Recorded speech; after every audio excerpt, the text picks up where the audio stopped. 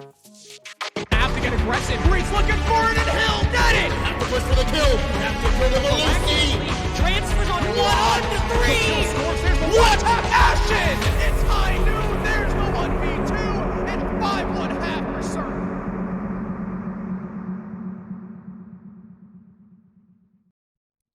Good evening, everybody, and welcome to the, SCS Season 6 standalone tournament. SCS Season 6 Stage 1.5, if you will. Not really. I'm just having fun. I'm Lynx, joined by Benny. And Benny, why are we here? Why are we gathered from January 3rd to January 5th?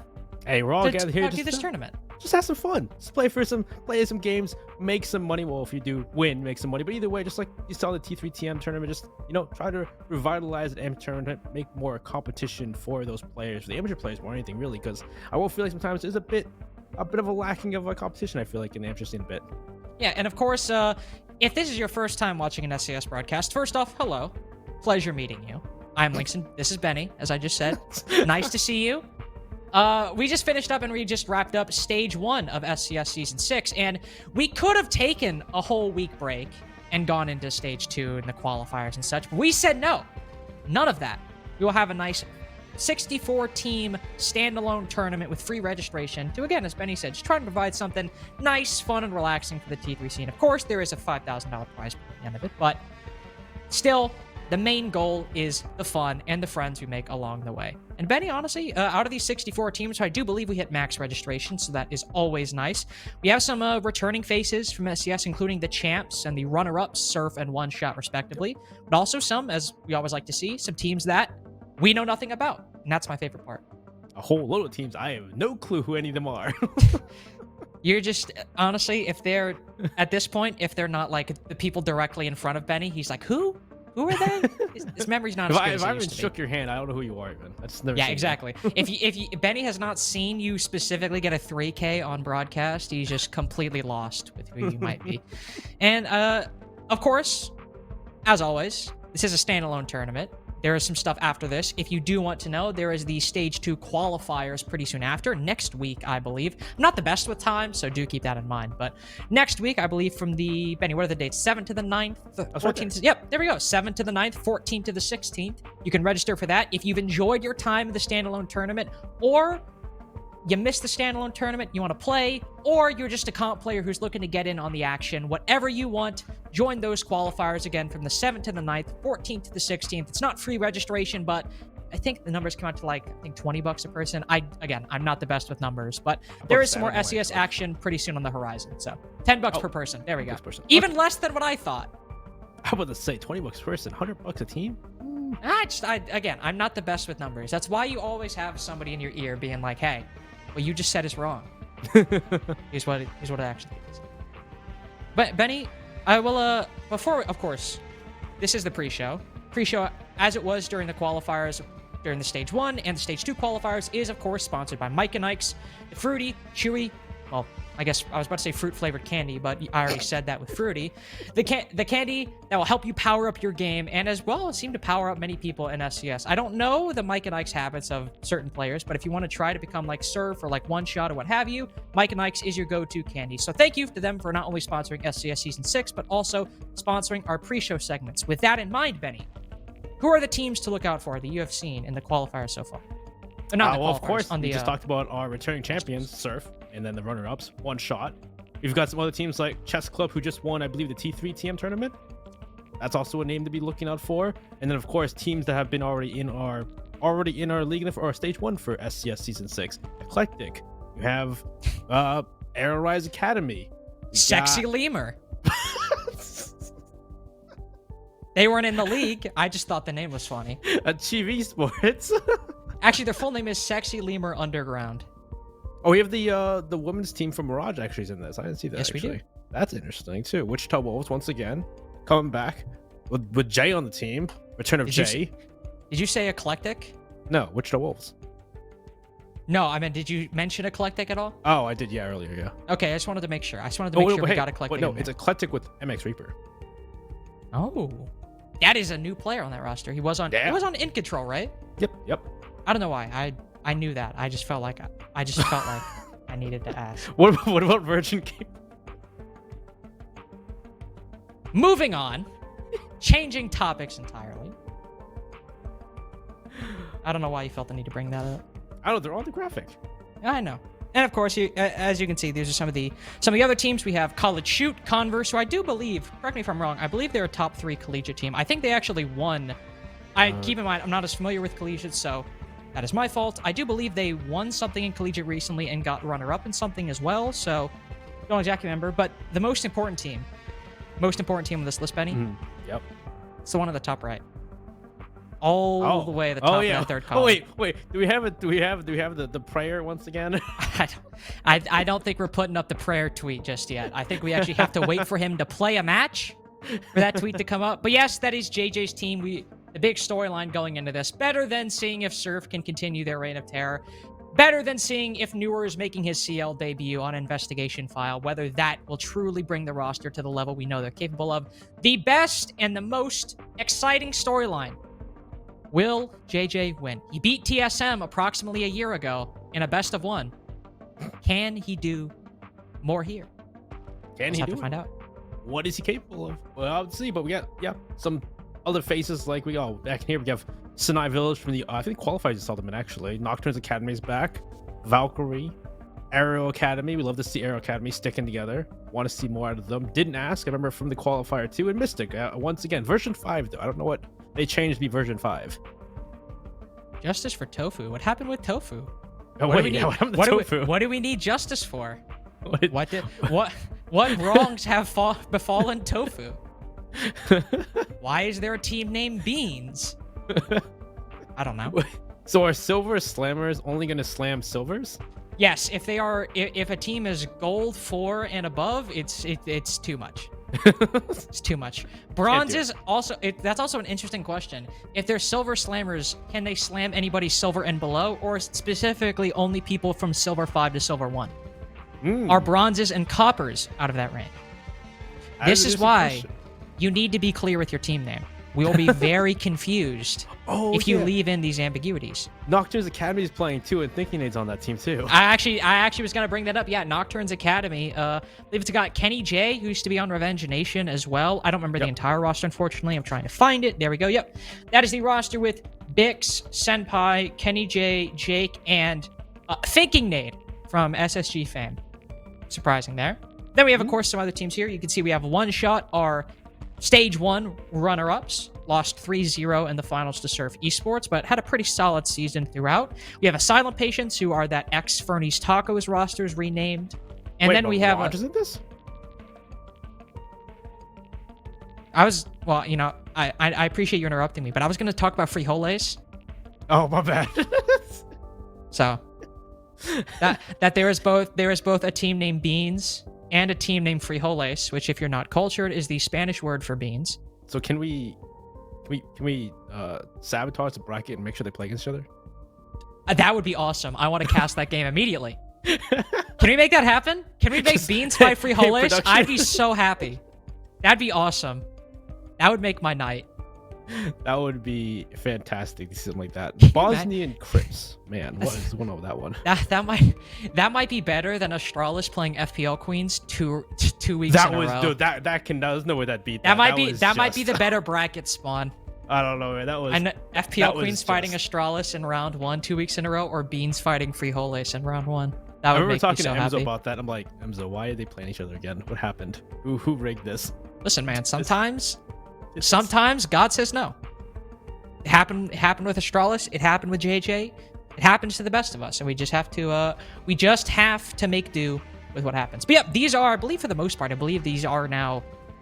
Do some math real quick. No, we do still have one more page. I couldn't remember. I was doing the math. I was like, I feel like we still have a couple more. So yeah, we have 3 more teams as well. You always like it when you Fluffy Observer. Oh, Dan's on that team. What?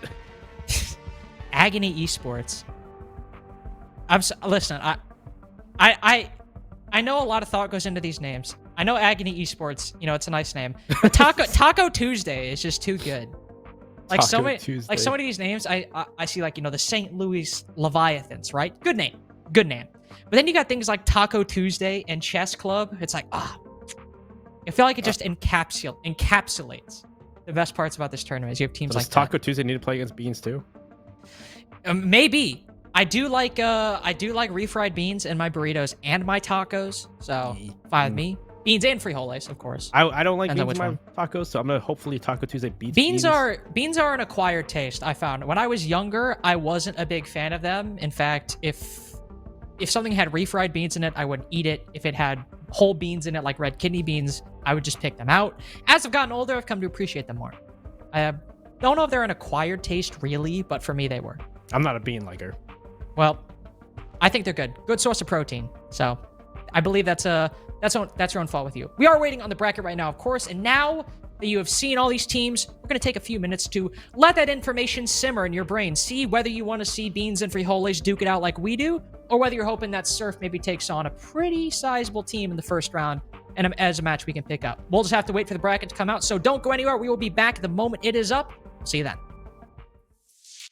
Have to get aggressive. Reed's looking for it, and Hill got it. Have to push for the kill. Have to kill the Malusi. Transfers on 1-3. What a passion! It's high noon. There's the 1v2 and 5-1 for Surf.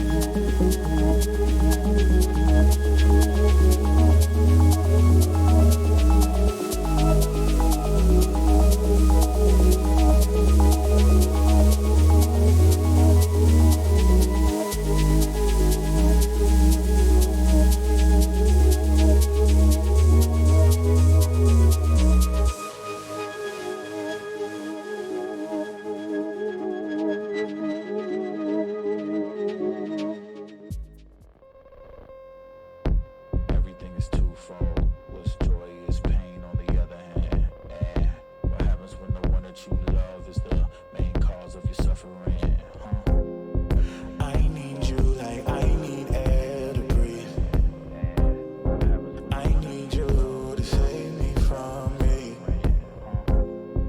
I'm caught in your wave, I'm drifting away.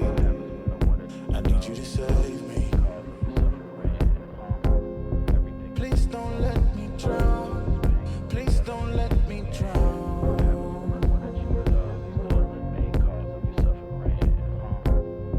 Please don't let me drown. Please don't let me drown. Whoa.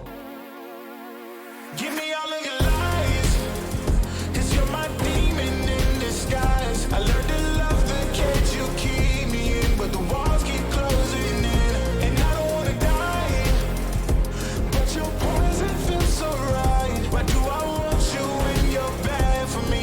My perfect storm, my beautiful catastrophe.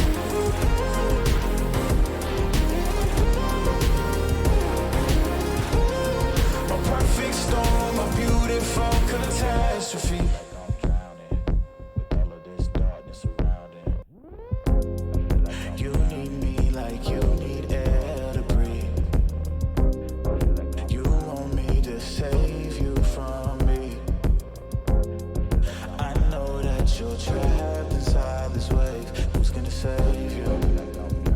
Who's gonna save you from me? I can't see you drown. I can't see you drown.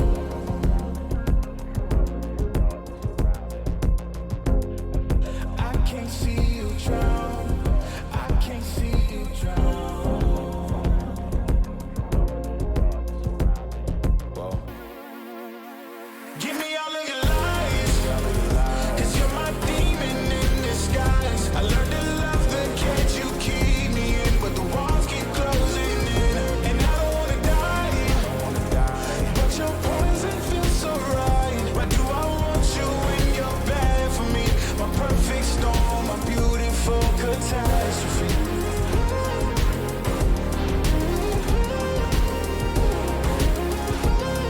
My perfect storm, my beautiful catastrophe. It's a toxic addiction. You're a guilty affliction. Yeah. I can't breathe. I need to get some air, but it's a toxic addiction. You're a guilty affliction. Yeah. You can't breathe and you just need some air. Yeah. Give me all of your lies, 'cause you're my demon in disguise. I learned to love the cage you keep me in, but the walls keep closing in. And I don't wanna die, but your poison feels so right. Why do I want you when you're bad for me? My perfect storm, my beautiful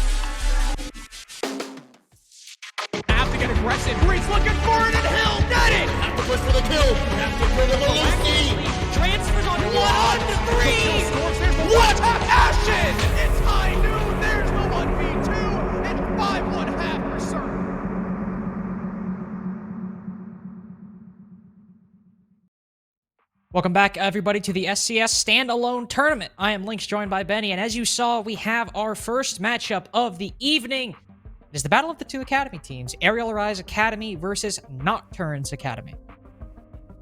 Yeah, I'm excited as heck. We already seen Aerial Academy during our playoffs. They're the pug stack that could, a team that we so desperately want to stay together because they showed us what they can do, what their potential is, and I want to see more of it. And really, tonight is the night to see more of that. Yep, definitely so. And the map we will be going to is Clubhouse. So we're not going to see anything crazy between these two teams. Of course, for Aerial Rise Academy, saw them play extensively during the regular season in SCS Season 6. For Nocturnes Academy, well, we didn't see them at all in SCS Season 6 because, well, they weren't a team. They're very recently a team. So not entirely sure what to expect from them, as, again, is often the case with these kinds of things where we see these new teams come out. If you aren't aware of the players, of course, Aerial Rise Academy is... Ooh, I'm terrible at this off memory. Hypers, Frozen, Venatorial, Spiker, and Dami. Easier than I expected. Yeah, well, so you got that right. Nice. I was about to say, I'm actually really impressed that I just did that. You all should be as well. So, gonna pretend like for a second it's not my job to remember that kind of info. So, really not that impressive. Nocturnes Academy, of course, is Kenny, I believe Jake, Shu, Bix, and wait, that was 3 people.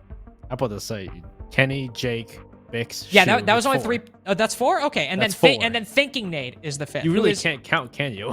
Matt, listen, okay? Every single day when I go on broadcast, there's always like one thing that isn't entirely working. Sometimes it's word choice. Sometimes it's just like my mental. Today, it's counting. Which, to be fair, I would say for what we're doing is probably the least egregious of the bunch. So I'll take it. Yeah. I just love you're like Kenny, Jake, Bix, Shu. That's 3 people. I'm like. It's like I was playing Returnal recently. It's like sometimes when you pick up an upgrade, you have a random malfunction happen. That's like a debuff. That's my debuff. Is whenever I go in, I'm like, I'm feeling reeling into it today. I'm feeling really passionate, but I can't do math. That's the trade-off. So.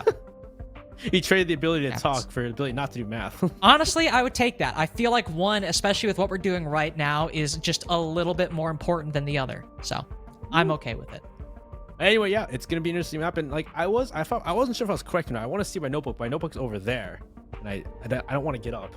I can't get up. You can get up like once we do the thing where like, oh, we're talking, and then it like goes away to our faces. Yeah, and once we start to get in the game, I can get up and grab it. But I'm pretty sure we've seen Aerial Academy in the playoffs play Clubhouse, and it wasn't even their map pick if I remember correctly, and they ran the other team over. If I remember correctly, I might be wrong.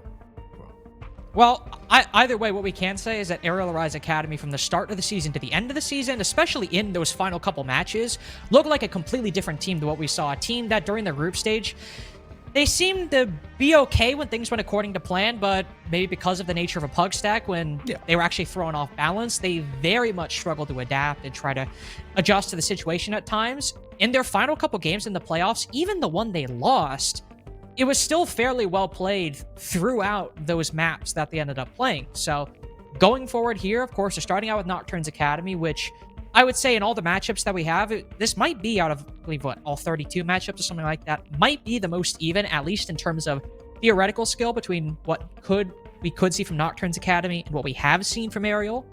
However, I do think those improvements might be enough, and maybe it's because I'm biased and that I've actually seen Aerial play, and I haven't seen Nocturnes Academy play.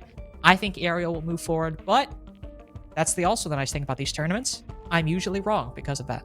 Hey, it's a chance to try things out. But hey, we got a bunch of teams playing today. We got, as you said, 32 matchups, so we can't show all the matchups entirely. So hey, go over to our partner streams if you want to see some of the matchups, or stay here if you want to. Up to you. But you can go to NerdStreet R6 here, Collegiate R6, CDAPS R6, and Super to watch some other games, see what they're showing on theirs, because each of them had a pick of their own of what's of the 32 matchups to show on stream. We picked this one, of course, because we got first pick, and we're like, we got that. We're taking that one. Yes, it was.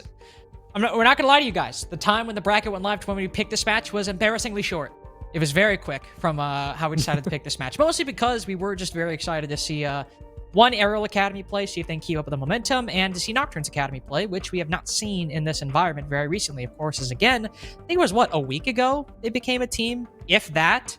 I'm also not great with time, but that's not a trade-off thing. That's kind of just a constant. I think it was like 2 weeks ago, maybe. But at the same point, yeah, I think I've only seen them play in DA League. I'm not gonna say that actually. I don't know what that means, but I think it wasn't when thinking it was on the team though. That was back when somebody else was playing in his place. and they didn't seem too bad per se. But again, I only saw a little bit of Villa. That's all I really saw of them, so I don't really know too much. Well, we're not seeing Villa, we're seeing Clubhouse, but we can see both these teams and how they perform in the first round of the tournament as we're getting into the match right now. Did not say it, but Aerial Arise Academy are starting on the attack, and Nocturne's Academy are starting on the defense. Now, because this is a standalone tournament, I don't imagine we're going to see anything too crazy with the bans. Probably just the Thatcher taken off the board. Clubhouse. Be my guess. It is also Clubhouse. Thatcher, maybe Hibana as a hard breach. He's a very common ban on this map. So, yep. We'll go with that. Probably Thatcher to follow up. Be my guess. Yeah, Thatcher and probably a Mirror and a Valkyrie. Well, maybe the Mirror might be switched out, but usually we see Valkyrie and Mirror banned after that. But it should be Thatcher unless Aero Academy are feeling something spicy. Well, that is kind of spicy. That's true. That would have been pretty spicy. That would have been pretty interesting. Will they ban the Valkyrie? Will they keep it spicy? No, they'll ban the Wamai. I believe we've seen them ban this a couple times before. Again, like Benny, I also don't have my notes in front of me at the moment, so. But I do believe it's something they've done in the past. But for Nocturnes, I imagine we'll see that Valkyrie come out instead of that Mirror just because of the threat that Valkyrie poses a bit more ever presently. Yep, there we go. So Hibana, Thatcher, Wamai, Valkyrie. Those are your bans. It's Clubhouse. No teams are going to be like not used to this. It's Hibana. You don't want those X-Kairos being able to do 2, 4, 6 pellets, burn all those, burn anything you have when it comes to impact tricking. And Wamai, because playing Wamai on really Rafters, any really thing Gen, just having that ability to stay up there and deny projectiles is huge. Especially because Jaeger's been nerfed in the past. And then Valkyrie, of course, because nobody wants to deal with Valkyrie or Thatcher because they're just so strong no matter what. Yeah. First side up, happily, we gym better. Not going to see the CCTV in cache or the basement to start out. We'll go to the, I suppose what is the off site, mainly off because at least with basement and not really CCTV, but mainly with basement, the nice thing is you have a little bit of room to breathe. You can move across the top floor. A gym bedroom, not a lot of room to breathe on this site. You can extend into CCTV and cache, but beyond that, aside from logistics, there's really not a lot of places to sit on the site. And really, you gotta move off. You gotta extend at least a little bit, whether it's into construction, whether it's into CCTV and cache. Did see a 6-pick by Thinking Nate, I believe, from the Pulse to the Mira. So her status of being unbanned, you will see here for the first round on Gym Bedroom. Mira placed inside of the bathroom. Once the jacuzzi wall gets open, you can obviously defend that a little bit easier because once bathroom falls, the site overall becomes very difficult to hold, so that Mira will go a long way in helping stave off any pressure once that jacuzzi wall is open. He's not placed a second Mira, so we'll see where he decides to place it. If it's to help maybe the CCTV and cache hold, the con hold, or just to help logistics and maybe look over towards the bedroom window. Who knows? A lot of options he can go for. Yeah, I definitely agree there, especially because it's really going to be interesting to see if they try to go downstairs for Aero Academy and open it from below, because like you said, those mirrors are a huge thought. And then also you see the shield that Big's playing. We saw the same shields from PB back in the playoffs. You have that small little bit of angle right towards that cache door walking in. That's a very annoying play right there. And so far, we'll see how Aero Academy deal with this. If they're going to go below, they're just going to, head straight on. There isn't so much of a control of cache, really. Bix just playing the cache door. Nobody's playing wet stairs. So there's not that much really in the way of them just opening up these walls and push straight through. They're just going to make sure if they drone it out, if they know what Bix is doing here, what's the intent from Bix to play that angle. And perceives that part of the red wall has been left soft, as is often the case. Sometimes you'll see a rotate there if a team wants to extend and hold behind a shield on red stairs. Of course, you can see Nocturne's Academy not going for that, so it being unreinforced will allow the attack a nice avenue into CCTV and cache. There's nobody there, so they won't be too much pressure, but they do need to be aware of this shield as Hypers walks almost directly in front of it. Might be aware of that position, and oh, wow! Bix maybe stood up, I'm not too sure, but if he was found holding that pixel angle, that is a beautiful kill from Dom if he's able to spot that out. Hyper's life is saved, only on low HP, not dead. And now Jake, who has that mirror window looking into construction from logistics, is facing some pressure both from CCTV, but also the hatch. It's waiting for me for a rotate, but they're opening up that single wall from construction over towards bedroom just to clear out and make sure they can catch anyone off guard. He's still playing the angle, still playing the hatch, waiting for something to go off. But so far at this point, it's starting to get crowded for these members on Nocturne's Academy. They got to push off, and they just got to kind of play in certain positions, and this could be the chance. With Intel, Aero Academy can start pushing people, but well, now Intel is the big thing. Not knowing, and person on the hatch wasn't playing it to cover that rotate, so Jake will take full advantage of that. Grenade coming down his position. You actually be able to dodge it barely. At this point, looks like the exit's coming out, and so far it's still even up 4-4. And Jake right now, his role is extremely important holding this position. He'll quick peek outside outside of the construction doorway from bedroom inside. It doesn't find anything except a couple bullets damaging his overall HP. Logic control given up means the attack can slowly start flooding in and pressuring the site from that side. I believe the jacuzzi wall has been opened up, but it might not be necessary as most of the attack focusing on this con-sided push. Hypers gets 1 kill before falling, but it's frozen with 2 as he makes the entry inside logistics. Thinking Nade has dropped down below the site. He has a C4. There's intel on the planter. This could be huge, but the C4 is just a little bit too far to the right. Frozen will get the bomb down successfully. The vertical play down below not successful from the Mira. Now he's in a 1v3. He has to win with the gun. Nade goes a little bit too far, so Thinking Nade creeping up could find one. A nice flick onto Frozen, but the angles are still too strong for Aerial in the post plan. They'll take the first round because of it. And I did look at my notes. It was the two-face game back in the quarterfinals. There you go. They took 5 rounds on their attacking half. So we'll see if they can do the same here. I thought it was from the quarterfinals. I couldn't remember if it was from semis or quarters, though. Yeah, I had to look and make sure in my notes because I was looking through like, when was it again? But anyway, yeah, that was Everything's too fast. Joy is pain on the other hand. through. So I turn farther back, especially because they open up the jacuzzi wall. There's not a lot of room to play in. There's not a lot of positions you can play in. So at that point, it becomes actually easy per se, but it becomes a lot of just kind of knowing where they are at that point, taking fights. And you saw a lot of just playing together on the side. Air Academy came to execute, making sure that Rock was playing, not Jake. Jake was playing inside between gold, between the bomb chassis, and he's trying to hold on to that door pushing from construction bedroom. He's trying to hold on to logistics. He gets pre-pinched from both positions, and from that point forward, they make sure they can have 2 positions pushing in the prayers and gym. He's in bedroom or in bathroom. So it's really good work from Aero Academy. A bit of a misplay to start there when Dami walks in, not knowing that Jake had pushed back into logistics, even though they had a member on the hatch. So little mistakes here and there from Aero Academy, but so far looking good. Nocturne's Academy, I feel like they maybe should have wasted more time on that cash succession, which they might do this time. 5 seconds to insertion. They might do it this time. They're not setting up the same deployable shield on that cache doorway. In fact, it's already been deployed.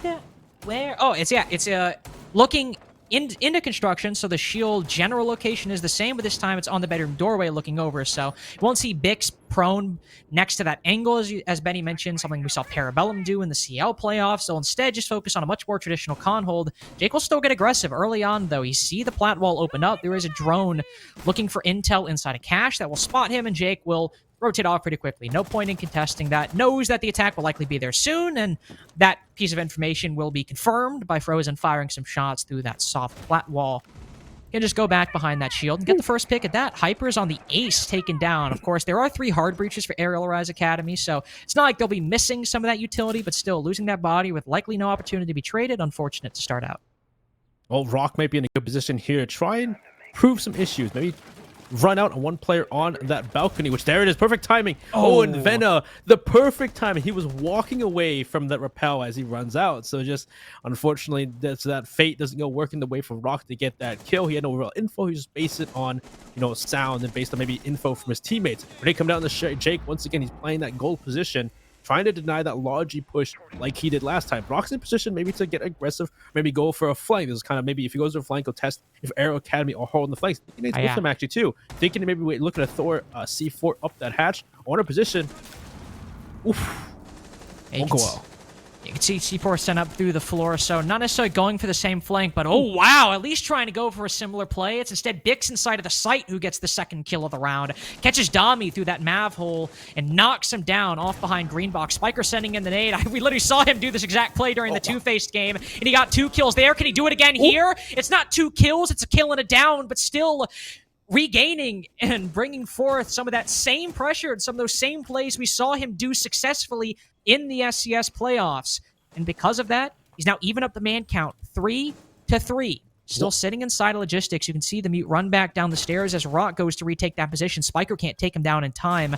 With Venatorial pushing in, if they can find the Jaeger, they can go for this plant. Ooh, only to 1 HP, but Spiker's still on the coverage. He takes it. He takes his teammate's kill as she was dropped down to pick up Bix. Site control is fully in the hands of the attack, and they can watch both of these defenders pushing up main stairs. One from logistics, and I believe not the other from construction.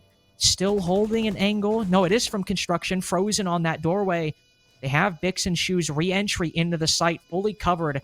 Going 1-for-1 is not something that can work here. 2v3, somebody has to go huge. Now the attack is pulled back. It's a difficult play to make happen. Shoe walks directly into the crosshairs of Frozen as Bix tags him a little bit before the Maverick prones behind the bed. He's stuck inside a gym. So many angles the attack has, and not enough time for Bix to make some kind of play for himself. Unaware of the Maverick's position, he gives himself up, back turned. It allows Aerial Academy to take 2 rounds in a row in the post play.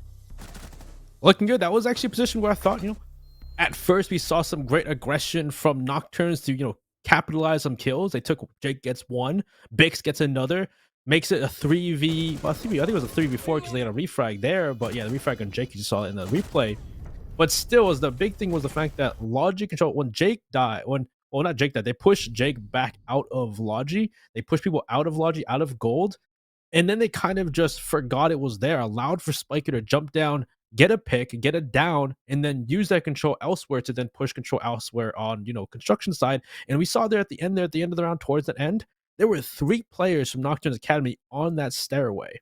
Kind of odd positioning. And then those players now have to try and regress and try and push back into sight. When at that point, Aero Academy already had sight lines on site. They were already pushing from gold in the site, from construction into gem bedroom. Like we saw from Rock walking into gym, he was aware of that construction push, but wasn't aware of Frozen or Spiker inside of gold. He gets shot on the side. Players also trying to walk up main, trying to re-aggress as well, just losing fights and giving control to Air Academy in those moments where it really shouldn't be.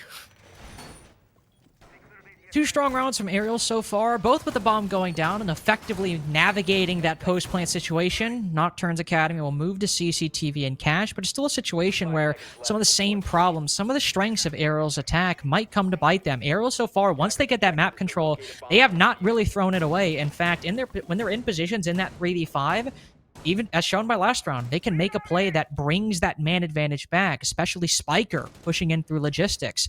On CCTV and cash, it's a similar story. If you can open up that flat wall, open up that garage wall, and then effectively bait out the utility, the 2 C4s and the smoke canisters for Shu, and do that early enough in the round, you get a bomb down pretty effectively, and it is difficult, especially if the attack has the man advantage at that point, and they've drained all of that defensive utility. Aerial Academy did that very well in the previous rounds, at least in terms of that positioning. Maybe not so much in the utility. Got the kills before they really needed to do that. But here, if they can replicate some of that same strategy, they could do extremely well attacking CCTV and cash. Well, let's see here if they can do that. Already see some movement from Jake and Bix here once again like they did last round. Jake's in a great position like we've seen from other players, just playing that oil pit. Maybe expecting to get a kill if someone walks up the rafters, stairway, or a C4 thrown if they push into garage. First things first, open plat wall, just as always. Plat wall is opened up. You got a huge sight line. Destroy the shield, watching that side so they can't swing off of it. And just make sure now the next step is pushing these rafters. Rock's the only one down there by himself. He's got a C4 in hand, though. He's making sure he uses electric claws to make it difficult to push into garage, to waste those time and utility of that, the canisters from the Maverick of Frozen. So now it's going to be on Aero Academy if they can now, like you're talking about, Link's talking about, if they can coordinate that. And actually walking from Dami. Dami walks and loses the fight to Rock. Hyper refrag. C4 comes out, though. Doesn't get a kill, though. That's huge. Spiker down there takes out Bix, who was aggressing upstairs in Lounge or in Swamp. Jake goes down 2 below. And now at this point, all of that aggression has gone out the window. I'm going to be honest, Dami just sort of walking into Platwall into the site was not something I think would start a 4v2 man advantage for Aerial Academy, but I've been proven wrong before. Thinking Nate down below, fires 1 shot. Was that enough to give away his position? His teammate still dies, but he smoked Spiker. I think potentially unaware of the Jaeger, and now he's worked his way into garage. This is difficult here. The Jaeger with no utility, he's got to win these fights. There's one player watching the garage window, thinking Nate not watching that angle, but he's somehow making it through. The player on Plowell didn't shoot him. What? Frozen just not paying attention, watching some angle other than the one the Jaeger pushing from. He sees the player on top of green box. He's made his way into sight, made it past the CC window as well. And now both these players are fully aware of thinking Nate's position. He's got to catch one or both of them off guard. One inside the site. It's the angle he's isolating right now. Sees his head for just a second, but Hypers, he's playing cat and mouse right now. Running around the box, not trying to get too aggressive, thinking Nate unfortunately sprints right into Hypers' arms. A bit shaky towards the end, but still 3 bomb plants in a row, 3 round wins as well. Yeah, it's looking great for Aero Academy.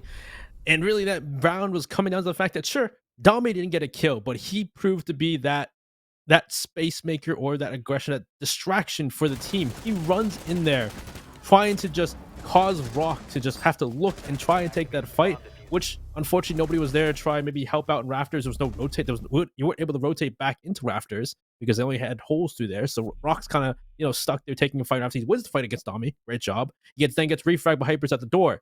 Jake was in a position to try and stop that from happening, try and stop the push. Throws C4 out, unfortunately misses it. At that point, he still stays in Oil Pit, which is interesting. I'm not sure if someone dropped to kill him, but he gets killed, unfortunately, on a rotate or maybe come back to site.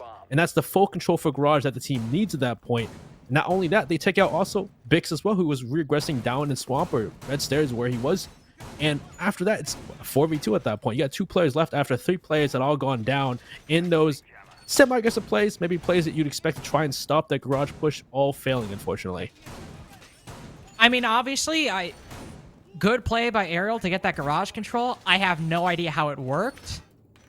I mean, I have no idea how Dami in a 5v5 just got behind the server rack after walking through Plat Wall. Yep. That was weird. There was no smoke. Don't know. I mean, there was. I mean, look at the enemy team. There's no smoke grenades. Nothing to stop the line of sight if he just walks in, though. That's what I'm saying. No, I know, but is just nobody from Red watching? Yeah, that's what I'm saying. There's there's nobody from Red watching. Where they just let my boy walk across the balcony into the middle of sight. I don't really know how that happened. Guarantee they're not going to be able to replicate that same thing again. It will likely have to be a bit more active from Aerial to clear out Rock from this Rafters, unless they somehow manage to make it work a second go around, which is possible. I'm not going to say it's not. See Frozen and Venatoro both right now trying to tag team, open up that plat wall. You can see Frozen has opened up some lines on the bottom to allow Dami to cover, to look inside of the site, see if anybody gets aggressive on that wall. And of course, Venatorial, because there's no hard breach now on that wall, can open it up, and with the coverage of Dami, doesn't have to worry about, say, anybody actively, well, there's no bandit on the board, but anybody actively trying to trick that wall or what have you.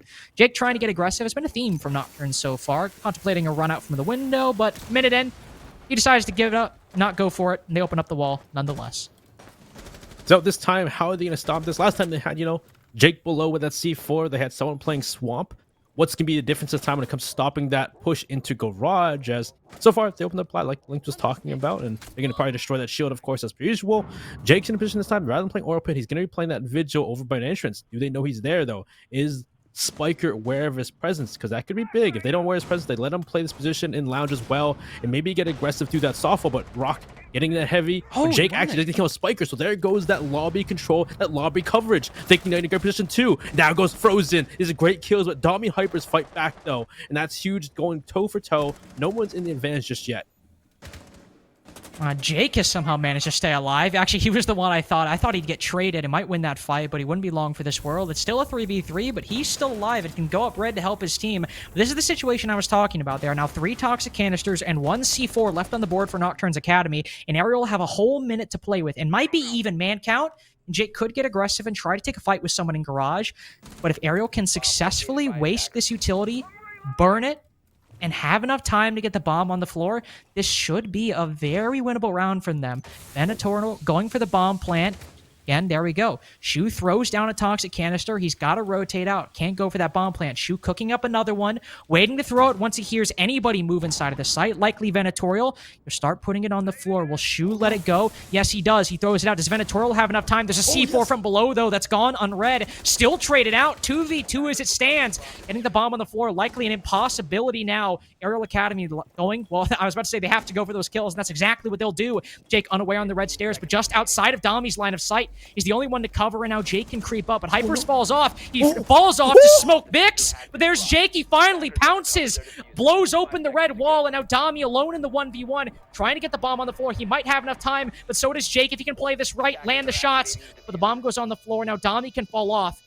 He's watching red. He knows the Vigil might be there. He's given away his position, just firing a couple shots through the soft wall. Dami is now fully aware of the Vigil's position, or generally where he might be. Jake looks over to green box. He's got no idea where the Zofia is right now. Continuously shooting. Dami can track his position if he keeps giving away these audio cues. He tries to flick in time, but Dami still shuts it down. Aerial Arise Academy always seemed one step behind, but they kept it close and close enough they can win out the 1v1 and take 4 rounds in a row. Oh, yeah, that was a close one there. But still, that was a much better start. Rather than losing most of your plays that aggression, they keep it even, though, when it comes to that aggression. Having, the swing from Jake, taking out Spiker, holding down Loud. That's why they're able to allow Bix to get that C4. But, Dami and the other members are still ready to trade back. They'll trade out Rock, who's on, on those rafters, trade out another player on site, so they're able to keep it, 3v3 towards execute. And like Link was talking about, it came down to just baiting the utility. And unfortunately, some of those smoke cannons just didn't hit where they needed to, allowed Vena to start planting it, but the C4 is a big thing there. C4 had killed Vena, and then allowed that push to go further. The trade fights, Hyper is getting taken out. Vena's great, though. He takes a kill, but then Jake was able to open up the wall at the perfect time, kill him, make it a 1v1, keep it close. But unfortunately, the 1v1s, it's difficult, especially because, Jake has no information. He's not been probably in a lot of positions or in those, 1v1s a lot, so he's got to try and figure out how much to play this, where much to fight. Does pre-fire? What do I do at that point? Difficult position as always, especially when there's a lack of intel inside of the site. So good try by Jake, but 4 rounds in a row from Aerial Academy. You talked about their dominance on attack against Two-Faced, and so far they've been demonstrating in here 4 rounds in a row, and they've been able to get that bomb on the floor. Albeit that last one was a little bit different, kind of a desperation play from Dami more than anything. He had to do it. There was a very slim chance he gets Jake if he went for that kill. So figured, you know what, I have the time to go for that play. So yeah, he had 7 seconds. That was not happening. Yeah, he was not getting down red stairs and getting that vigil in time, and you had to bring the vigil to him. Basement, first try. Nocturne's Academy went CC twice in a row. They went Gym twice in a row. Haven't won a single round yet, so maybe Basement will be the one where they can finally make magic happen. Jake has gone for this peak pretty consistently so far, but it's been Nocturne's to get the opening pick now. It's been traded a lot of the time, but for only 2 rounds did they get the opening pick, and it was traded out, or it wasn't traded out.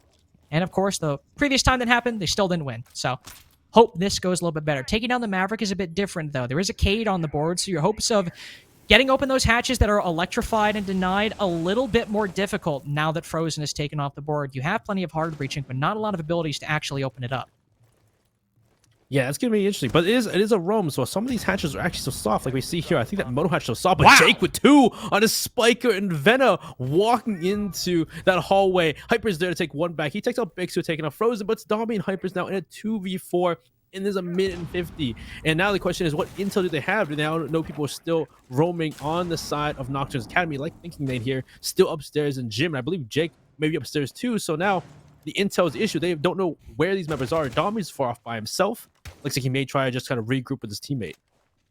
Well, if Dami's able to get this kill on a Jake here, it's not necessarily truly winnable, but it will certainly be a lot easier. Dami spots him, the Vigil trying to run away, unaware of the fate that is creeping up behind him, thinking it also put to about 1 HP as Hypers very nearly collected that kill on the Cade, moving down bottom main. A little bit scary here from Nocturne's Academy. Jake went massive with that 2-piece outside of Jacuzzi wall, but Nocturne's just very narrowly tossed it away. Thinking Nate had been taken down there in the 2v2. It's still going to be difficult. The Maverick taken down, and now Malusi revealing Hyper's position inside of Dirt. He is all alone, and there are plenty of defenders to hold this angle and stop him from pushing forward. And if he does, take him down with a crossfire. Aero Academy need to get a kill. They need to find some kind and make some kind of opening. They have 45 seconds. So with Dami and Hypers both having a drone on the board, they have time, not much, but still a little bit of time to find some of this intel and see if they can make it happen. It's a moto push to what they'll go for. They see one sitting inside of blue. Rock, puts Dami down to 1 HP. It's Shu to finish him off. It's almost unwinnable now for Hyper. His shots raining from his left puts him down to 1 HP, and it's Shu to finish him off. A 2-piece for him to round out the round. Again, it got shaky there in the middle. Nocturne's almost throwing it away, or coming close to throwing it away. They get their first round on the board. It's still in dominant fashion by the end.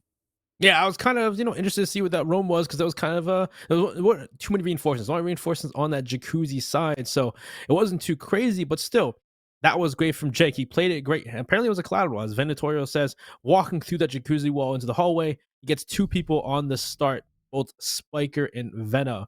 They gave it already, and then also there's another kill elsewhere by, I believe it was Thinking, or somebody else, but still that fact, it was Bix. Bix killing Frozen early on was what it was. Forgot Bix got the opening pick He puts them, down a man. They lose 2 more in the entry upstairs. And well, the question was that a great roam from the side of Nocturnes, or was that sloppy drone work from Aero Academy?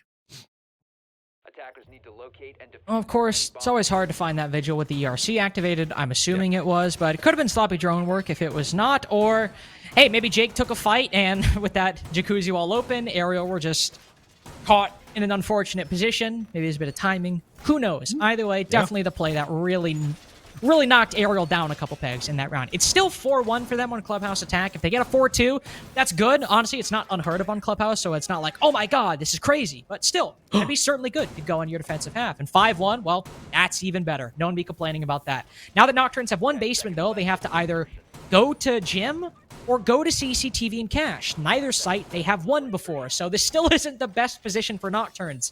They're in a position where they have to build off of the mistakes they have made. They will make one change, though. They'll bring a Goyo instead, so a lot more shields and a C4 as well. But now you lost Thinking Nade, as it's a late reinforcement on plat wall. And the attack, all they have to do is pre-fire that if you don't time it right. And that's a bad way to lose your smoke. That is a horrible way. It looks like this time, too, they were trying to at least, extend their extension, extend that aggression out, rather than just having that con control or just having someone play aggressive by themselves instead of cast we saw from Jake that previous round. That's a dangerous game, my friend. Reinforcing plat wall after the prep phase has begun. Oof. Yeah. I can see where they're going for. It was late, though, unfortunately, but it looks like they were trying to, make some of that aggression, have some reinforcements, have some, utility to it. Grenade comes out, rocks on its clip, though, before getting blown up, which is great. You traded out, but you're still down a man because Thinking Nade down early, so this is kind of where the players on Nocturnes now somehow get aggressive and find kills. That's the issue, right? Is like, Rock got naded, he went 1-for-1 on the Maverick too, so that in isolation is actually really good. I mean, the red player's probably going to go 1-for-1. He's probably going to get taken out. It's the nature of that position. Very difficult to rotate back from if the attack is pressuring that side.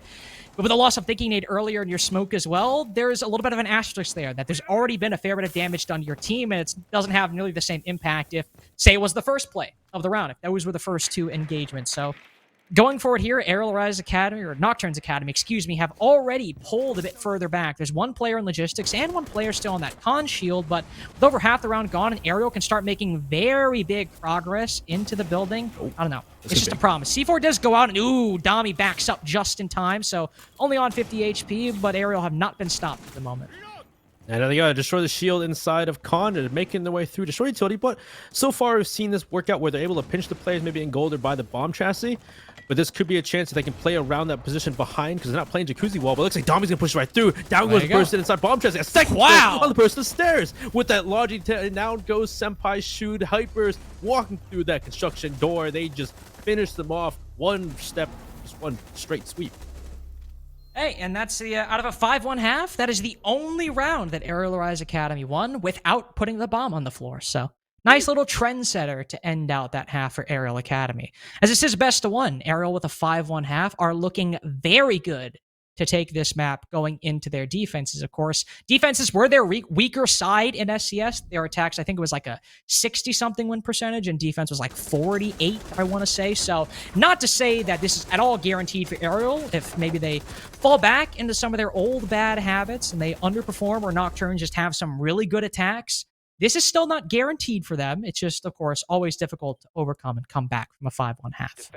Yeah, it doesn't matter what map you're on. 5-1 halves are bleak, to say the least, when it comes to trying to bring them back. So mentally, comes to just gameplay-wise, but we'll see how it does here. And like you said, Aero Academy have not the best defenses at times. Sometimes their positioning can be interesting, to say the least. So we'll see here as they play out. We're going downstairs first, back to the basement where these boys, and then bring the mirror board. Mirror on this site, or any really any map, just proves to be another obstacle you gotta deal with, especially if you can't destroy it with Habana, if you can't, deal with the hard breaching denial behind them. It can be difficult to push up. Let's say they're probably going to put one here facing main stairs, play the other one pushing for blue. So now it's another step that Nocturnes Academy have to put forward to deal with and even make that as temp in the first place. Also see Nocturnes Academy, they will bring out a Lion to start out. And I was going to say, maybe it won't be as useful. It can help the site push, but if they're trying to clear out roamers, there won't be many for the attack. But Spiker goes for a spawn peek on Warden outside of Strip to start out. So always plenty of time to be wrong. And in fact, he's going all the way up to that second floor to go for... Oh, never mind, he's going back down. I was about to say, are we really going to see a Warden roam? in this game. Not what I expected, but no, he's playing top main, trying to get some intel, see if anybody in the attack moves in quickly, see if he can relay anything to his team, influence their positioning and where the take might be coming from. Nothing presenting itself so far, as Nocturne's Academy, by and large, are over on Dirt, over by Kitchen, but mainly on that second floor, coming in from logistics and CCTV and cash. Another player running outside, it's Hypers with a C4, who finds the Thermite. No idea. He was on plat, wasn't Wow, yeah, I guess he was at plat. Hypers runs out and gets a very beautiful and very impactful opening pick, all within the first minute. Yeah, it's already going to be difficult to, the hard breach things with the mirrors available, but having it for the hatchers, having it for, maybe Dirt. Now the only hard breach you have is Senpai Shu.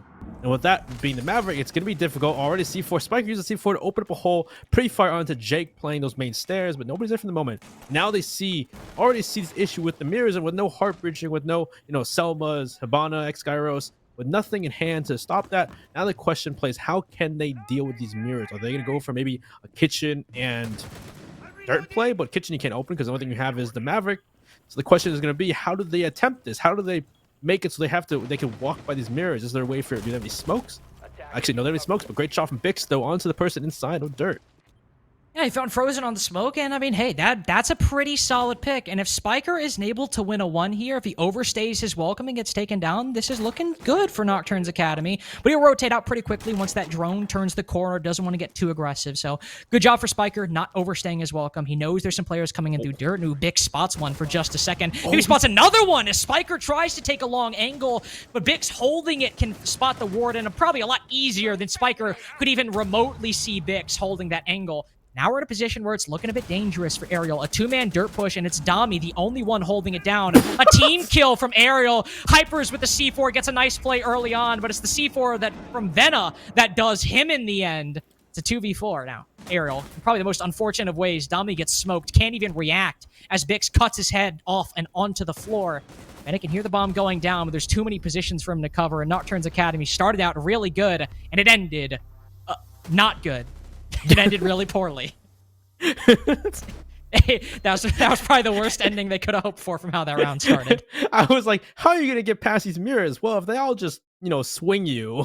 By the way, I know, Benny, I'm sure you have things that are important to say, but I do want to say this. What?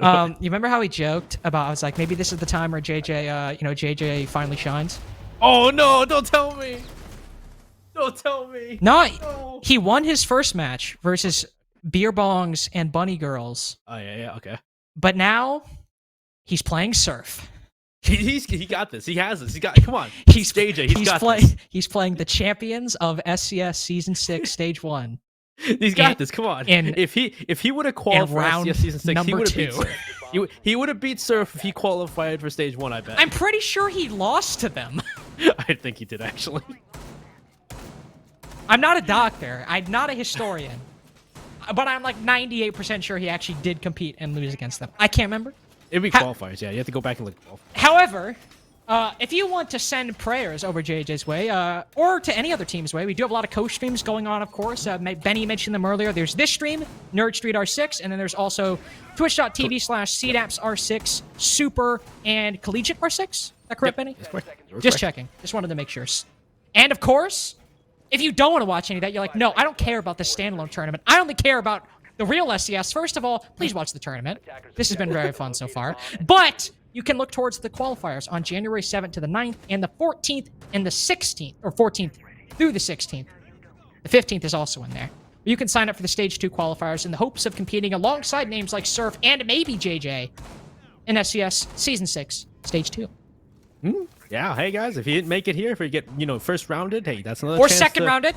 Or second rounded, third rounded. I don't know when you get kicked out, but hey, another chance to play in a longer tournament, a longer stage, and get that experience in. But hey, we got Aero Academy Nocturne still going on. We got Nocturne's second attack going on, and it's a gym and bedroom defense for Aero Academy. And last round, they had they have a lot of leads in that last round, but they kind of threw it away with a lot of aggression. Yeah, I don't really. I'll be honest with you. I don't really know how that happened. That was just that was an odd turn of events, really, from what we saw. Kind of a throw.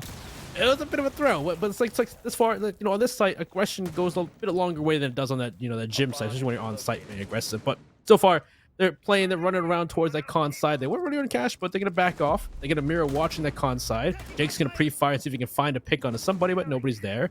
Looks like he's trying to find a pick from these windows, and since they have control of CC, they can do that. But the default cam is still up. Yo, yo. Come on, guys. No, do it to him. Oh, thank God. Thank you, Jake.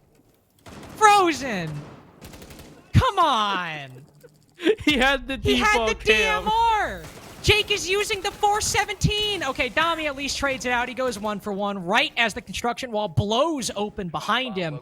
Shrapnel flying around. That actually would have been a pretty scenic shot if we had like an over the shoulder or like a. Oh, if only. If this was like a movie, that'd actually been pretty sick. So goes 1 for 1. Good. I.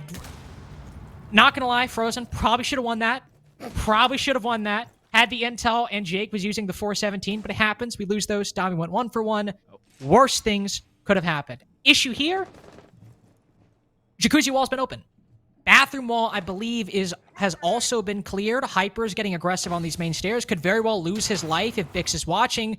Gives up the angle right as Bix goes for the peek and to destroy that barbed wire on the floor. Hyper's in a difficult position right now, right as the Yana charges up, but Bix swifts his shots. Hyper's able to get the drop on him. The bathroom has not been cleared. Venatorial dodges the nade. That is huge for him because he can sit here and get that kill onto Shu. Only one more player left outside that jacuzzi wall and one additional player left in the round. 2v4, Rock jumps directly into a frost mat. Dami doesn't let him contemplate on his failure for long. Match point for Aerial Arise Academy.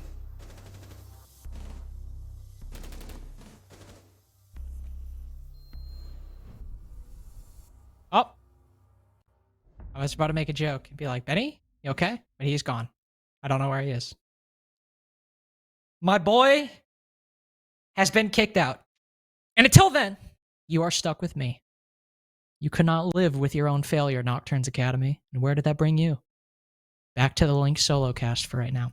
So yeah, obviously... Oh, there we go. Never mind. Benny's back. I don't know what happened. I was just about to start... Are you still here? Yeah, I'm still here. It was only TeamSpeak. Okay, that's what I was checking. It was only TeamSpeak. I was still in VPS. Were they talking? Were you talking on stream? No, I wasn't saying anything. I was being quiet. Because the entire time you were talking, you sound like a robot for me, and I was very confused. Ah. You were just sounding like a robot, and you were just going in and out, and I'm like, am I dying? What's going on here? And then I disconnected. I'm like, all right, that's fine, I guess. Just kick me out. But yeah, what happened that round? Because I wasn't watching because of that. You were watching? You were dealing with your technical difficulties? Shameful. Cannot believe it. I see they're up on match points. Right now. Yes, they are up on match point. As you can tell. Because I was watching part of it, and it seemed like it was getting pretty hectic. Because they were pushing into the bathroom, throwing grenades. Yeah, so big thing, they threw in a nade late to try to take down Spiker behind the mirror window, but he managed to squeeze himself in a corner and dodge the nade, so he could still sit there and basically deny the push from Jacuzzi. So really not clearing bathroom was a big issue. They didn't clear out logistics very much either. Hyper's also won his fight on main stairs, which might have been able to change things a little bit, but I'd say it was a combination of Hyper's winning his fight on main and Venatorial staying inside a bathroom that really won the round for Arian.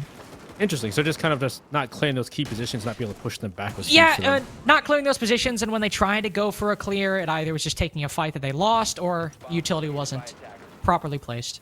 Unfortunate, because yeah, it was like they had quite a few good map control. Really, it's just unfortunate they couldn't convert that over. Well, so far looking like we're on that CCTV, and Frozen's looking for a chance to kill this Maverick, but Jake elsewhere. Down goes Venom. There goes Melusi. And oh, can you see him though? Oh, sees a little bit of shoulder. No, can you? Yes, you can see him. There he killed him. But it looks like he's still got the wall open. Hyper's taking out Jake in a refrag, but Thickenade's there for the refrag on the Frozen. Wow. Very odd way how that just became a 3v3, but I always like it when it's the odd ways in which things happen. So Jake got the opening pick 2 rounds in a row, not on Frozen. It was on a Venatorial that time, and Frozen is like, aha, I'll do you one better. I'm going to kill your Maverick. And that was pretty big, but then Shu still opened the wall, so you got the Mav, you made the man count lower, but then you also got traded out by the player on the plat wall repel.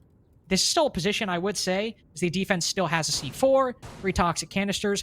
Probably favors them a little bit. Plus, Dami is also still inside a garage, and there's not really a lot of manpower to effectively deal with that garage player. They still have nades, which is important, but not a lot of burn, unfortunately. So Dami could probably stay inside a garage for the remainder of the round. That'll be difficult no matter what kind of push Nocturne's Academy go for later on.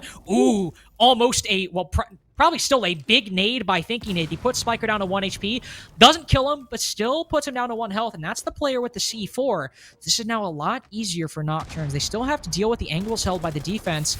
They can just fire one well-placed shot and make this a 3v2. Rock goes in, almost lands a very... Oh, no, does land a kill and a nice pre-fire onto Spiker. A headshot at that, but as one jumps in, Dami trades again! It's 2 trades in this round that make it from a 3v3 to a 2v2 and then a 1v1 between Thinking Nade and Hypers to keep Nocturne's Academy alive in the SCS standalone tournament. Case dropped on the construction door. Hypers has rotated out in response, but Thinking they can pick it back up and move back into CCTV before Hypers can react. No angle really available. Hypers will continue pushing back in. Thinking is playing this well. He's just trying to bait out the smoke, but time is on the defense's side. Hypers getting aggressive, goes for the sprint. Can he land the shots? Both do about equal damage, and Thinking takes refuge behind the server rack. 5 seconds left. He's got to go for these kills. He runs around, runs back into the site, but there's not enough time to deal with it. Hypers gets the kill. Doesn't get the kill, but he gets the round victory for Aerial Rise Academy, and Nocturne's Academy are knocked out of the SCS standalone. Oh no, not knocked out. They go down to lower bracket. They still lose 7-2. There's a lower bracket? I think there is. Is it single elimination? Yeah, there's a loser bracket. Yeah, it's loser's bracket. Oh. Don't second guess me like that. I actually didn't know. I thought since it was such a huge tournament, there wasn't like a loser's bracket or anything. I'm being gaslit as we speak right now. But it's still unfortunate that especially that 1v1, there was a BP just watching, thinking it's every single move when it came to the end of that. But still, a round where it was just trades left and right, starting off already with, trading up Frozen, trading out, Jake 4, Venatorial, keeping a 3v3, and really at that point, someone has to make a play that's, has to change the round entirely, which it was looking good. There were certain kills by players at the end of that round that were good for Nocturnes, but Dami was just kind of a person who didn't want to die after that first one. What's Either way, looking great. Yeah, looking great for Arrow so far. 7-2 overall. Honestly, I mean, you talked about their dominance against Two-Faced here. It seemed like a similar situation. They did extremely well on those attacks and those defenses as well. Not as great as you would hope. Nocturnes honestly looked pretty good on some of those attacks, especially when it came to getting that opening duel. Jake seemed in the couple rounds that we saw very adept in winning those engagements. But honestly, especially in that last round, I mean, hey, sometimes they get those trades, and I mean trades in the literal sense, like they both kill each other. Sometimes you get unlucky like that, and sometimes it happens. That game could have been a lot closer, but unfortunately, Ariel's able to win those fights, so could have been a bit different. I thought he was gonna die there. Because not only was like he reloading, but the guy knew he was there too. The Yana knew he was there, so I was like, all right, Dami's dead. This should make it good for the attackers to win this round out. But he still wins the fight. He trades anyway. Like, what? How did you? It's like when we were playing in Villa one time. He didn't die sitting on top of Villa main stairs. I'm like, I don't know, man. That's the way the cookie crumbles sometimes. But congratulations to Aerial Rise Academy. They will move forward in the winners bracket, and then Nocturnes Academy will move down to our lowers bracket. So their hopes are not completely dashed. Got a bit ahead of myself. There is still time and hope in the losers bracket, in which I imagine we'll see them. I don't know how deep of a run they will make, of course, but I imagine we'll see them move forward. A lot of our games actually have already finished. Not well. Oh wow, yeah, a lot I say a lot, but it's still kind of like a lot remaining. I think it's like half of 32 is 16, but that does mean there's still 16 remaining. So still quite a few games going on. But to update you on some of them, I believe our first game done actually was Investigation File, or sorry. Our first round 2 matchup was Investigation File versus Cosmos' Esports, and I checked the bracket, and that was literally like happening, and we were 2 rounds into this series, so I don't really know. I don't really know what happened in round 1 there. But Mirage, of course, have gone forward in the series. They beat May Esports. Wichita Wolves Academy have made it forward. Other big teams, Mystic V5 won their game versus Didn't Ask. That was on CDAP's R6's stream, so if you weren't watching, that's the result there. Sorry, I just spoiled it, but there's still a 5-minute delay. You probably figured it out by now. And then I would say the other big game, Benny, would be Surf Esports versus Deputy and Code. That is the game going on right now, of course, and that is over on Super's stream. So if you want to go watch that, if it was a 7-0, hell, maybe it's done. I don't know. But that'll probably be a really good game to watch while, we take a little bit of a not a break, but kind of a chill moment here. Yeah, I can't see what other games be next here, but yeah, be interested to see what plays next out. Yeah, indeed. And I do believe we actually have if you're not familiar with the format, sometimes after games are done early on the stream, we will go into other games and players' POVs while they're streaming and watch what's happening. And we'll be watching Poisons. I'll kill him. Yeah, I can kill him. Hold up. You can see, there he is. There's Calaman. What is that filter he has on his camera? What is that in the background? Is that a map? Oh, wait, I think those are, I don't know what that is, but I think he's got like TikTok lights on. Interesting. Who are they playing with now, actually, too? It's match point. I actually, I do not know. I cannot remember the team Poison. This isn't on. Poison. He's with Aether, so I think that's, he's playing on... Dude, did like 8 matchups finish in between when I started talking about the bracket and when I finished? Because it looks like it's way more full now than when I looked like 2 seconds ago. I forget the name of the team is. I was like, what was it? I'm trying to remember the freak the team was. I don't know why. I honestly, I forgot that Poison wasn't on Two-Faced anymore. Oh, yeah, he was. Oh, he's fighting Dan's team right now. Oh, yeah, Dan's team. What was Dan's team? Dan's team is called, wow, I forgot it entirely. And he just won. All right. He just won 7-5. Oh, he just won. We joined for 1 round. Funny how that works out sometimes. So we watched the tail end of Poison's game. Congratulations, Poison. You made it to round 2, I'm guessing. I'm pretty sure. That's my guess. I don't know who. I'm trying to remember these team names. Like, who was that even? I don't know. Either way, congratulations to Poison for making it forward. It's he won versus Dan 304-1. So Dan will be in the lowest bracket. Oh yeah, they're Poison Boba. will not be. Oh, they're Boba. Okay. They'll play against. They'll probably play against either Silent Patients or Bosnian Crips, which I assume would be Silent Patients. I would. Well, who is on Bosnian Crips, Benny? Bosnian Crips is. Let's see. I'm reading right now. They are Defiance, Toggle, Search, Fig, and Cag Grow. I don't.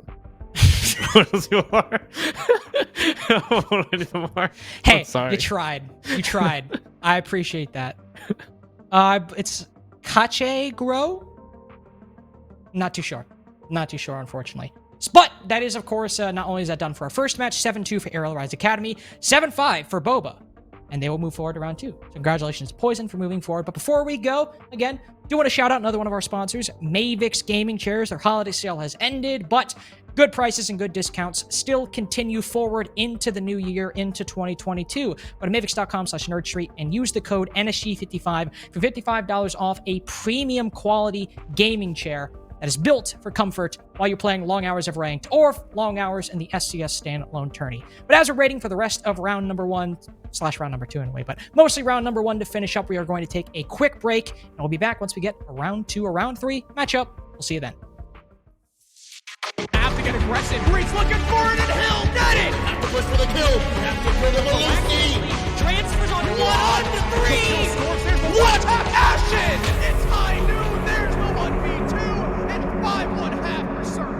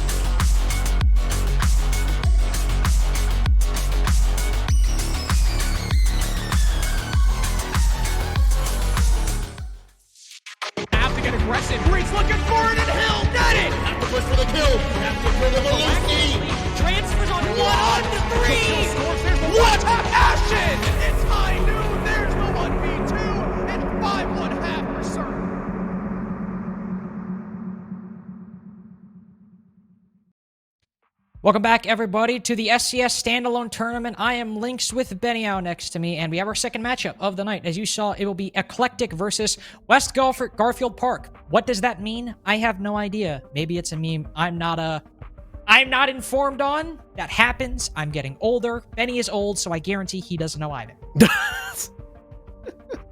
Way to just throw me under the bus there. But yeah, no, we got the rosters here. Z, Goons, Semi, Duke, and MX Reaper. You probably know some of these names from our SCS Stage 6 or Season 6, Stage 1. Wow.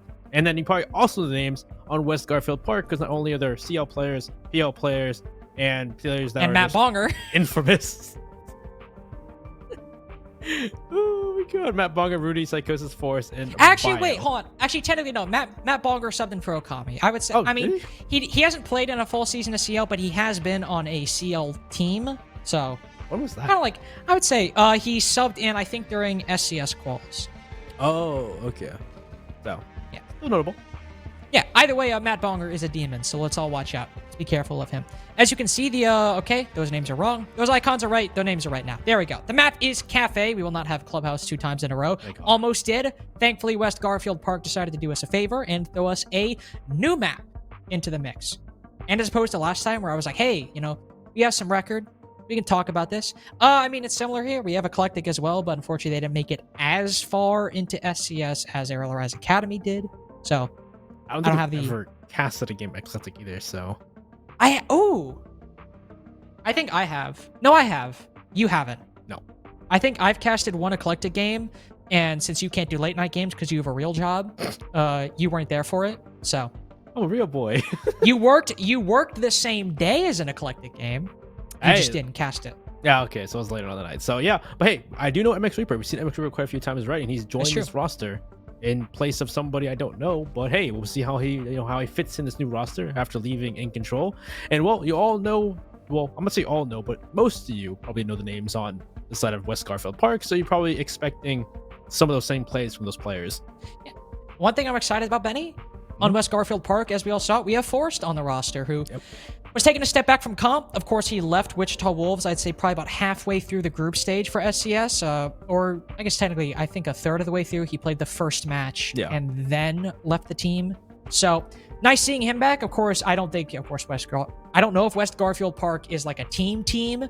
It might be. It might not be. Hey, if they do well, maybe they will be if they're not already. But we'll find out if they have what it takes to take down Eclectic in this match. Will the star power be enough to overcome the team that was one game away from making it into playoffs? We'll have to see.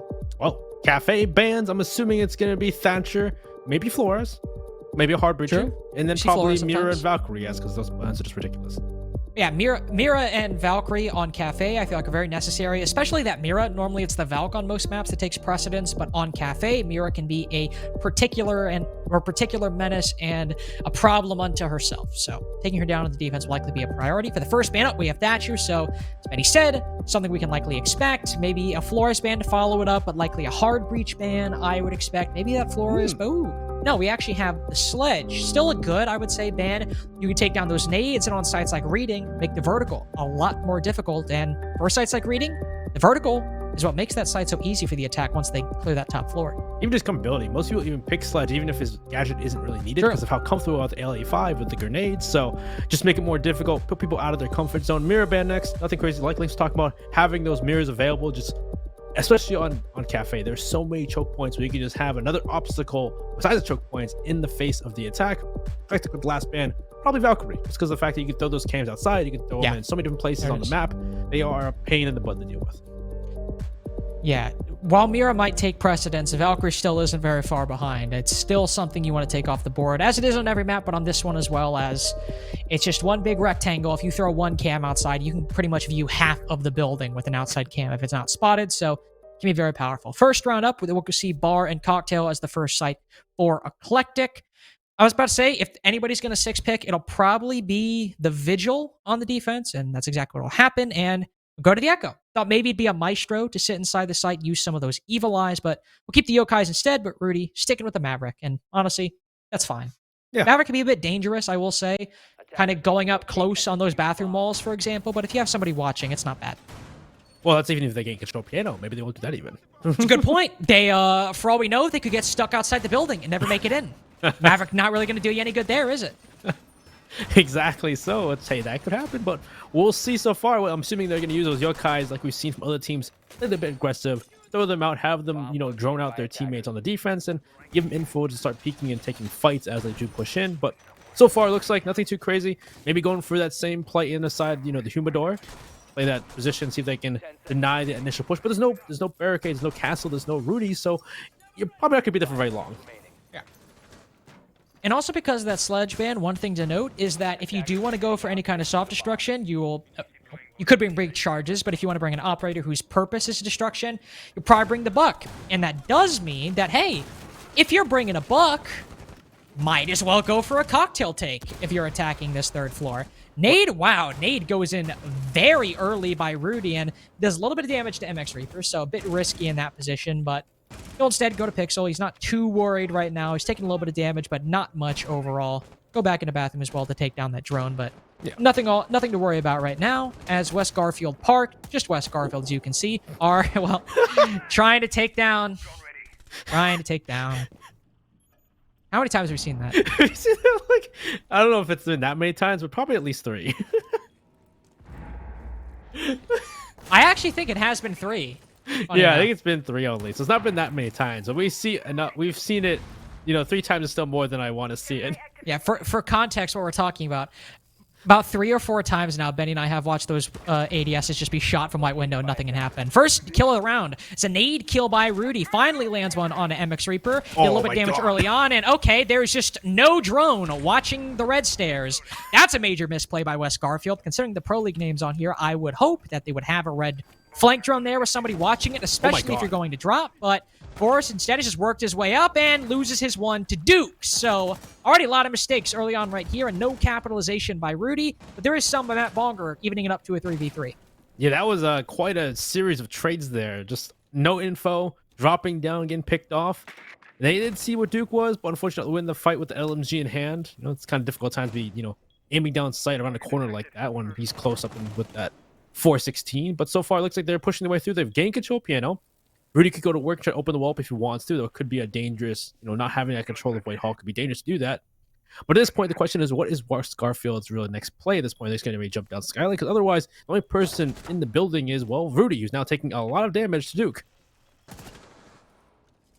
Still a position where if they're watching their angles, or if Matt Bonger, if his aim is true, he can take down Duke, especially if he gets aggressive and flashbang sails past the Jaeger, full blinds him.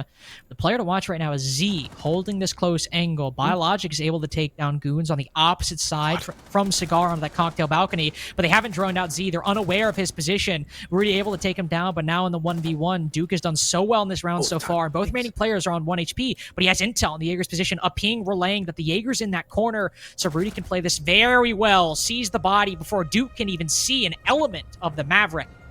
Very messy from West Garfield, but they still take the first round nonetheless.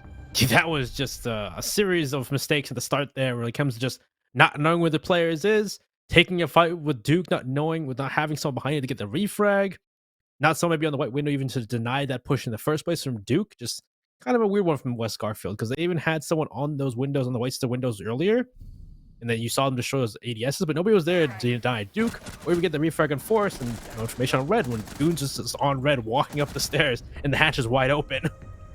So interesting to see that they brought it back though, because 3v3, which is interesting enough, but they hadn't opened any walls, so you would think at that point Eclectic had that control, they had that advantage.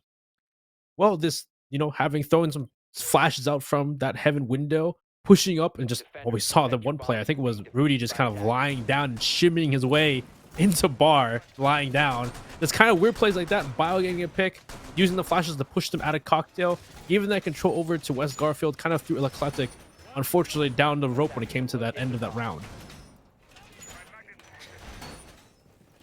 Try out cocktail a second time in a row. Don't believe they've changed anything to their setup, but still, there were plenty of individual mistakes in the round by West Garfield where the setup wasn't terrible. It was honestly just West Garfield winning their fights, especially towards the end there, that, ended up winning them that round. If they don't, say, have a drone on red stairs, they could easily lose a body as they drop the hatch if they're not watching. They push into Freezer late in the game like they did previously, and they don't have intel on, say, Z's position if he's playing there. They could lose a couple bodies on the entry into the site. So Still need to be some adjustments for West Garfield in this round to make it happen. But of course, if they're also able to push MX Reaper back early on in combination with getting that kill, actually get intel on the players on red, actually get intel on the players on white, it still could be very dominant from West Garfield. The clear was okay. It was just the mistakes that they made in their clear. And afterwards, that were the problem. Oh, well, Goon's already taking damage, running back to his hiding spot, past Lumber, past Freezer. As it looks like they're just pre-firing through so far. Duke's in a position once again to make that same play that Goons did, walking up the red stairs, but he's actually going to back off. He's going to go towards, maybe back towards the white stairs and back towards... Actually, the same position we saw MX Reaper play, playing that single wall by the red hallway, watching up the hatch towards they drop the red stairs, but didn't show the first shield on piano. Here it comes out, great clear by West Garfield to start us off. And we'll see them jump down using that Yana gem replicator to drone out and see what they can find if they know, well, do they know his position, Duke's position, and Goons down below with the C4. Very good precision for Goons if he's not been red. If he can manage that C4, can get it land if the attack push Cigar and Cocktail. They're not doing that yet. It's a heavy stack on the Skylight and the new hatch right now, as half of West Garfield are just on their drones getting intel. The other half are waiting for that intel to be relayed and to try and make a play off of it. It's perfectly fine for Eclectic. They're happy with that. As West Garfield finally make their drop, there's nobody peeking it like there was last time. But there is intel on the player just sitting inside a train. The skeleton key opens it up. He can't throw the C4 in time. Duke on the opposite side of the wall is helpless, unable to help his teammate who's slaughtered inside of train. The opening pick goes for West Garfield untraded. That was funny. He just opened the wall with that skeleton key, and Forrest is ready with the LMG just to gun down Goons. So there's those C4, so they have to worry about that. Duke's still in position, though. He wasn't able to use that hatch to the best effect, but he still could maybe get a pick from the hatch. Rudy's made his way to the same position like last time that you saw Forrest at, but Duke will be ready. He'll back off of that position. He'll go back towards White Stairs. Grenade come down to try and deny one person off of that bar. It looks like maybe caught by a grenade. Rudy waiting for a shot, but C4 from Reaper. Great C4, knowing Rudy's position right by the doorway. At this point, West Garfield still at that same kind of position here. They've gotten that control in piano, but now they have to make a push inside, either push these players back or maybe go for a plant, but the Yokai is still in position for the information. Yeah, but Duke's in a position outside. Unfortunately, late 4v4, he tries to make a play, and he's effectively dispatched by the Finka. Now the attack is a lot easier and feels a lot less of a burden going for their play, but a long angle by Z could throw a wrench into their plans. He's damaged a couple of the attackers, but taking some damage himself. Is the Yokai in a position to deny the plan? He can't. Oh, no, he can spot it in time. He peeks up, gets a kill onto Matt Bonger, hops over on the cocktail bar, but the Hibana aids his sight for the moment. Forrest going huge so far, but it's a 2v2 and not a lot of time. If nobody's watching Semi, the attackers might not be in position. If he can win his one, he can take down the planter. Spots him crash, but no, he can't down him in time. He gets the kill, but only a bit too late. It's still Forrest in the 1v2, though. He's got two defenders to take down. MX Reaper unaware of his position. It's ace territory for Forrest right now, but he's sprinting away. Semi can get the drop on him. Starts the defuse. The sound cue ringing out from the cocktail bar. He's trying to get the wall bang. It's 1 second left, but it's the ace for Forrest to win the second round for West Garfield. Very close towards the end. A lot of opportunities to lose or to win it, depending on the team you talk about. Yeah, that end round right there was just utter chaos. Because really, good start for West Garfield. Already getting the pick on the Goons, reading a position inside of mining. They just open the wall up, they kill him. Duke doesn't get kicked out, he just takes some fire, walks back towards site. And from there, it's a 4v4 kind of execute. We saw most of West Garfield was towards that piano side. They had only control. They hadn't really opened anything up. At that point, though, they were able to get into sight. And, well, they had one person on the windows and the elsewhere to try and create that pinch, try and push those players out of cocktail. I believe it was Forrest at the time. But it was, the start there was unfortunate. Duke jumps out of white, trying to get aggressive, trying to stop that pinch from happening. He gets picked off by Forrest. Forrest still playing the windows. Actually, I think he may have moved earlier on, but he's still playing the windows. He allows for his team to walk in and get the plant down, but it was Semi, I believe another person, maybe it was Z, I believe, working together, and Reaper trying to stop the plant happening, using that Yokai drone to great effect to just have them move away. Unfortunately, when he jumps off the, jumps on top of that bench after denying the plant and bar, he was able to find the positions of the players. So they walk around through Freezer, get into Cocktail behind them, deal with the players in Cocktail on the side of Eclectic, leaving bit Reaper and Semi just spread apart, trying to push back towards the plant. He had a position, he had a time, one fraction of a time to stop the plant, and I could have changed the entire round. That's the nice thing going for Eclectic right now, is both these rounds have been close, and you've been able to knock down quite a bit of West Garfield's man count as they move forward. There are some pretty gaping holes as they make their way in. Hey, gunfights have filled, and Forrest certainly filled that round with his ace, his first 5 kills of the map, ironically enough. Or coincidentally enough. Minor spelling mistake. But next side up will be Kitchen for the defense right now. Roam to the top floor. A loose one, probably not trying to hold that control for long as they'll move back down once they waste about a minute 30 of time. The garage door, the breach charge on it currently so they can open it up and cut off Z from rotating down those stairs if they do it quick enough, or anybody from rotating down those stairs quick enough if the hatch is opened. Is it? Is the dining hatch open? Yes, it is. So they can rotate back down there. Oh, well, they'll execute that breach charge, open it up. Maybe that might cause Z to walk down that way, make a distraction to allow for a push from other players. Matt Bonger taking a bit of damage elsewhere. Looks like that will be one player on the side of Electric to try and, maybe look around, investigate, see what's going on. Reaper's playing pillars here. So this roam so far hasn't done much, just wasting time though. It's caused West Garfield to drone things out, figure out no kills for them at the moment. But it looks like they know Matt Bonger, or not Bonger, they know that MX Reaper is playing pillars. Can he get alive through this? Because one player coming through this red hallway will be that person trying to cut him off. Worst right now. I was about to say hasn't spotted anybody, but he did spot the Malusi, but a little bit too late. The Finka boost isn't enough to save him, but it's Matt Bonger to save the man count for West Garfield. Not take the advantage, but even it up and minimize the damage done by the loss of the Finka. Very nice angle held by Biologic. Almost dozen goons, but he only puts him down to about couple bullets away from death, so quite a bit of damage done, but not enough to take the kill in the end. Minute 15 left. West Garfield are able to start opening up this vertical control, and that is very important, but with a couple C4s on the board, and most of Eclectic not really feeling too much pressure right now, unless Goons gives his life away or these C4s miss. Still, again, plenty of time for things to go awry. Yeah, still time for things to happen, and still time for, West Garfield to make a great transition or to screw up their transition, as Psychosis be the first one down. Not the gym up paper, him in person. Intel on one player. Down goes Z. Great shot from Psychosis through the little doorway. Sees ahead of Z and then pushes his way through, takes control of Coat Check. But the question is, how much control does it really give him? A lot of teams will open up that wall, but actually it's been full reinforced by the side of Eclectic. So even with that Coat Check control, it doesn't really do much for them. They get the push into Bakery. So taking these fights, and the question is what utility they still have. 18x gyros, but never mind. Goon just kind of pokes out. And again, Intel is the name of the game here. Some great droning by West Garfield.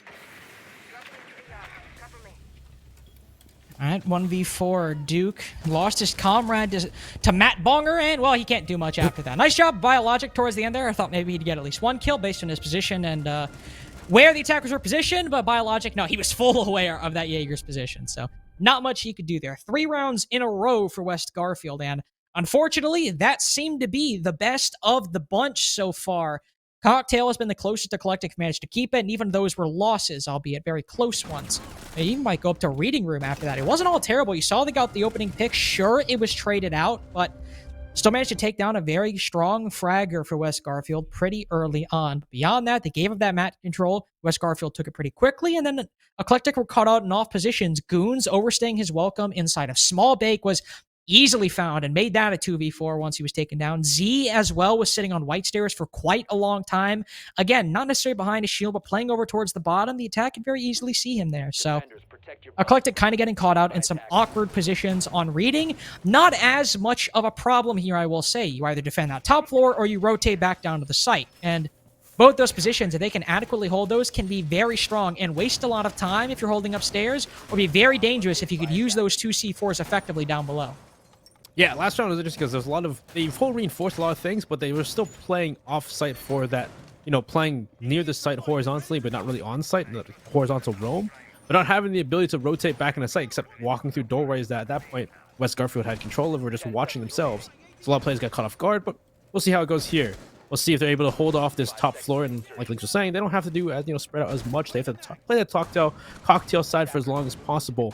Make sure they can just deny as much time so that West Garfield can't use that vertical pressure, or if they kill Matt Bonger, make it difficult for them to create that vertical pressure, create that execute in that last minute or so. If it comes down to that point, it looks like Goon just started us off, pre-firing through that double window towards that dock spawn. Doesn't find anybody, just shoots some bullets to scare off West Garfield to start us off, and really nothing else other than what really to start, really, because the other point, they're just taking time, droning things out, as we've seen West Garfield to take the time to drone things out. C4 thrown, I think, at that point, but doesn't get a kill. Yep. I actually was. I think I might have been shot. I didn't hear a detonate, so I actually wasn't even sure for a second. But there was an attempt by goons, and we know it was not a successful one. We can all know that for sure. Ibana pellet's being used on a soft wall. That is unfortunate, I suppose. Wanting to keep those skeleton keys for the soft destruction. And, well, you don't really need much hard breaching on this site, so you can afford something like that. 2 players moving down below as well, looking into trains, diversifying their options, saying, okay, you know, if we want to go for that top floor take, we can always go for it, but might as well take this control down below. It can sometimes be a little bit tricky. If you haven't taken down these players on top of white stairs, they have a very nice angle looking into the site. Duke playing there as well can peek into the left panel, which has been left unreinforced, and stop anybody from pushing in from that position. Right now, it's after the round, though. Some enemies spotted and some shots fired, but beyond that, the only person who's taking damage is Psychosis, and he's nowhere close to an engagement. Yeah, at this point, maybe they can, if they work that control they have, they can try and cut off roamers when they jump back down to that bottom floor. Rudy's looking to push up into this white stairs. One player, Duke's ready for a fight there, gets hit by 2 concussions, but still standing strong on the aim. But actually, well, the shots from above, that causes Rudy to be distracted. He doesn't know Duke's on the landing, gets that pick. Great job to deny the flank on West Garfield from West Garfield. Now, it looks like, yeah, West Garfield aren't going for the full clear, so now these members like MX Reaper playing here in Newbalk can just sit and wait for if they go for the reading push and deny the push from above. Otherwise, looks like it maybe a push through that 90 hull through that train into sight. And now, but at the same point, it's a one-sided affair with all the utility left on the side of Eclectic. They should be able to stop this entirely. Psychosis able to stop Z, stop Semi as well, stop 2 hearts from beating on Eclectic so far, and it's the first 2 kills for West Garfield, but look at this from MX Reaper. He can very well stop the attack in its tracks from that position. That's what he'll do, or not stop it, make it a 3v3, a 2v3 now in combination with Duke's efforts down below on the site, but it's even, and that's what West Garfield have been able to do, and Eclectic as well. Keep things even. Neither side able to gain a lead in the man count when it comes to the majority of these rounds. With Duke and Goons right now, no C4, and both having to hold down a site, if West Garfield can commit and get the frag on that respective person, they can make this work. Forrest rushes on through, takes some damage, but he doesn't know the player's hiding behind the bomb chassis. Both not looking that way. Biologic does, but with no intel, the Goyo still manages to catch him off guard and win the round, and their first one for Eclectic. Good job from Eclectic. Good to hold strong in some great ways from Eclectic just to deny any kind of otherwise pushes, because West Garfield, they weren't going for the roam clear. They're trying to go for just kind of minimal take, trying to push onto site. And Eclectic, they were able to deny Rudy from pushing white stairs. They knew that at that point, so they played the white stairs correctly, just pulled back. West Garfield pushing in, had Emma Cooper above, playing well. There was some great Psychosis. Psychosis tried to make it possible for West Garfield, but there's still the members of Eclectic played well. They were playing, waiting for the intel, and knowing that they hadn't opened up any of the walls, they hadn't had that control upstairs, they can play certain positions like that readings like we saw from Goons, just waiting for the push, knowing that they can have the advantage in those situations. A good job to them. West Garfield, well, seems like they didn't want to go for quite the take and had to just kind of take fights in some of those disadvantages. Well, next side is Cocktail, and while it's been 2 losses for Eclectic in this map so far, they were both close. Both the times they tried to go for it came down to, well, a 1v1 at the end in a post plant, and I believe a 2v2 in the very first round. So it's not like there haven't been good moments for Eclectic. In fact, when they've been pushed back, they've done a very good job at winning their fights on the players moving into sight. And that's been the biggest strength of them on Cocktail so far. Even if they've lost that opening duel, or their extension has been completely nullified and pushed back to site, they can keep it even with West Garfield as they go for their plant. Then the attack's been a little bit sloppy at getting some intel on these positions late into the round. One player playing inside of Humidor right now, no, instead drops down the hatch. I was going to say that could be another position that is tricky, but Eclectic are also going for the same play down below they did last time, and this was a pretty easy opening duel for them to win. Never mind. Goons actually wins his fight in that position. So Was that the same play on red stairs that he got the kill? No, yes. Oh yeah, it looks like he was playing maybe the hatch actually. He may have been playing the hatch when he dropped. You saw the same hatch that, you know, the through the hatch towards the other hatch, but Psychosis will trade out on Duke as Duke's just peeking around, was reading with no other player by him, so go refrag potential, and probably not expecting Psychosis to run up the white stairs that early in the round. Goon still in position with a C4, maybe to kill someone dropping, you know, inside of Cigar. Though we'll see as they can still drone things out. But it looks like maybe a cocktail take this time around as Matt Bonger, as the Buck has walked into reading, maybe a chance to deny anybody cocktail, but nobody's actually playing cocktail on the side of Eclectic. So maybe this buck, this skeleton key work on that situation on Cocktail will prove to be nothing of effort for them, unless they can get semi maybe a good kill actually. MX Reaper has been spotted on that White Stairs position. A Gemini clone saw him there early on in the round, so they are aware there could be somebody playing close in that position. Semi also has the floor ripped out underneath him. I think he saw that buck for just half a second, but he's not able to land the shots. He definitely sees him there, and, well, he doesn't land any shots in that position. He's put to 1 HP by the buck, and not a lot he can do, and he's not going to be the one contesting those holes anymore. Bad spot for your Echo to be in, and Semi, who did very well in round number 2, getting those kills as West Garfield moved into the site. Not the player you want on 1 HP. Forrest, thankfully, gets Semi, but Goons also, I think, finishes off his earlier damage onto Matt Bonger, so he's able to take him down, and once again, with a minute left, we are even between these two teams. I think there's a soft destruction too, and Goons is still wreaking havoc downstairs. Looks like he may retreat to the first floor. No, still a C4 in hand too, so that could be a big thing if he's able to play that maybe a pillar area during the plant, get a C4 from below if they haven't cleared it from below. But that leaves the two players on the side of Eclectic, Z and MX Reaper, kind of by themselves in this push. Reaper's playing piano, Z's pushed back to Cocktail. Buck isn't in play anymore, so he can still push his position. It looks like there may be a pincher biologic on that heaven window. One player on New Balk. Forrest trying to make sure he can deal with him. And down goes Goons. Forrest playing that flank watch so well, knowing they can have the even man count 2v2. But Reaper with intel in hand from the Yokai sees ahead. Down goes Biologic, but Psychosis there to get the kill. Z with the refrag, and now the position is all on Z. Z's in a 1v2, sees the head of one, but he's on low HP. He's got the intel in hand, but he can't get the head of Forrest in time. West Garfield will take another attacking round in their hand. Again, the one admirable thing for Eclectic so far is they've been able to keep it close in this game. It's not been a lead held for long. Aside from that kitchen round, Eclectic have kept it extremely close every single time. That go around, though, West Garfield were a little bit more successful on their push in towards the site. The early round, they were able to keep it 4v4, and even then, it was even pretty well throughout. But Forrest, as you said, watching that angle on White Stairs, that is where Eclectic, when West Garfield have taken the lead, that is when Eclectic have struggled. When they catch some of those players in off positions around the site. That was their undoing in the kitchen round. In fact, that's where the majority of the kills happened, were on the players sitting outside the site on bottom White Stairs or in small bay, and we might see them take up similar positions in this round, where players like Forrest are holding similar positions like him, able to catch them off guard. So when you take down the presence around the site, those players that can whittle down your band count if you're not aware, West Garfield seem to have a lot better time moving in. It can take the rounds in a 1v3, in a 1v4 with a lot more men on the board.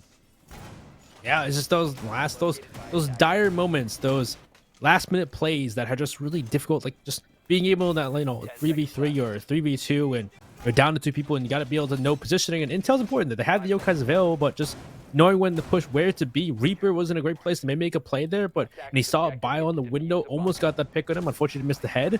But then he knows the Psychosis around the corner, but at that point, because he shot at bio, he throws his position away to Psychosis, who can then get that kill. And like you're saying, that Forrest was waiting for Goons to come back up, knowing that he was downstairs and he was holding on the White Stairs, knowing that would be the place to go for that flank. So good job on West Garfield. We go to kitchen once more, and this is the same place. Just getting caught off guard, having the full reinforcements of the full site. You can't rotate back the site unless you go through the spots that West Garfield are expecting. So we'll see how it goes this time.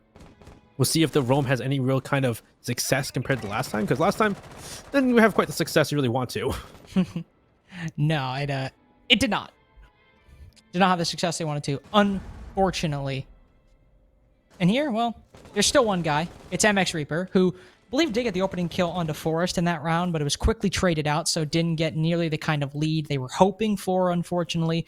Duke praying that somebody's going to be at the double door. There's nobody there, but he can run out and see. Nope, never mind. He's actually going for the barricade. That's...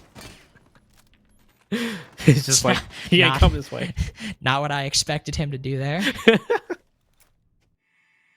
Well, hey, this is good though. Rudy's in VIP. The other players from Eclectic have dropped down to the second floor, and it's been slow work for West Garfield. Just, upstairs pushing through. Rudy's in position to try and maybe even stop that rotation. If they go rotate through White Stairs, may just go out the hatch. At least in the position to try and deny that. But so far, it looks like it's just time wasted by Eclectic, which is still good. And so far, I'm hoping if they can get all the way, they can make that 5v5 execute with not a lot of time with Garfield, forcing West Garfield to make it a expedited play once they go away. But at this point, don't let that get control, because you can open up a hole from above onto the hatch and stop the rotate from the defense. But it looks like at this point, Mimic with the first pick on the force once again. Bit of a different position and a lot later in the round as opposed to last time, and well, there's nothing really here for the attack to trade out that kill. Never mind, Goons is still upstairs. Thought he would have rotated down with the defense, but I mean, here's the nice thing, right? You're in a 5v4. He can catch one of the attackers off guard. Never mind. Matt Bonger smokes him. Goons is just a sitting duck as the buck peeks and takes him down. That's what I was going to say. The opposite side of that play, you could catch the attack off guard, but if that happens, you're really just kind of screwed, and there's not a lot you can do. Nice thing, though, it's a 4v4, and there's still a lot for Eclectic. 4 of their players are all on the site. 3 of their players are still on the site. That was the smoke taken down, but Duke's able to keep it even. He's gone unread inside a bakery. He can peek out into small bake, keep things close, and keep West Garfield guessing. Z with a tight angle through 2 double doorways makes the man advantage a 3v2, a 3v1 at that, unread, uncontested on that angle. Biologic now the only one left. It's looking like Eclectic will get there 4-2-1/2.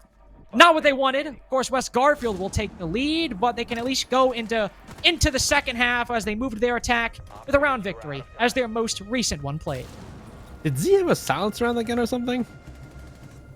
No, I just think it was a bit late in the game and they couldn't see him.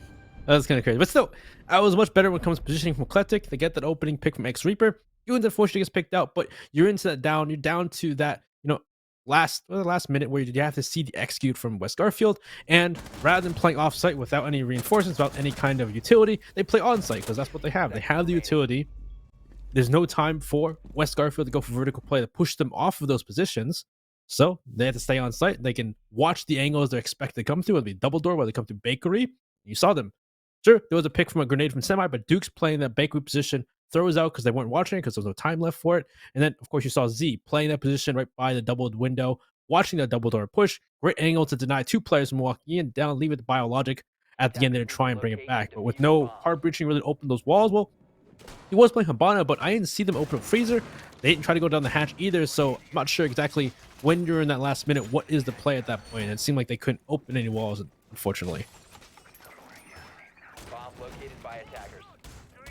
Well, West Garfield getting a 4-2 on their attacking half for Cafe, looking very good at going into your defenses. However, the ironic thing is, Benny, though, is that we always say that, right? Like, going into your defenses, it should look really good. The puck stacks always seem to do better on their attacks. I mean, it was true for Aerial Rise Academy. It was true for FPL Queens, who actually, well, I was going to say a few of these players. Rudy was the only one on that team, but so not exactly a great example, but they do always seem to do a little bit better on their attacks when you think conventionally it'd be the defense. I mean, the side that is inherently advantaged in the game.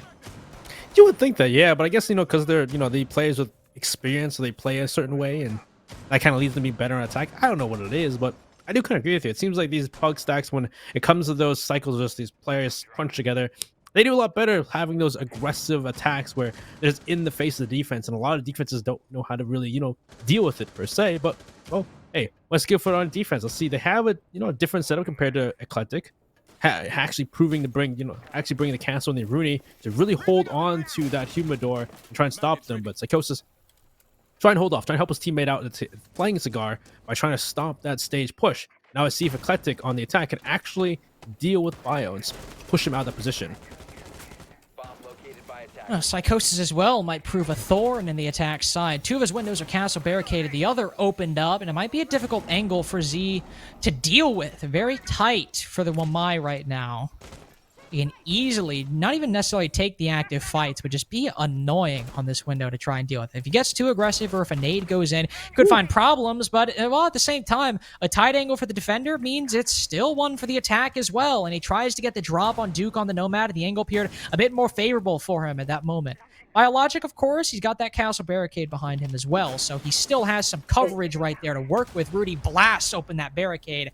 There's nobody on the opposite side of it. Well, there are, but nobody directly there. Biologic taken down on the rotate back in, Benny. Looking like a good round for Eclectic so far. Yeah, looking fantastic. Able to deal with First play in Psychosis, down Biologic from the Skylight. They have their crosses covered. They use the Twitch drone well to open to get rid of those mute jammers. There goes Biologic dead, so 2 players down. Both those aggressors that you expect on the Cigar Hold, though, they didn't waste the time, but is the time worth it when compared to the man count here? In a 5v3 and then execute. Now we get to see, Eclectic go to work, open these walls up, pushing the piano, start getting these walls open, and start pushing these players like the Castle of Forest playing inside of, Freezer out of these entrenched positions, push them back towards Cocktail, making it more, more difficult for the defenders to play these entrenched positions. As we're going to see if they're able to do that though with the time running out. So you'll clear that Aruna Gate, allow the attack another dimension if they want to go for it. They want to put some pressure on the Rudy, or just allow them to move in if they need to take cover. Matt Bonger put to low HP on Cocktail Balcony, but Forrest, another Freezer player who's gone uncleared, can save Matt Bonger's position, stop and destroy those X-Kairos, but he's still not long for the world. Gives himself up to these crosshairs, but there's the castle finally coming into play. Not cleared out, not droned by the defense. Rudy making something big as well. 2-piece for 2 players for West Garfield, and a 2v5 from Forrest and Rudy. We criticized West Garfield for being lazy on the intel late in the round, and Eclectic committed the worst version of that offense. Unfortunately, yeah, it was such a great start for Eclectic. They dealt with the Humidor, they dealt with the player inside of Piano, expedited both positions, great cutoffs. But then they go into that, minute mark. They go into that execute phase. You only got a minute. You got to do what you got to do. You got to try and push these defenders out, because that's the name of the game, is Siege. You can't just walk in and expect to win those fights without doing doing the sieging part. And unfortunately, we didn't see any sieging from West Garfield. They didn't really. Sure, they got a good pick. They denied 1 player inside a Cocktail, but Forrest playing in Freezer. They go for the plant and bar, but they don't have someone either watching Freezer, denying Freezer in some way, whether it be a smoke or a big grenade, something to stop them from playing the position. Forrest just peeks it our way, kills both the planter and the cover behind them. Rudy comes back through Cocktail. Again, they haven't opened up any walls, so he can just walk through Lumber, walk back into Cocktail, starts taking fights through the soft wall inside of Cocktail, and these just entrenched positions that West Garfield can take full advantage of despite the man disadvantage. Yeah, that's not great.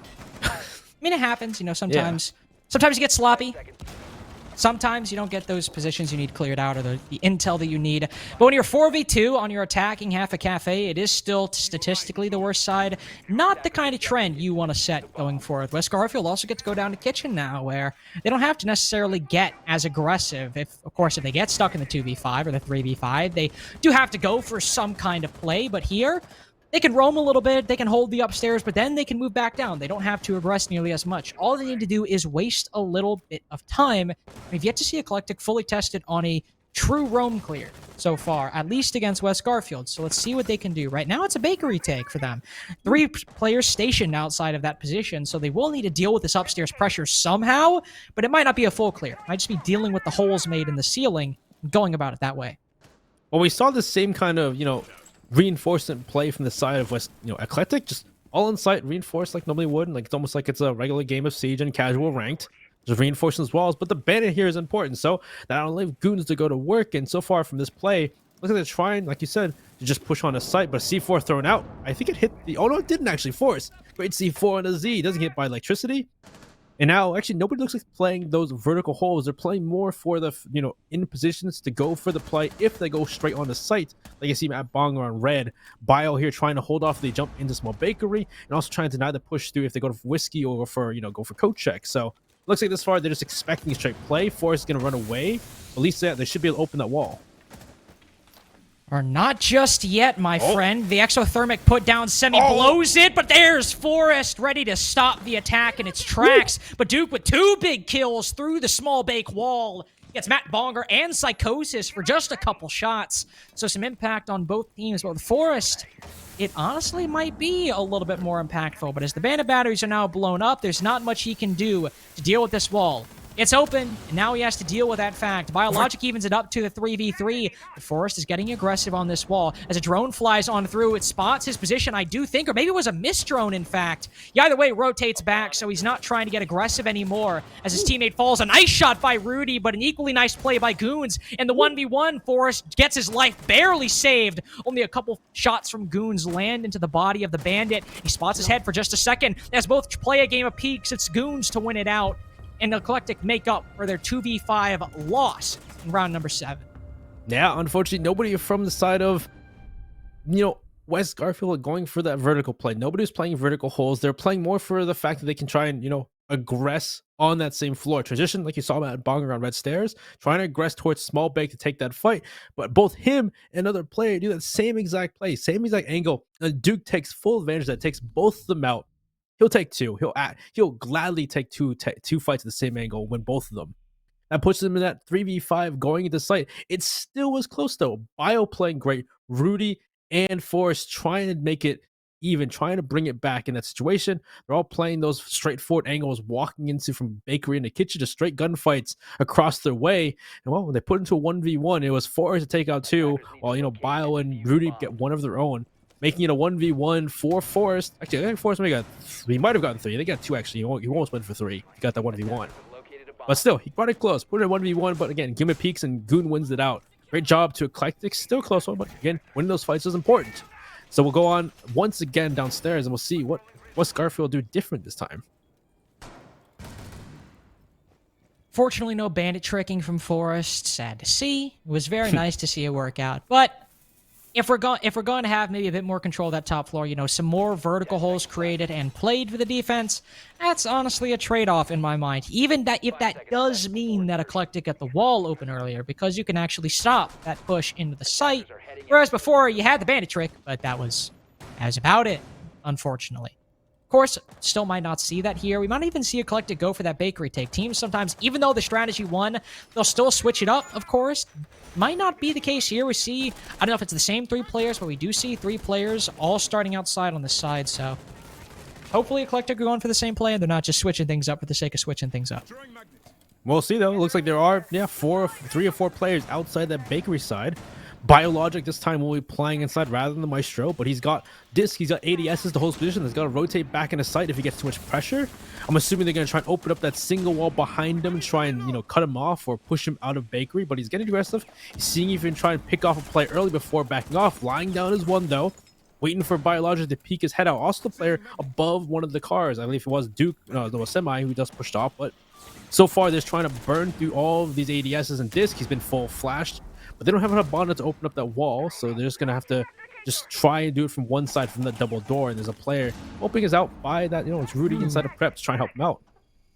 Well, they do know that Biologic is there, and, well, they definitely know that he's not there anymore. But what I was about to say is Rudy can still go huge inside of prep, but I think LMG suppressing him. He still gets the down. A missed opportunity by the Finka, but still a dangerous position for Rudy to play. He decides to rotate back. 2 kills is enough to make that position worthwhile. Sacrificing Bio, a bakery player who, holding that position, he will usually die to a nade unless things miraculously go his way. Getting 2 kills off of that is huge for their impact. But Forrest going for a late barricade, especially with an Aruni gate on it, maybe a bit of a misplay, giving the man advantage, evening it up. Now Rudy peeks the breach and they lose it there as well. Nice shot by Matt Bonger, able to even things up, but you still have 2 bodies for the defense that seem to have been thrown away. It might not matter if Matt Bonger can keep racking up these frags in the round. Semi alone in the 1v2. He's got to clutch things out as things started to go their way as West Garfield were gifting the attack kills.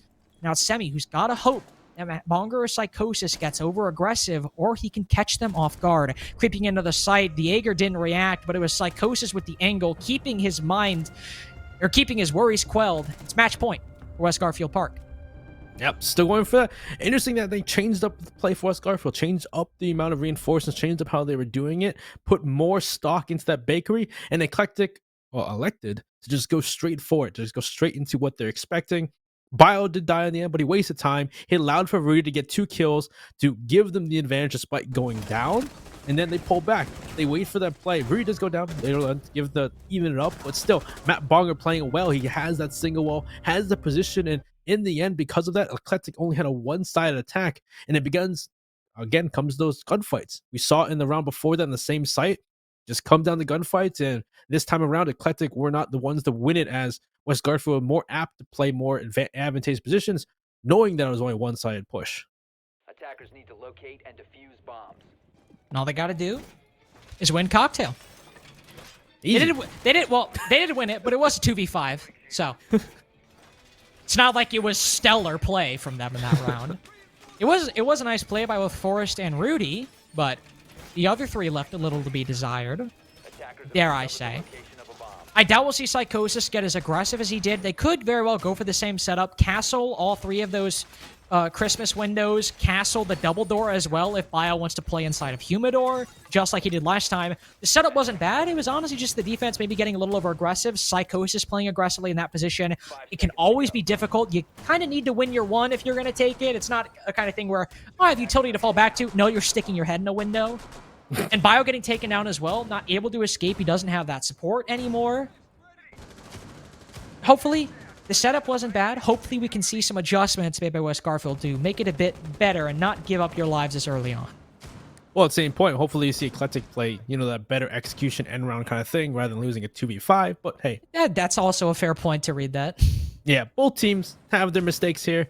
I would say we'll see if they're going to change those mistakes. But C4 out this time. Looks like they're playing way more aggressive instead. Yeah, never mind. Rudy's just going for it. He's looking for the kill. But they're going to, the members of Eclectic, we're just going to back off. We're not going to take fights with these guys. We know how they play. We're just going to back off for the moment. So, that person goes off to the other window, starts beating the other window instead. Duke's like, I ain't doing it. So, at this point, this kind of letting Rudy play his position for now, but assuming the next point is going to be trying to get rid of these mute jammers, open up that wall like they just did. I just saw that mute jammer destroy that that push drone destroy the mute jammer, so they can open up between Red and Piano, which should push Rudy back at least. Well, Rudy gets 2 drones for the price of sitting in a corner, and he gets away as well. Nobody from the attack able to take him down like they were able to do Psychosis in. So nice for him here. Good to see. Biologic, though, he was the second kill on the previous Cocktail defense. He's the first one taken down here. Not had the most success inside of Humidor, and this is the issue with Rudy's position, is you're in a little bit of a blender right now. Players on the rappel, the cigar wall opened up, or the Christmas wall opened up, and Forrest is actually the second one to go down. Rudy's still alive, but he's now on 2 HP. He has to make a play, not only based on his position, but in the 2v5 as well. And now we're in even worse position, Benny, than we were last time. It's Matt Bonger against the world. A 3-round cushion. You only have to win 1 Cathay defense to win this series before you go into overtime, but it's not looking like this will be the one. Yeah, it's a lot from the Duke here. He's also in Whitehall too, where there's not a lot of room here to breathe exactly, but at least he get a kill here on Duke. Duke will HP. end Duke's reign of terror, but he's dead. Yeah. Promptly finished off. Yeah. And really, that was just, we asked, maybe, Garfield to play a different round entirely, and they did the opposite. Yeah. Bio, of course, has had some trouble in that position. Eclectic have done a very good job of clearing him out both times. And since Rudy's getting aggressive there, it can work out. Not saying it can't. But the issue, especially once Bio is taken down, is you don't really have a lot of options to leave. The window's opened up. They can start opening up that double door if they want to. They can now focus attention on the other windows that are surrounding you as well. The bathroom player can help him out, but it's still a position where the player directly inside of Christmas has to deal with so many angles to try and escape or to try and take a fight. Even if the castle can play his trade and go 1-for-1, it's still a 4v3 because Bio was lost. That's just sometimes the flaw if you want to play aggressively inside of Christmas. Nobody was really clearing him out actively, so it's not like he was putting himself actively in harm's way where the attack was literally holding the windows and he pushed in. They weren't really expecting him, or they weren't really dealing with him that actively. But it's still a spot where, especially once Bio is gone, you're pretty much a dead man walking, and the bathroom player can only do so much. I don't know. At that point, maybe it would be better if you just waited for him to push in Piano. But at the same point, you saw Forest peak. Kind of not sure if that was advised or not. And then you saw Psychosis all the way inside of Cocktail peeking the window as well. From a far-off angle. I'm not sure if he was peeking or not, actually. Psychosis may have just been unaware entirely of that angle. But he goes down too. It's kind of, it's unfortunate. But hey, we're on reading in Fireplace here for West Garfield. We're probably gonna see the same exact kind of defense from them, like it's up Eclectic, just holding that top floor for as long as possible, like we always see in Radiant Fireplace, just to make sure they can't get that vertical pressure. Though I will say they aren't burning any soft breaches because, well, one's banned and the other one is Buck, which Buck can be, you know, depending on the team, he's brought or not brought. So I wonder if at this point Eclectic even are going to elect or even go for that roam clear. I assume they will, just because of how important that vertical control is. It's not like Bakery where you can make a direct work very well as long as you can deal with those vertical holes. Here, in order to take, unless of course you go dining, in which case you could go for a direct, but even then you need to put some pressure on that vertical and push that roam back at least a little bit. Duke already taking a gunfight downstairs inside a train. Psychosis takes a hell of a lot of damage. Rudy spots the arm of Z. It's the head. He doesn't even see it. He just goes for the pre-fire and knocks down Z off of that rappel. Very solid opening pick, taking down the Yana. That play inside of Christmas finally works out, just on a different site. Yeah, that was a crazy. Just sees the arm and goes whoop and just starts pre-firing. Great shot from Rudy. And now, well, Psychosis took a bit of damage, knowing they're pushing up red, so he has an inkling what is going on when it comes to play here from Eclectic. And like, yeah, Eclectic seem to be going for that roam clear. They're droning out, see them pinging out shields, they're pinging out the positions. They've already cleared Pixel, destroyed that first Vulcan shield. And the question is, is they're just gonna walk through Piano, start pushing up. They only reinforced that inner freezer wall, so they could try to open that and push through. But again, with the time dwindling second by second, they gotta push forward quickly if they want to make this roam clear work out and not fall prey to, you know, an ill-advised execute. Just comes to intel as well. Do they know that the player? Oh, they knew he was always there. He's dead. Still a minute, 10 seconds left. A lot of time wasted by the defense. And Goon's in a bit of a tricky position right now. He's alone inside a pillar. It's some important control, but with no teammates there for support, he just has to hope the defense doesn't get aggressive, which they probably won't, in all fairness. So he's able to hold that for a long time. Could be very good for the attack if he's able to sort of be a sentry turret stuck and sitting inside that position. Forrest on low HP, but not finished off, means he can continue laying down those toxic canisters on the top floor. Even allow some cover for Matt Bonger to get aggressive as Duke slowly creeps up. No intel on the Jaeger playing close in that position. Retaking inside a pillar 2, but Goons on Overwatch. His laser looks up, spots Matt Bonger, and cuts him down like the auto turret he is. 3v3, 30 seconds remaining. Smex Kairos gone to open up, I believe, a portion of the wall. I'm not too sure where it was, though. But still some solid control for the defense. Rudy can hold the 90 hallway. Never mind. MX Reaper spots him first. Biologic holding the close angle can still save this round in combination of him and Forrest. He sees one, but can't catch him in time as he goes back through the smoke. Forrest waiting for a reading execute. He doesn't see anybody there, and the bomb goes down in Dining with not a single bit of attention paid by the defense beyond Bio just looking and watching with horror as the attack moved to a post plan. Nice shot by Forrest through the floor. Evens things up. We're in the 2v2 now, but it still favors the attack, as they can pull back, hold their positions, and if it's the onus is on Forrest and Bio to push forward and get this defuse in. Some holes open up to allow for either some rotations or some angles held. They don't know where any of these attackers are. One outside of Train next to the double door. Bio turns his back to him, doesn't even fire shots towards the Finkus direction. No time for Forrest to go for the defuse. No time for him to catch MX Reaper. Eclectic are just one round away, taking us to overtime. One step closer to tying it up. But man, that was Eclectic not really doing a lot in that early mid game. They were just trying to find things. They didn't want to go for that full roam clear, it seemed like. They already clear Pixel, but in the end, they didn't have much control. But as they push forward, they transition to, you know, just going straight for site, going for that dining play. They're destroying shields. They're opening up certain sections to push players off. And really, because of the control they had, they're able to get rid of the person in pillar that was, I believe, the Psychosis right there in the replay. Having that pillar control was huge to just start off with the control and then figure out, hey, we're just going to open up that wall into dining. The only player to stop them would be Bio, especially because they push off the player and they hadn't had a reinforcement on that double wall inside of between White Stairs and dining. So once they push that player off from dining side and Forrest wasn't playing the White Stairs, they're able to make the way into site. Bio wasn't able to get that first pick or either pick on the player pushing into dining or walking into the hallway. You know, Psychosis also another play. Also, I think Rudy gets picked off, peeking through the rotate into dining because, you know, Reaper's just watching at that point, knowing that's the only way you can push through. So just great work from Eclectic, despite not having any control, to come back in the round and make an execute happen.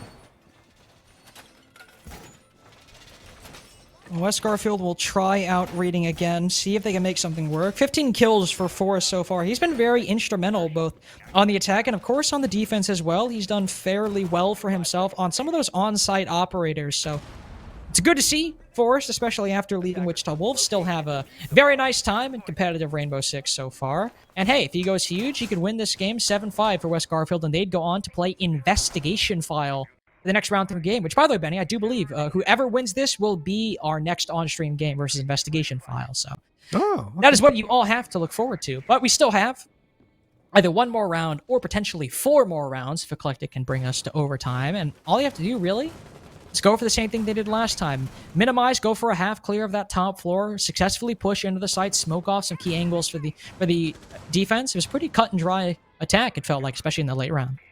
Yeah, I'm really surprised, despite not having the control they need, they're able to reconvene themselves, stay calm, and make an execute happen, and know the angles they need to to just push people off and to just deny from the side of the defense on West Garfield. So great job to Eclectic. Can they do it again? Will West Garfield fall for it again though too? Especially because they had that that vertical control. There was nobody really playing here to stop them. So if they had a shotgun or maybe a Rooney's arm, they could have made some holes to deny some of the players, like Reaper playing that position over by the hallway watching towards dining, or denied the push in through top of into pillar into reading. So it's interesting that positions weren't really played there, but we'll see. Looks like maybe this time they will go for full clear though as they push through. Banshee goes off. They should know the position and hear the person pushing into the bar. Maybe just a general replicator though from the side of Z, just making noise, but Goon just slowly walking in. He's making that creep, that slow walk in, trying to get control and just spring one off, and he will get the kill on him at Bonger. Pushed away in a cocktail. Can't get the second, though. Now, Forrest stands strong behind this Goyo shield. Matt Bonger might fall, but Goons, the top performer for Eclectic, is the next one off the board. Again, even in this game so far. Never one team taking the lead for long. Wow. A team kill by MX Reaper, but still even as a dude gets a kill onto Forrest after that. So, again, even with a team kill and some friendly fire into the mix, still 3v3. Still even man count. And honestly, yeah, it's a team kill, but it's semi on Hibana. Hard breaching, not that important on reading, except if they go for a dining push, but doesn't appear that they're going for that. It's also the lowest performer for Eclectic. So for West Garfield, I would still say, despite some help from their opponents, they're still the ones that are on the back foot, especially now that the top floor Rome has been pushed back to the site. There might not be a sledge, and in fact, there's no breach charges for the attack, but if there's some holes made in the top floor, they could still make a reading plan work. This is the issue with the sledge ban sometimes. If you do not have those breaching charges, that verticality, which is very important for reading, is difficult to make happen. And these 3 remaining defenders with 15 seconds left are strengthened and emboldened by that fact. They will use those vertical holes to their advantage. Duke cutting off Biologic's position, but they don't spot Rudy, who can take down the planter without a single answer from the attack. MX Reaper finally goes to the bottom floor, but it's all for naught. They just needed 1 round, and that's what they'll win in the end. 7-5 for West Garfield Park. They move on to play Investigation File in round number 3. That was kind of the issue there. I believe, was it the only person that breaches the Goons on the Zofia? I mean, I would assume so. The only other person that died was the Hibana, and she has flashes, so. Yeah, because otherwise, I'm not sure if Hibana had flashes or not, or flashes or breaches, but I assume she had flashes. But either way, yeah, the fact that they have that control, they go for that, that top floor control, but you saw for once they had the top floor control, they couldn't do anything with it. They spent, a good 30, 40 seconds upstairs just kind of trying to find picks from above the holes made by the defense. And at that point, without any real control, without any kills on their side, they're forced into an execute where they don't have the necessary vertical pressure to deny C4 from Rudy walking from laundry into sight, gaining the kill behind the bookcase. So those are those unfortunate things for Eclectic there that really could have been different had they brought a buck, but it seemed like you saw from the entire attacking half, the buck wasn't quite something they enjoyed or they never brought entirely. No, it was something they clearly were not a big fan of, but West Garfield, who banned the sledge, they were fully ready for it. They're like, hey, let's bring that buck. Let's go for it. Even if we don't need it. We have flashes, and Matt Bonger can use a good gun. Doesn't matter. So, congratulations to West Garfield Park. And again, to state it once again, they will fight Investigation File in the next game, which will be on this stream. So if you're interested in that, you can, of course, keep watching. You don't got to tune away. NerdStreet R6 will have Investigation File versus West Garfield Park on stream next. And if you want to see more of those teams in general, we have the Stage 2 qualifiers coming up pretty soon, January 7th to the 9th and January 13th. Not 13th to the 15th. 14th to the 16th. I was thinking about, because I always say 14th and 16th, and I always leave out 15 technically. I had 15th on the mind, so messed up the days. January 7th to the 9th, January 14th to the 16th. If you want to see more of Eclectic, maybe West Garfield Park, but definitely Investigation File as well. Go to those qualifiers, go and sign up. It's like $10 per person for a 5-man team, so get that all figured out. And, of course, I'm excited, Benny, for the next game, because you might see more of Investigation File in those qualifiers, but if you tune in and stay tuned, we get to see Newers, who's a new addition to the roster. Oh, yeah. That's the new addition. Unfortunately for Subarctic, he's been parted from the roster, but we have Newers take his place, and we'll see what his impact is on the team. But so, hey, that's going to be in a little bit. I'm going to, maybe go to the streamer. What are we doing for now, actually, as well? Well, I actually think, I don't think as is often the case, I don't think the round 2 games are going nearly as quickly as the round 1 games. So by the way, there you go. There is the qualifier info that I mentioned for stage number 2. So you can go in. !play is also a good thing. If you just type !play in Twitch chat, a bunch of this info will come up and you don't have to worry about it. Readily accessible command. If you ever forget, like, crap, what were the dates? !play. I don't know. Right in the chat. Second thing, again, just want to shout out Mike and Ike's, our sponsor. The fruity candy that comes in 2 different variants, the green box, the original mix, or the mega mix, which is a blue box. I call them variants like they're Marvel characters in the multiverse, but beside the point. Thank you as always to Mike and Ike's for being the OG sponsor for NerdStreet and FCS. So power up your game with Mike and Ike's, and remember, original or the mega mix, whichever you want to do. Less flavors, more flavors, whatever you want, Mike and Ike's have it. But Benny, we're going to take a short break once again, as we got to wait for some of the other games to finish up, but we should have this Investigation File game up pretty soon, because... You know where you can watch some of those games? Oh, that's true. I actually forgot. There are other games going on, Benny. I'm so focused on what's happening right now. I'm so excited. Crazy. I'm tunnel vision. So excited. I want to see the next game. Well, Benny, what are some... let's say, hypothetically... I just deleted the other stream info from my brain right now. And you had to explain to me where I could watch. More you can go see our good friend CDAPS R6. Everybody knows CDAPS. Go to Super, go to Collegiate R6. Those 3 streams going on right now, watching other games. So while on break, hey, go check those other streams out. Go see what's going on with those teams. And hey, we'll be back in a little bit. We will be back in just a little bit. By the way, I will say, I don't remember all of the games that are going on the other stream. I think the collegiate one is I think it's the Converse esport game. Oh, yeah. The Converse esport versus One Shot. That actually is a very interesting game. If you don't know, by the way, Converse esports are, I think they're like a top 3, top 2, maybe even top 1. I don't know. Collegiate team, they're going up against the runner-ups of One Shot. So I think that's on Collegiate R6. On CDAPS' stream, I don't know. And on Super Stream, I don't know. So I'm sorry. I think, did we talk about, is Super still doing the surf game? Is that game still going on? No, he's doing Carton Co. versus Chess Club. Unfortunately, Deputy and Co. lost. Sad. Sad day. Unfortunately, we will not be seeing Deputy Co. on stream, but we will be seeing Investigation File versus West Garfield Park in just a few minutes after this short break, so do not turn off that stream. We'll be back in just a bit. Have to get aggressive. Reed's looking for it, and Hill got it. Have to push for the kill. Have to bring him a lead. Transfers on 1-3. What action! It's high noon. There's the 1v2. It's 5-1 for certain.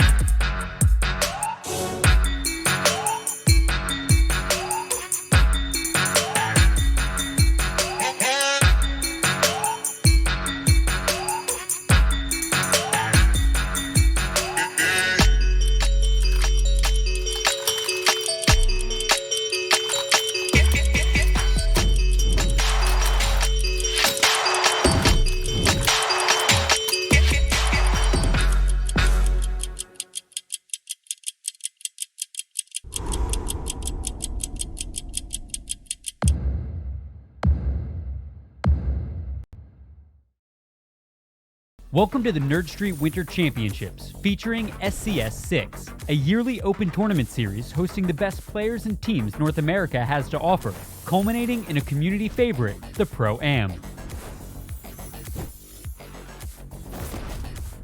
So let's discuss format.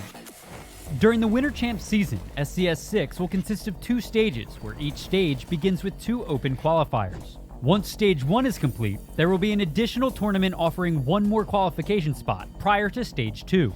Through participating in SCS 6, players will acquire leaderboard points and cash prizing. The winning teams from Stage 1 and 2, as well as the additional tournament, will qualify for the Pro-Am. The top 2 teams from the leaderboard will also qualify. As we approach the end of the season, the final qualification spot will be determined through a last chance qualifier.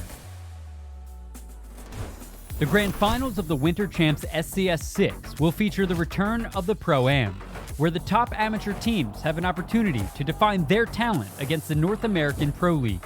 But in the end, only one team will be crowned Winter Champs. Sign up today and make history.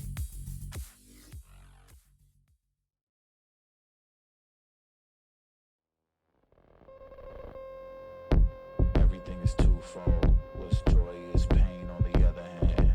And what happens when the one that you love is the main cause of your suffering? I need you like I need air to breathe. I need you to save me from me. I'm caught in your wave, I'm drifting away. I need you to save me. Please don't let me drown. Please don't let me drown.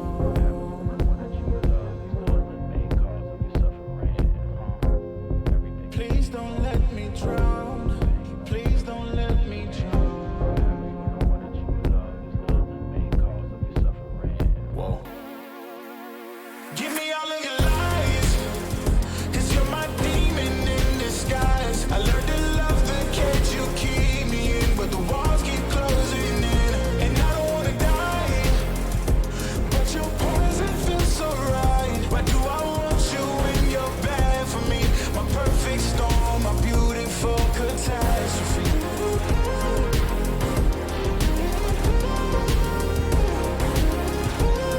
My perfect storm, my beautiful catastrophe. I'm drowning with all of this darkness surrounding. You need me like you need air to breathe. You want me to save you from me. I know that you're trapped inside this wave. Who's gonna save you? Who's gonna save you from me? I can't see you drown. I can't see you drown.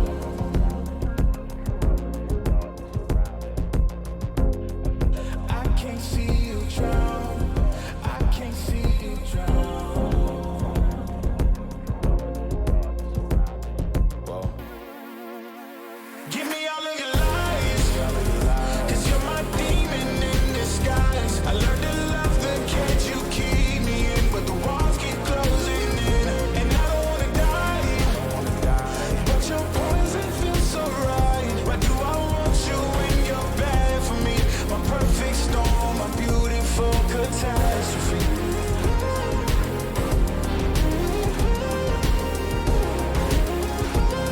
My perfect storm, my beautiful catastrophe. It's a toxic addiction. You're a guilty affliction. Yeah.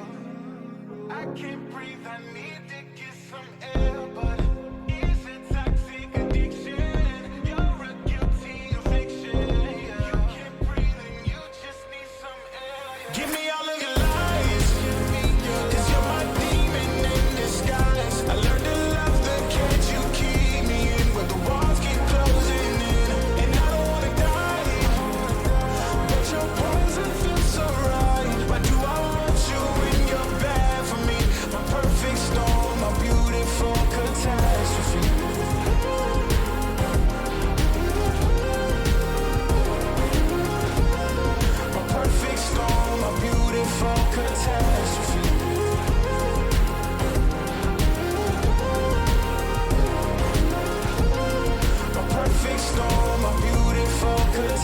catastrophe.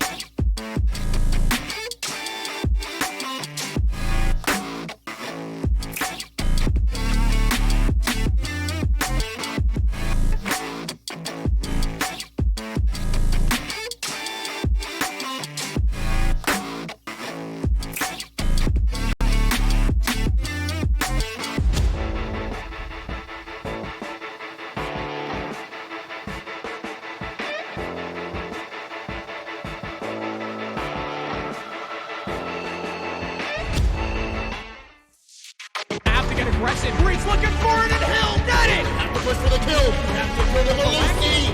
Transfers on 1-3! What a passion! It's high noon, there's the 1v2, and 5-1 half for certain.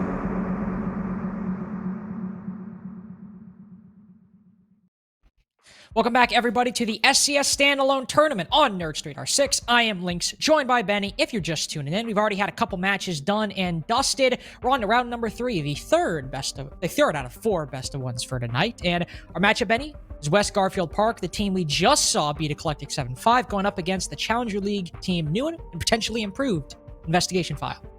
Hey, we're gonna see some old faces clash here. When some players haven't played against each other in a while, we'll see whether West Garfield Park has it in them to play against the new and improved, as you might say, maybe IF, because they've gone through quite a change. It's still a very solid team though, and West Garfield Park, they seem to have some issues to work out. Yeah, that is certainly true, and the kind of play style they were going for, which Eclectic were already dealing with, especially on the defense, getting aggressive, putting yourself in positions where it was a little bit easy to put members of West Garfield Park, specifically Rudy, in crossfires to take down. That's something that IF have been doing, and been doing it very well for quite a while now. One big thing we also talked about was after they got that initial clear, they could be a bit slow going into the building. Well, their new pickup of Newers might just be the silver bullet to finally put that criticism to death. Newers was on Mystic, if you don't recall, and they might not have had the best time in playoffs, but they were indomitable in the regular season, and Newers was actually on the roster when, in the first day of SCS Season 6, they 2-0'd Investigation File. So Newers has intimate experience, beating the team he's now on. Surely he can make them better. And we're going to Clubhouse once again for our third round here with, West Garfield Park. Starting on defense, they have that starting sign to give them a foot up, but yeah, it's just interesting because, again, it's a puck stack, so there's going to be those glaring issues because they probably haven't played a lot together, and that's going to be things they're going to have to watch out for, because IF are definitely going to be the ones to exploit that fully, and I'm interested to see, like Luke's talking about, if they've put down the issue they've had in the past where time goes out the window, and even despite that, the fact that they've lost a lot of time and they're executing in that red phase, in that red zone, as been coined by CDAPs and Cookies, they still be able to get it done. And, of course, while they're still able to get it done, here with the addition of Newers, they could get it done, a whole hell of a lot earlier on in the round, now that they have somebody who not only can get aggressive, but actively enjoys getting aggressive. But there is still a team that can throw a wrench into IF's plan. It is West Garfield. IF were at their best when they were able to push the defense back and put a bomb on the floor. West Garfield, as we saw, have no problem getting aggressive and putting obstacles in IF's way that if West Garfield are able to win their fights, IF cannot get to the win condition or their win condition as easily as they could with other teams. on their attack as well. If a lot of pressure is put onto them onto the site, or if a couple of their players on the site, whether they were there the entire time or rotated down, have been taken down, they can sometimes struggle to bring that man advantage back at times. It's not as big of a problem, but it's still something that can happen. If West Garfield are able to get that opening duel, get that opening pick, which they were able to do successfully against Eclectic a fair bit, could still be a problem here for IF, but it's at the same time, IF are just that CL caliber team.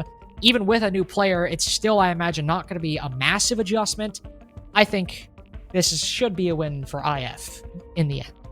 I will see though, because that's interesting. Because like we've seen IF play a lot of times, and they haven't had like the greatest time roaming. And that's kind of the interesting part from IF side, is that it's interesting to see if New Wars kind of brings that more of a roam style to IF, because a lot of times they want to play on site, like to play that bunker style defense where it has gone well, but in certain maps like we've seen in Bank, we've seen on other maps where roaming is kind of required at times, they've had a hard time doing that. So I wonder if they're gonna try and roam on Clubhouse here. Iconically that downstairs defense, but we'll see what they do here with New Wars, how it changes up their attacks to be started off though. Well, first ban from West Garfield will be a Maverick on Clubhouse. If we see a Thatcher follow it up, that pretty much sets the majority of the ban phase for what you'll see on Clubhouse. It might go a different way, but normally when I see that Maverick, Thatcher is the one that follows. But no, here we actually have the Hibana. So Thatcher up on Club. Okay, this kind of changes things a little bit for IF on the attack. Maybe not so much on the defensive bans. Could see, though, Bandit taken down because of the Thatcher presence. Or it could be the Kaito we go. Bandit. Yeah, Bandit there. And that kind of, because especially because we have a Thatcher, that makes it a lot easier to deal with Mirror. So Mirror's not really that big of a deal anymore. Just because you bring the Selmas, you bring the Thatcher to deal with any kind of mutes behind the Mirror, you can open them up. Okay. My band next. So we both have Mirror and Valkyrie available for this defense. So hey, this could be West Garfield setting a precedent with those Mirror and Valkyrie available. Not the game I expected, but this is actually a very interesting ban phase. Of course, we've already had a Wamai ban on Clubhouse today, but with Thatcher and Maverick taking down, the hard breaching for the attack is very heavily damaged, but they have that Thatcher, which is very important in response. I have to take out the Bandit. They don't have to worry about the Bandit tricks. They can still deal with the K charges. Wamai makes CCTV a lot easier to attack. I don't know, Benny. I'm really liking how this ban phase turned out. It takes a lot to change Club. Even with the bans that we have, it still feels like Club plays out very similarly at times. But with this, I'm really liking this. And with Valk and Mira both in play as well. It's just nice to see, some of those players who are banned more often and some of those operators who aren't banned as much. It's just nice to see things changed up. And if you had told me that West Garfield Park versus Investigation File would be the game where we saw some different things, probably would have slapped you. Probably would have not believed you. We are, and it's making me happy. Yeah, I would say it's always been, it's not going to change it too much, but it definitely changing those little things when it comes to these fights, having those cameras available, having Thatcher, though, is being brought as well, too, just to make it difficult. And, banning, how often do you see Bandit banned? Like, never. No. I don't think I've seen Bandit banned in, like, forever. Even with the Maverick Hibana bans we've seen in the past, usually they don't ban Bandit, but we saw previously, we saw some successful Bandit tricks, so it could be a good ban to see. That we'll see it works out. We're on that basement defense first. We're on Church and Arsenal here for West Garfield, and of course, with the lineup you see with the mute jammers, with the Vigil on board, they're gonna be roaming. They're gonna be trying to deny intel, make it difficult for the attack to make the execute on IF. And now this is gonna be the test here to whether or not we see a more expedited push from IF's attacks, though. This is the exact start to start us off to see if what they are now with New Wars on the team. They might not have the Thatcher anymore, but they certainly have tools to make a quick clear of that top floor. The drones are obviously not going to have the easiest time. Mute and Mozzie are not going to be easy to open things up. Oh, and nice thing that we can see there. Of course, there's a mute jammer on plat wall, but because of the mute changes and how the jammer now propagates the radius and its jamming capabilities, you can put an exothermic on the top part of that wall and basically open it entirely up. And the mute jammer no longer there, they could spot Matt Bonger, who is slowly creeping up inside a cache, peeks into server, and with the drone that spots him, you will get the drone and start pushing back, but a difficult spot. A C4 goes out, tries to stop Newer's entry, but he doesn't step foot inside a server. He holds outside, and a minute wasted right now of Matt Bonger in a tricky position. Psychosis 2 waiting for a push, waiting for someone to peek that angle into Jim. Drones come out once more. Nua should drone and see Matt Bongers, but they're slowly losing drones. It's kind of the big thing here for West Garfield. They can waste more drones. Nua's will push the advantage, knowing he's there. But Matt Bongers, Giddy, who may came from Con for that pinch, but because they're a bit unsynchronized, Giddy will go down to Matt Bonger, and he's going to stay in his position, waiting for the next push. Psychosis on that Jim Repel takes down in Rio 2. So first, great starts for West Garfield. Well, they can rotate back safely. Well, never mind. Matt Bonger tries to go for that, and he was still inside of cash. So even though IF might be reduced in what they can do and how much men they have on the board, in that position, they can still catch him off guard with the 2 players they had inside of CCTV. But Psychosis makes it back, though. And for a 4v3, a minute and a half or 2 minutes wasted, you got 2 kills as well. Losing the Mozzie isn't that bad. Even then, with Kitchen Hatch open, still have an impact grenade if you maybe want to try to, I guess, they go for the church wall, maybe you could still impact it, but probably not. There are still some summer charges. They could, of course, but kind of not really viable right now, especially with 40 seconds left in the 4v3. It'll be difficult to do, but with 2 summer charges, he could absolutely do it. Nura's in a tricky position right now. He's inside of blue, alone by himself. Forrest is just inside of kitchen, and they have active intel on the thermite. He can go in and just take Vivid down completely. Case dropped. He throws a C4 on main stairs, baits and reads arrow perfectly, anticipating somebody rushing back up to get the diffuser. Newer, as I mentioned, he was in isolated position inside of blue. He's even more isolated as the only one left. A beautifully played round by West Garfield, and the roam on the site everywhere they had presence. You guys see the replay? How did Forrest get in the kitchen? Was he there the whole entire time? I think he was just... So they had the hatch open. I think he was just playing in there the whole time. And they just didn't drone him? And they just didn't drone him. What? All right, well, either way, West Garfield had a great roam. Getting 2 picks. Sure, Newers gets the refrag on the map Bonger, but still, getting 2 picks, wasting time and utility. And then, yeah, Forrest is just inside of kitchen. He gets a kill and gets a C4 knowing there are main stairs because they have intel on the players inside a bar and inside of main stairs. That was just like, again, that's how powerful the Valkyrie is. But at the same point, it's also, if you just don't drone kitchen, that's also an issue too. Yeah, that's kind of... I feel like that's the more pressing issue in my mind for that mid to late round is that nobody ever droned kitchen, especially once they got Moto open. So yeah, like because you were talking about, you know, if kitchen was open, they could impact trick it, and I'm like, isn't kitchen already open? What is going? Why is it already open? Well, that's what I'm saying. I saw kitchen was open, and then like, I'm just so not used to it. Maybe my eyes saw Forrest, and they were like, oh, he's downstairs. They're just assuming, and he wasn't. Either way, I guess. I was so confused by that. Good from Forrest on not getting droned? Question mark? Want to go that way? Next side up will be CCTV and Cash. We'll have Newers go to the IQ to try and spot some of those Vault cams, which don't know how much of a prom they were last time, but they could be prom here, as Forrest hasn't thrown any of them just yet. His first one will be the one placed outside, but Newers can very easily spot them, and that one isn't even that well hidden, so could just take it down pretty easily even then.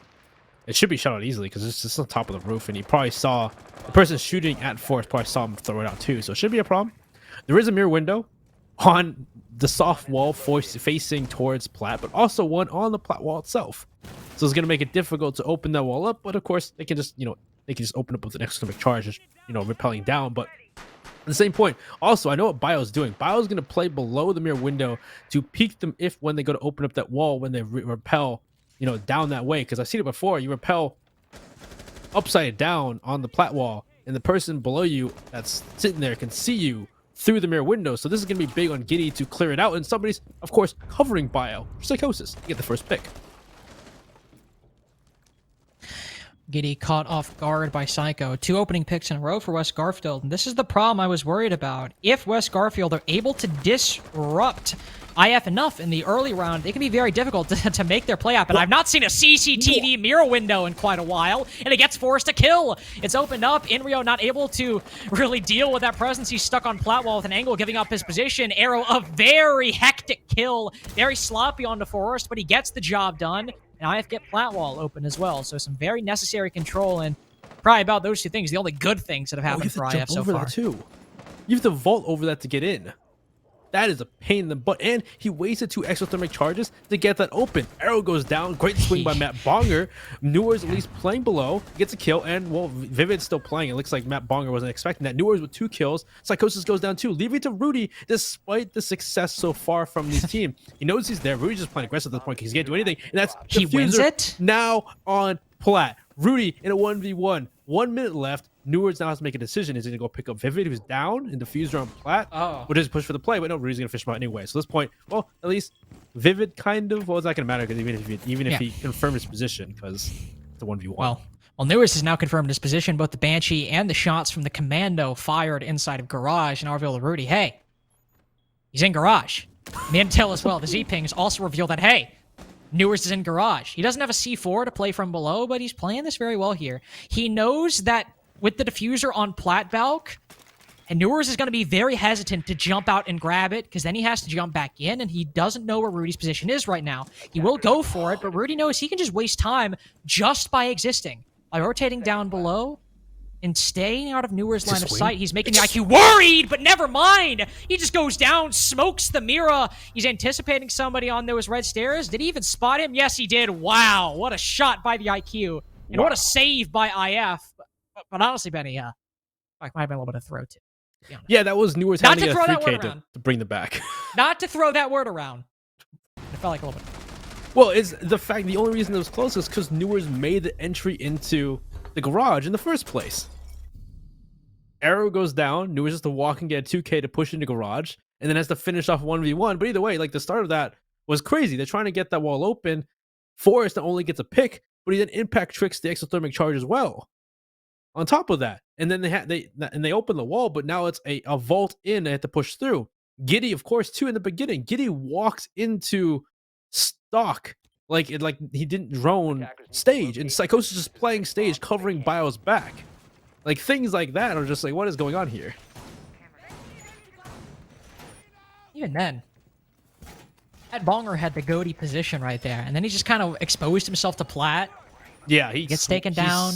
He swung the bottom garage walls despite knowing Vivid was on flat. Or maybe he didn't know. Hey, yeah, maybe he did not know. I'm not sure. But and hell, maybe it wasn't a throw. Maybe it was just some of the most abysmal timing and lucky positioning for IF in the world. Sometimes it's hard to exactly read whether a situation is a negative or a positive in times like that, especially when we don't see everything perfectly. It still felt like a bit like West Garfield, obviously in the 4v2 had a winning position that they kind of threw away by getting a little over-aggressive or not remembering that certain angles were held. So, going back to CCTV and Cash, they could still hold this, I would say fairly similar. There's why is Bio on Smoke, the one on Secret Stairs? He played it last time. That's where he played last time? Yeah, he played below inside a swamp. Did I just miss that? Yes, I told you. I was talking about him opening up the floor from below. Oh. All right. Well, he just tosses the impact grenade in the air too. Oh my god! Thank God we got that kill. If Vivid didn't kill him, I would have been. I'm not gonna lie to you. Again, kind of like with Forrest sitting in kitchen, you said that Bio on Smoke was playing down below, and I think my head just deleted the information because it's just something. It is pretty crazy to think that, really. It's just, especially because he's playing Secret right now. He's alone. Yeah. I mean, they're not droning him out, obviously, so, I mean, he could theoretically play from below, and as you said, he made those holes last time. It could work. I mean, hell, they got a 4v2. They can hold that plat wall angle. Yep. But still, it's one of those things that's like, he's so isolated right now. If the attack drones him out, he is a dead man with no one in lounge. It is true. Now that he lost, now that Forrest is dead, I believe maybe Psychosis is playing stage once again. Yeah, I see Psychosis playing stage. So he has backup in a sense, like he did last time. But this time, IF have no problem opening the wall up, despite the mirror window being there. And there's no vault this time. It's just a full, push right in. And this, if they can deal either with that construction, though, it looks like it may be Psychosis going for a flank right now through the side, but he's down. Rudy gets taken out. Psychosis on the flank gets taken out too by Giddy. So 2 members are killed immediately. Now it's up to Bio and Matt Bonger to try and bring it back, despite them walking into Cash. There you go. He's already in. He has control of red. Bio can't go back up red. Matt Bonger has arrow at his door. He can't push through. Bio's trying to play from below to deny the plant, but oh my god, he was so Vivid close. has it down. He doesn't know he's there, and now Newer's just going to wait for him and kill him. Wow. Bio didn't even stand a chance there. Matt Bonger will finally come down from Mount Olympus, but he's stabbed by the commoners down below, just waiting for him to move in. I mean, that's a good round by IF, but again, that's the problem with Bio playing down below. Is if the site players are taken down, they don't exactly have a lot of utility to hold it off. Matt Bonger is inside of Garage, Psychosis is on stage, and Bio is in Secret. That means there's only one player on the site. If he dies, there's nobody that can really do anything. Bio, yes. Yes. Bio, well, there is Rudy. And Bio can make holes down below. That is true. He can make holes with that shotgun, but it's reliant on the intel on the site, and exactly what happened. If the intel isn't there, he can't really do much, can he? It's not like a C4 that has a blast radius. He's firing shots, and he's got to dedicate a couple to see if they're there. Either way, I have some issues with that setup, but it's still a 1-2, and West Garfield had done a good job of getting the opening pick and making IF feel a bit uncomfortable going in with their plan. As I said earlier, if you want to see more of West Garfield and IF, you can sign up for the Stage 2 qualifiers on January 7th to the 9th and January 14th to the 16th. Type !play in chat to get more info on those qualifiers to see more of these teams play. And hell, if you just want to watch, you don't need to sign up, but you can watch on those 2 sets of 3 days, 2 times 3. That's 6 days total for Stage 2 qualifiers to watch more of these teams play and more of SCS Season 6. That's Lynx doing math. That was actually crazy right there. Can you believe I just did that? Second grade me was busting the timetables open. You would not believe what I could do. Specifically 5 times 5. Oh my god. Hey, we're once again on that bottom floor. We're gonna see if, last time IF had a problem with this clear. Despite that, it was still, they tried to convert it into a play, but it was the big part of converting it to a play was, Forrest sitting inside of kitchen last time. But let's see if once again, West Garfield get that 2-piece on this roam, as we're gonna see, last time it was not really a synchronized play trying to deal with Matt Bonger inside of Cash, but so far nobody's pushed in. It's actually Forrest this time, playing by Rafters, playing by Cash rather than Matt Bonger. It looks like they're gonna be playing downstairs or dropping down. There's been a minute so far, but it looks like they're expecting to leave early, despite, because most of these hatches are closed this time. But another time, maneuvers will start us off and deal with the first roamer in Forest. Ooh, but there's still another roamer. Matt Bonger in the win right now gets Newers, who's been so instrumental in both of these round wins for IF so far. So taking him down is a must for IF right now. They do still get the opening pick for the first time in this match, so that is good for IF's overall trend. Now they actually have this advantage going forward in the round, and they've lost Newers, but honestly, the IQ, sure, you can't spot those without camps, but you can still get a lot of your plan underway. But the intel that's still there, maybe you wish you had that IQ, but if Psychosis, he's wishing his C4 placement was a little more on point, only does a little bit of damage to Arrow, and they're not too worried right now once it's gone. Yeah, well, it looks like that's a cheeky aggression here from the side of West Garfield, but you can see, because they reinforced that kitchen hatch, they reinforced the moto hatch, they're not going to be playing it for their lives, besides, Forrest. Forrest already dead. So those are the players now from West Garfield. They're going to push back. They've gotten a 4-4 here. They've got an even playing field going into the execute. With only a minute left, now we're going to see the members on IF expedite their push, open up these hatches, make their way down, and can they still make it happen despite losing the Fragger and Newers, who's been, as Link said, instrumental in these last few rounds. Open up the moto hatch, and we'll see what their push is going to be and where they're going to push so far, as I'm assuming it's going to be Blue and Church. 40 seconds left as they have those hatches open. They have this floor opened up, but again, not a lot of time remaining for IF to push down to this bottom floor. With 2 toxic canisters and a C4 as well, they're staking a lot on bypassing and navigating around the utility, and most importantly, getting these frags as they push on down. Now, Inox will reveal the intel of one player, but as Giddy's solo pushing dirt, Psychosis catches him off guard, and he's not aware of the Valkyrie moving into that position.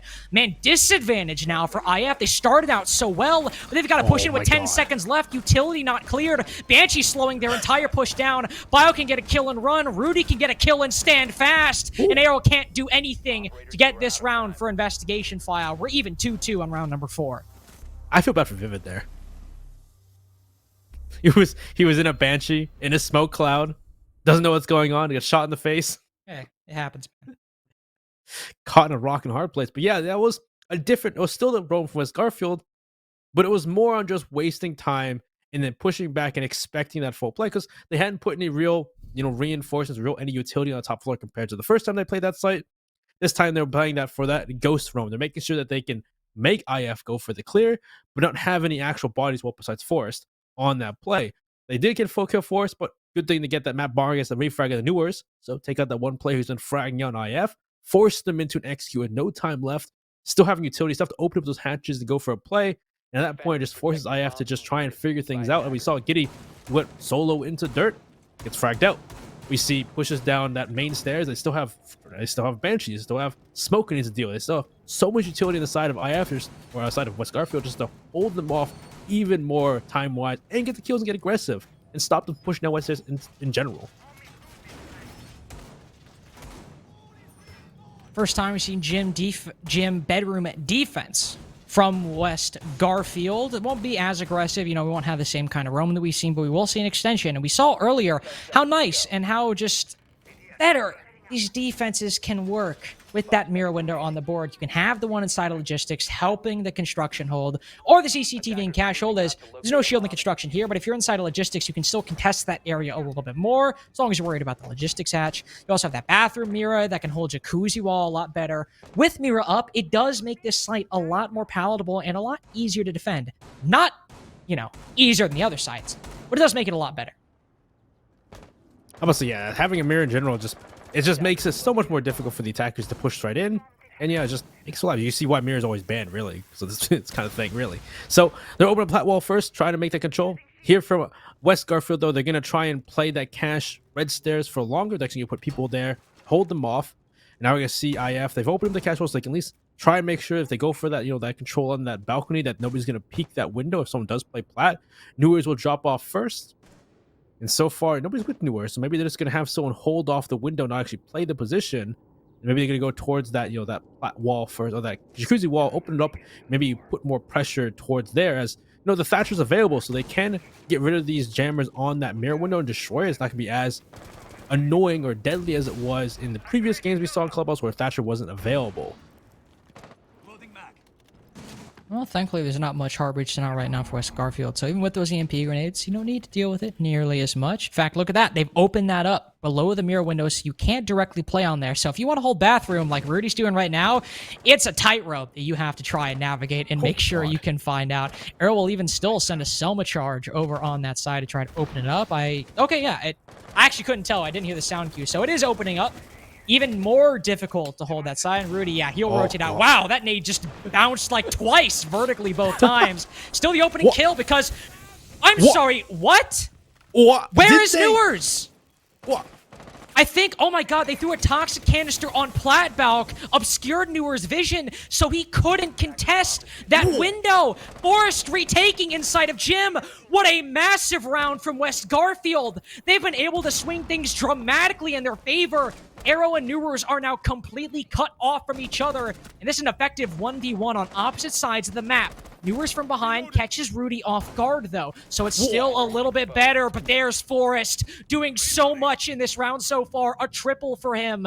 Newers the only one left. He's on highway. The position that the teammates he was supposed to cover just fell 30 seconds to a minute ago, and it's in this spot. He has to win this round to try and guarantee his team an even half. Still not out of the question for that to happen. He'll look down, shoot the frost mat, but he's not watching as his doom approaches from bedroom. 3-2 for West Garfield Park. And I have to say, Benny, that play was fantastic. That was crazy. I thought it was looking great for IF because the big issue always is that bathroom play, having the person in the bathroom, but they open up bathroom, they push back those players like Rudy, who was playing inside a bathroom. He's playing in a really difficult spot. You saw the grenade pop by his head. He's playing behind his shield, playing behind the bed, trying to stay alive. And I thought, oh God, it's looking good for IF here. They have that control. They're pushing these players back. But like you said, they were able to pass by Newers, whether it be by smoke grenade or how it happened. I didn't see it per se, but like you said, they put a smoke canister on Platbalk, and I think it forced Newers to rappel down so he couldn't watch it or else he'd take damage. But he shouldn't have been repelling in the first place?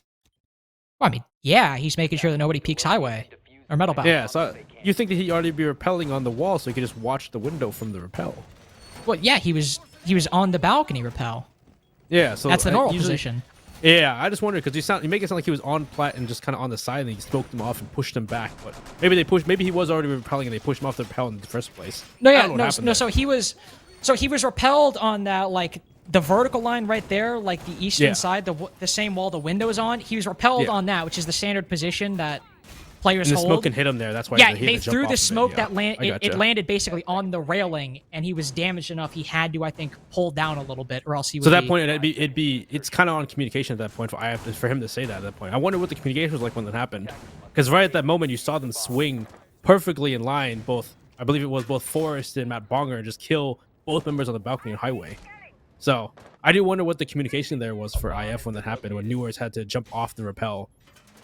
That must have been like just the screen probably. Because that was it right there. They had control. They were pressuring the members from the balcony from highway, and that was looking good for IF. But once Newers has to get off the rappel and they can just full force start spraying at the members on the balcony on the highway, it's done at that point. At that point, you have to push through from Jacuzzi. Newers has to try and make a play from that cash side by himself on a split push, and you saw how it went downhill from there. But hey, we're on CC this time. So we'll see how they do it this time. They're opening up. Rudy's trying to. Oh, what is that gonna get it? No, it's Nah, they. Yeah. Wait, did it? Wait, did he? It got it. He didn't. Got it. He didn't pick up his exothermic, unfortunately. And okay, wait. What? He got both with an electroclaw against the exothermic charge of. What? I'm actually speechless right now. We usually say that you can't do that because of how fast the exothermic charge goes. What? But apparently Rudy is just that much better. Like he apparently knows the exact timing to throw electric claw, even with a Thatcher on board. And IF have just lost both of their exothermic charges. They only have one Selma available. Where do you go from here?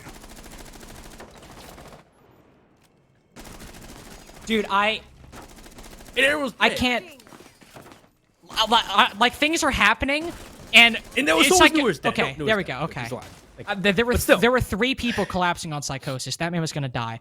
But the one kill he got, Benny, was the only other hard breach for IF. He only had one Selma charge left though. Dude, what just happened? So I guess maybe the other Selma charges went towards garage, but the fact that Rudy denied 2 exothermic charges as Kaid and still has his electro claws, and then down goes Inrio. Great shot from Forrest. What? How do you even? I mean, if IF win this round, I'll be honest, I'll be amazed. That's not how you win it, Rudy. He will just swing the CC window and give a kill to Newers. So, despite the fact you eliminated all of IF's hard breaching on a CCTV attack with nothing really substantially opened, if you lose this, I'm going to be amazed. There will be some words exchanged because all they can do right now, they can't open the con single panel. They can't push in. Newers gets his 3rd kill of the round. Giddy as well. Bio is now the...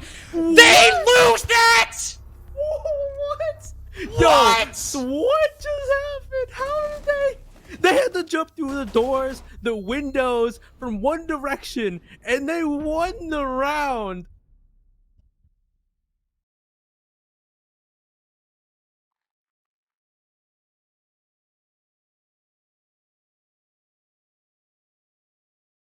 Dude, there's actually no way. Like, there's actually no way. You took the siege out of siege, and you still won the round. What?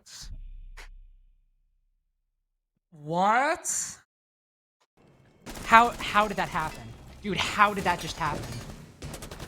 West Garfield literally burned all of IF's hard breaching.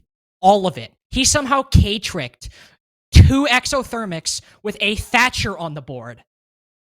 And then Psychosis killed the other hard breacher. Many bombs as they can. And they still And even lost. after they killed Psychosis, Inrio trades it back. So there's still... And yeah, Inrio trades it back. Someone else traded it back. Someone killed Inrio. I believe, I forget who it was. It was Forrest. Forrest trades it back. So they're still in the man count advantage. But then they're just all playing in like these weird spots. Like Rudy's just in front of the window, running around. You even saw like the Valkyrie run around too. Like once Inrio was down, I feel like that was the time where you just pull back and wait. But then, West Garfield, they're a pug stack, so they're not gonna do that, I guess. Dude, I'm sorry. I actually don't know what just happened. Like, I really we can don't. praise Rudy, and then we can say, Rudy, what the hell were you doing? Okay. 3-3 half. It's basement now. IF on the defense. Should have been a 4-2. Dude, like... I'm just assuming, hey, you guys are having fun. I'm just gonna throw it to that. You know, West Garfield's having fun. We just wanted to swing. Oh my god. They wanted to turn into Call of Duty. Oh my lord. Okay. All right, basement. Next up. It's a basement defense. There's no Cade for IF right now because, well, I would say there's a Thatcher up, so those hatches aren't getting open. But clearly that's not a guarantee.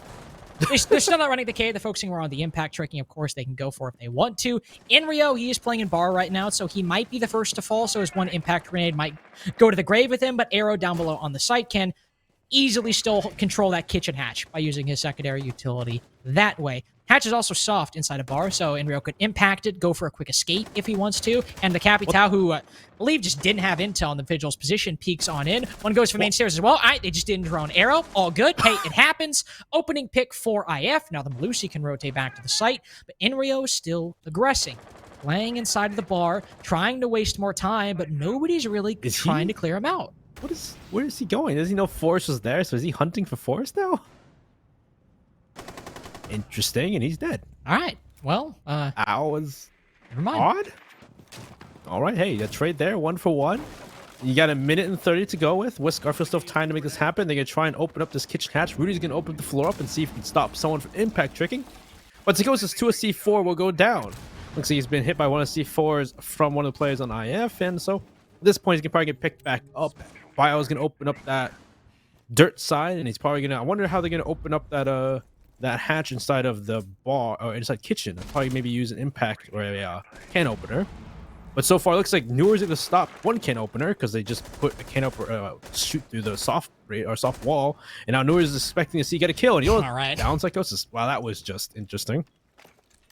He just peeks the vertical, takes him down, and there we go. That's the beauty of the impact trick is you don't need to worry about the hard breaching. You can just impact trick down below, take down those can openers, and now there is again, Benny, 2 rounds in a row, no hard breaching for West Garfield.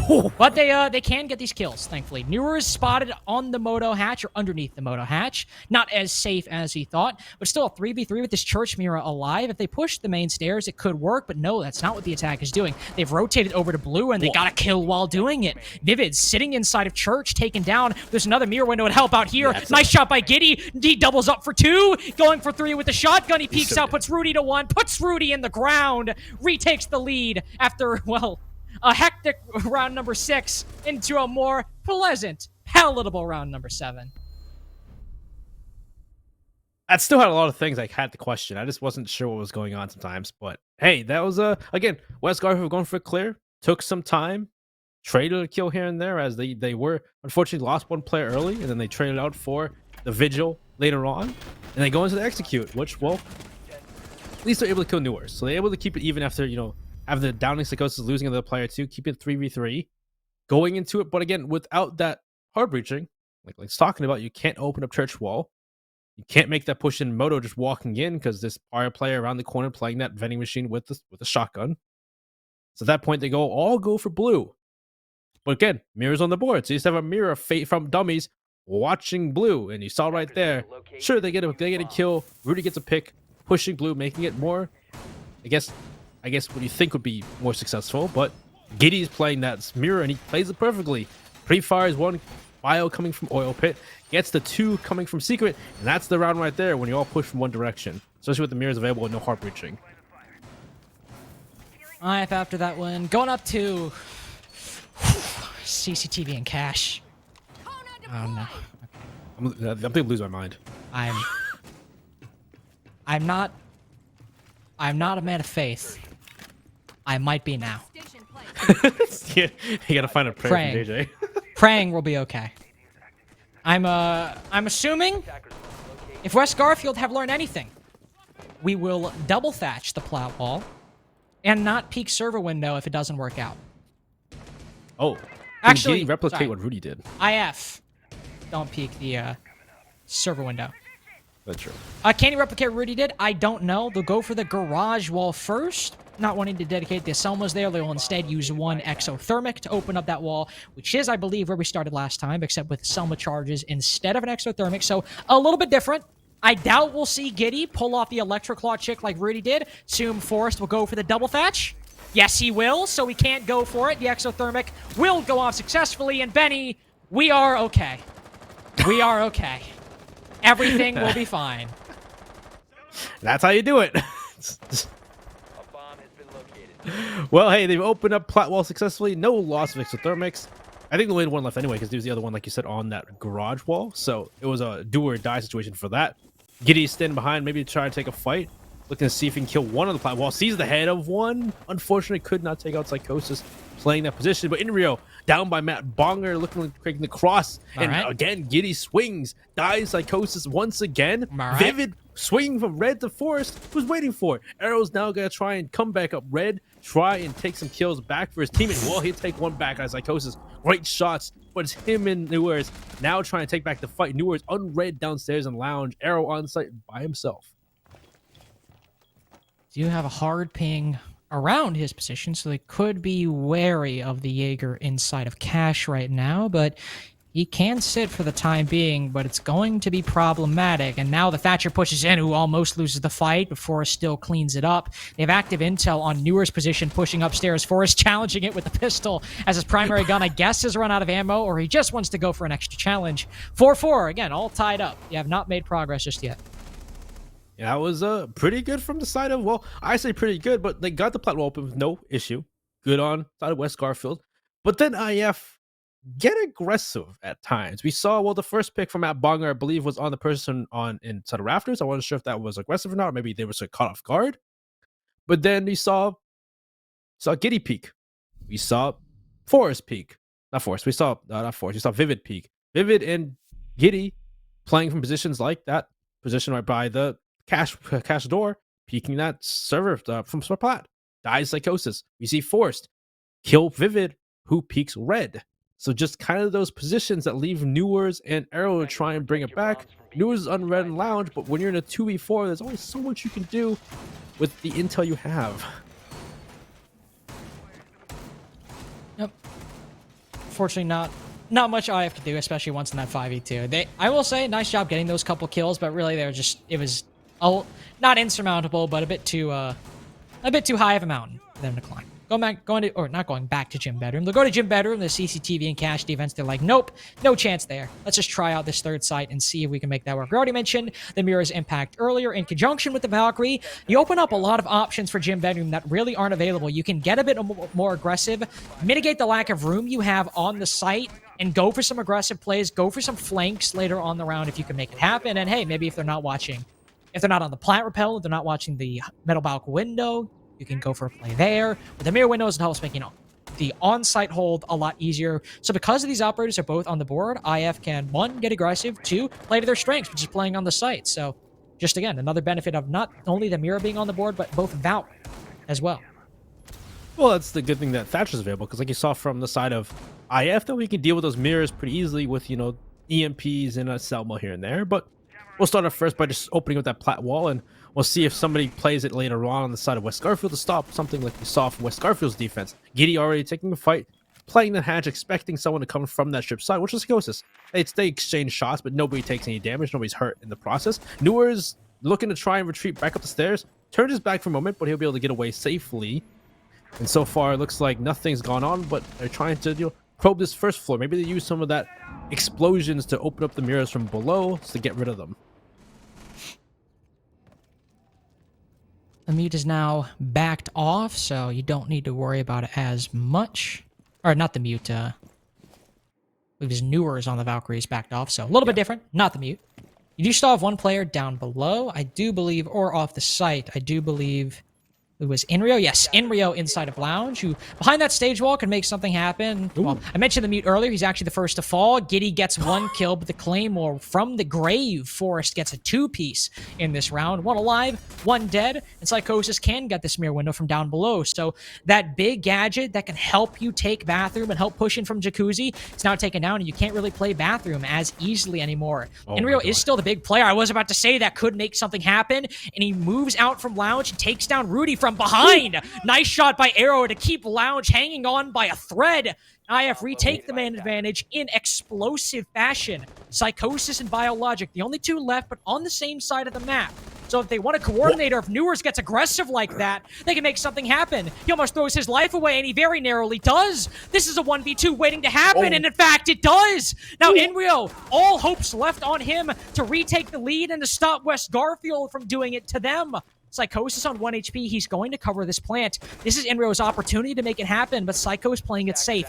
On 1 HP, he hides behind the bed. Bio's the next to fall. All he has to do is land 1 shot into the Zofia. Psychosis starting to retreat further back, knowing he's on low HP, playing this a bit more passively. He still takes the fight. The ball's on this man to just take the fight, win the 1v1 on 1 HP at that, and give his team the lead. Wow, what a play there. Close for Inrio, but not close enough, unfortunately. But still, that was just a flurry of trades back and forth in the beginning there. You know, being able to trade back and forth, Giddy trying to get killed in the forest, but getting hit by the Claymore after jumping out. And then you saw kills there. It was kind of the unfortunate start was the Inrio gets that flank off. He starts taking the flank off, taking fights, start making, West Garfield aware of his position, painfully whether they can either push forward or take the fight on him. I start pushing forward, Arrow stops at Logi drop, make sure you can keep control of Logi, but then Newers, unfortunately, playing by that position, he gets aggressive, tries to get Bio to stop one section of that attack from the side of IF, or not IF, West Garfield, but then he unfortunately can't finish that fight, he has to back off. But because that allows for that push, maybe because Arrow's pushing by himself on Logi, that push up main stairs, Inrio's downstairs still, so the Arrow goes down. At that point they push through from that main stairs into the bedroom, take down him as well. Newers inside of Jim, and leaves Inrio in that 1v2 after they get the plant down, trying to bring it back. Let's kill good Bio, but in a 1v1, and Psychosis is low. Psychosis just got to play the time, and even with the time, he still, like Lang said, has the balls to turn around, take that fight, and win it. 10 seconds remaining. Benny, you know what else you could theoretically win? Oh, what? 5 seconds left. You could win a spot in SCS Stage 2 by participating in one of our qualifiers from January 7th to the 9th or January 14th to the 16th if you want an opportunity to play in Stage 2. It's not technically winning in the same sense as the standalone tournament, but you do win, I guess, a spot in SCS Season 6 Stage number 2 if you participate and place, I believe it's top 4? It's how it was last time. Yeah. I do believe. But either way, Yeah. if you get first, you're guaranteed to make it in. With that voice you were saying, I thought you were going to say you can win a new car. Note, there was not a car offered as a prize for SCS Season 6 Stage 2.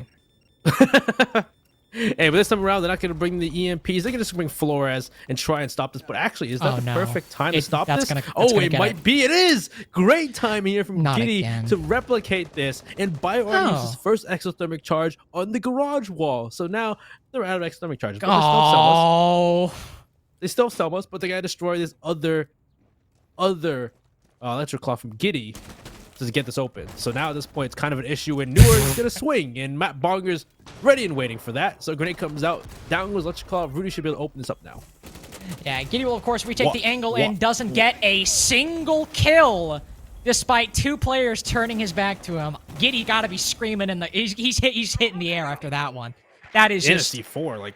Yeah, and a C4. He put Matt Bonger to 1 HP. I mean, that man deserved a kill right there, and he just did not get one. Unfortunate for the Cade. Plow wall opened up still, minute 30 wasted, and the other exothermic used open garage wall, so could have been pretty massive, honestly, especially with West Garfield using the Flores instead of Thatcher, but not much beyond that. Now they have to take garage. And Rio's in a position. He's got a C4 right in hand to throw at somebody walking up or walking to the garage, maybe walking up those rafter stairs. He's getting pressure shot from that side, but he's actually going to swing and lose the fight Psychosis. despite swinging that, confidently, Vivid's gonna be the next one up, but he's also gonna die again. And also swinging the plat wall. It's literally just the same thing from last See, deja vu. well, all right, there we go. So here's the thing, right? I can understand swinging plat wall in the 5v3. Playing sight in a 5v3, odds are, is not gonna win you the round. Peeking plat wall in a 5v4 is a little bit of a different story, because you only lost one body. You still have plenty going for you. So Giddy just peeks the plat wall. I get he's in a tricky position. He was playing inside of CC earlier. Not a lot of options for him to rotate out, but still, one of those spots where you kind of just throwing your life away and you need to win your But if you're one. gonna do that, do it in a pair then, so someone can refrag. They did it 1 by 1. I don't know, man. What do you want me to do? I'm not playing. Like we saw Giddy do it, across the rack. Like sure, he's in a position. He's trying to help out Inrio on Rafters, but then you saw someone go behind him in the same spot and swing it, and then Vivid swings unsynchronized from red, and he just flicks the kills him too. What? No.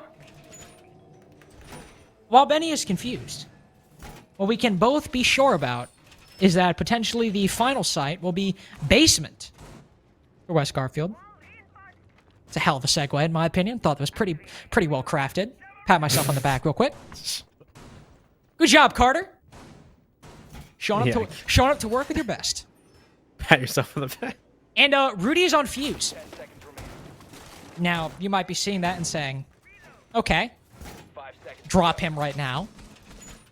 But, to be fair, he might not have utility on many sites, but basement, there's a valid reason. He's got those 2 hard breach charges, so he can contribute to the hard breaching effort alongside Biologic on the Thermite. As, well, on basement, your main priority is those hatches, and you can only open up 1 hatch with Ace, the only other hard breacher on the board, so perfectly understandable. Moreover, you can fuse on the kitchen floor to drive off some of those people who are impact tricking. And what do you know? That's exactly what IF was doing to deny the kitchen hatch last round. So here, because of that secondary utility and because of the strategy IF were going for, not a bad pick by Rudy.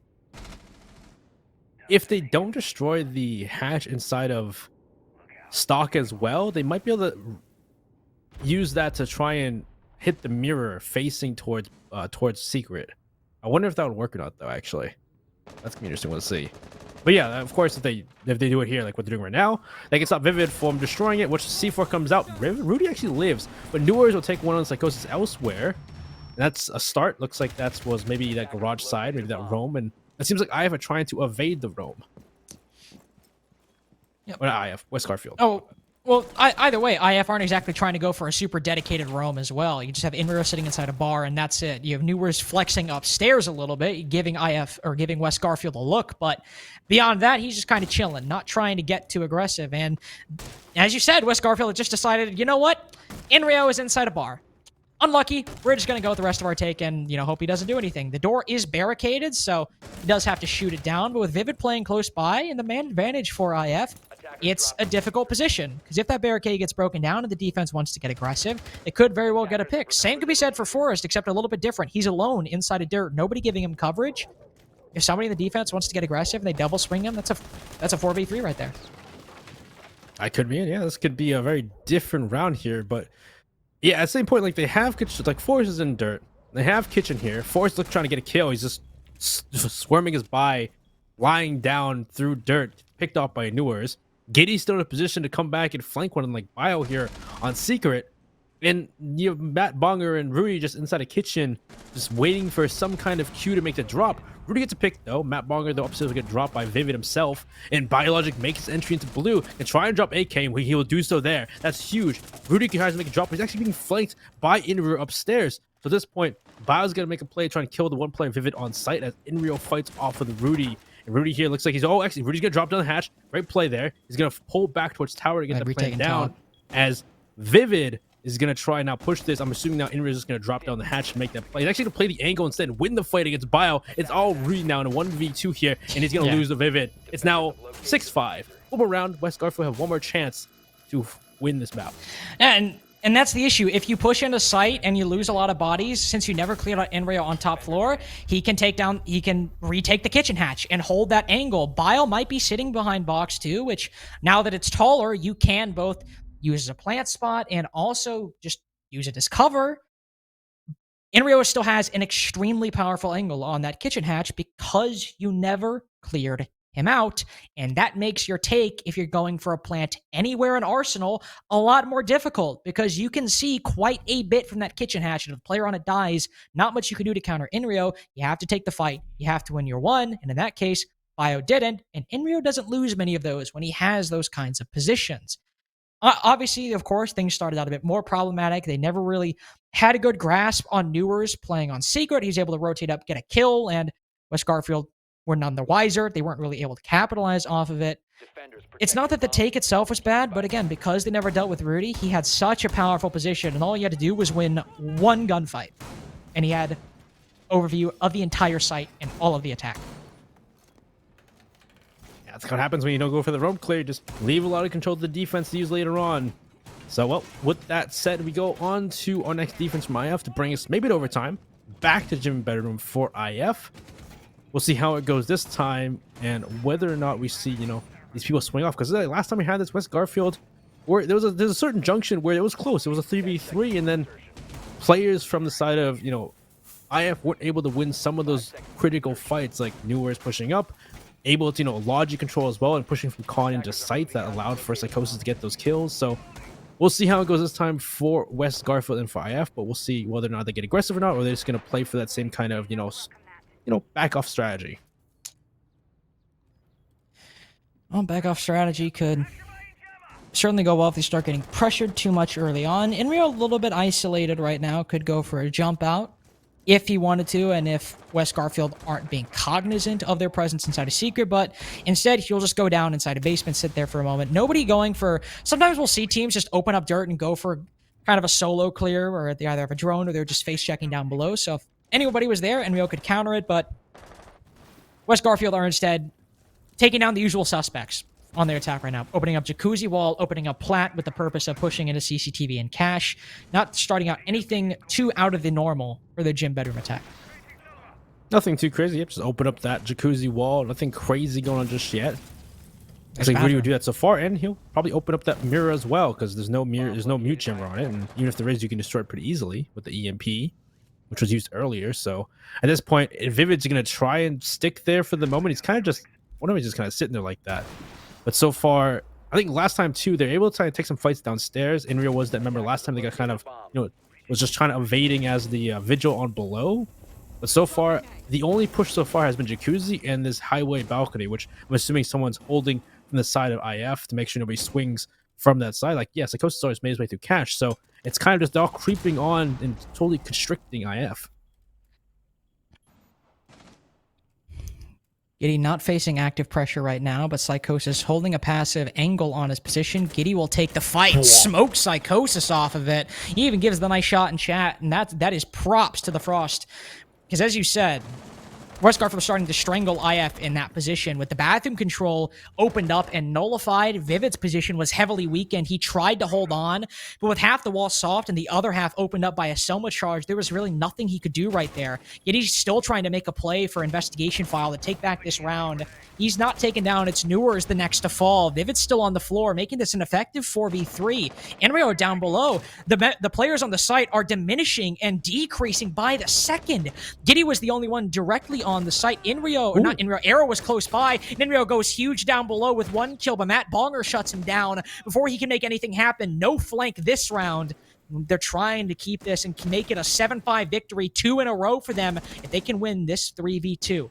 Arrow's never been cleared inside of logistics, so him and Giddy have a nice angle.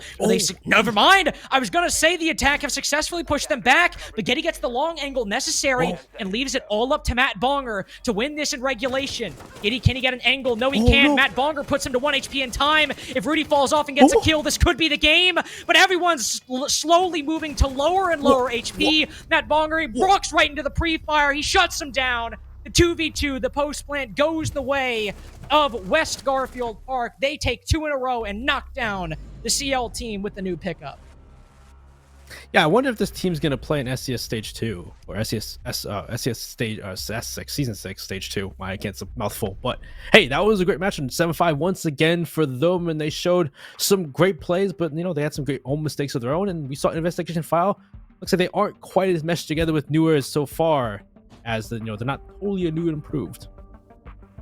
Yeah, there was. I mean, obviously, it's maybe. I don't know how seriously IF are taking this. Like, hey, new pickup, we'll see what happens. I don't know how long they've been trying out Newers. They might not have had exactly the most scrims with them. Whatever. Still a good showing by West Garfield Park. And for IF, it still was a close one. It was a bit sloppy from both teams. It's kind of a close game where, especially in the middle part of it, it was like, okay, who can make less mistakes? But still close it out with a very nice post plant. Very nice 2v2. And they'll move on to play, I believe, it might not be. I'm assuming Mirage beat Achieve Esports. They did. Okay. Just wanted to check. West Garfield Park will go on to play Mirage, and that game, I believe, will be on Super Stream once it starts. So if you're interested in that, you can, of course, go over there. The game on this stream that we can see is see some replays going on right now. What can you expect? What more massive plays and flat wall being denied can you expect on NerdStreet R6? Well, I believe we have Boba, who... What? What? Oh my god. Poise's team beats Surf. Are you... Wait, what? Where is that? I need to see that right now. They did... They beat Surf... What? That was unanticipated. That's 100% anticipated. I thought that Boba would win that fight. You said Boba, and I was like, wait, Boba won? Yeah, I said Boba... that was my exact face as I fully realized what happened. So, obviously, we did not just see it, but that's pretty big. The SCS Stage 1 champions have been knocked down to the lower bracket by Boba, which is Poison's team. I believe it's like Poison, Fettuccine, Rice, Afer. Barring, and... Oh, Afer as well? Okay. Oh, there you go. I forgot the fifth player. You remembered it. This is why we make a great team. We'll be casting that game, of course, once the Wichita Wolves go for a game. Whoever wins that, they will fight Boba. We'll get there. But we're not throwing to a break just yet. We still have some things to talk about. Of course, Benny, what are the streams? I mentioned Super. I think there's like 2 others that we have streams going on in. Collegiate R6, some guys, some college people want to show a game, and we got some guy in CDAPs, like Connor. He's like some astrology crystal boy or something like that. Oh, I don't really know what he's known for. He manifests some kind of energy, not to get him girls, but just make teams win. I mean, listen, as someone who loves esports, respect the hustle. Appreciate it.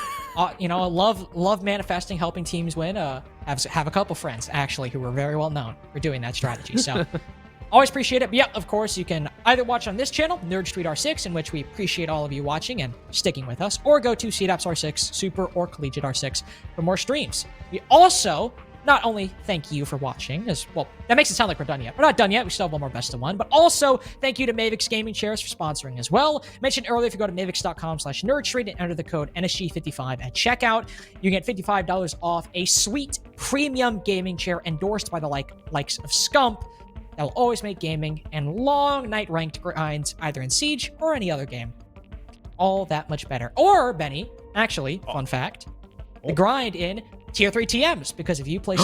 we haven't mentioned this, but if you place top 8 in this tournament, you are qualified for Tier 3 10-mans, which has been growing in popularity recently. They just had their tournament as well, so another thing Their you can play stocks for. Their stock's been growing. Oh yeah, it's like GameStop right now. It's like to the moon. To the moon. To the moon with Tier 3 10-mans. And of course, also, just a plug before we go, Stage 2 qualifiers, mentioned it a couple times in the match. January 7th to the 9th, January 14th to the 16th. 2 chances to make it into SCS Season 6 stage number dose. $10, I believe, per team. Or not per team. No, not per team. $10 per player. Leave about $50 per team to make it into SCS Stage 2. But again, we're waiting for one of the matchups to finish, so we're going to throw it to a quick break to let that finish out and let everyone regain their sanity for a bit, take a little bit of relax, take a bathroom break. None of that made sense. It's fine. We'll be back soon with Roundup. Have to get aggressive. Breach looking for it, and Hill got it. Have to push for the kill. Have to kill the Maluski. Transfers on 1-3. What a passion! It's high noon. There's the 1v2 and 5-1-half for Surf.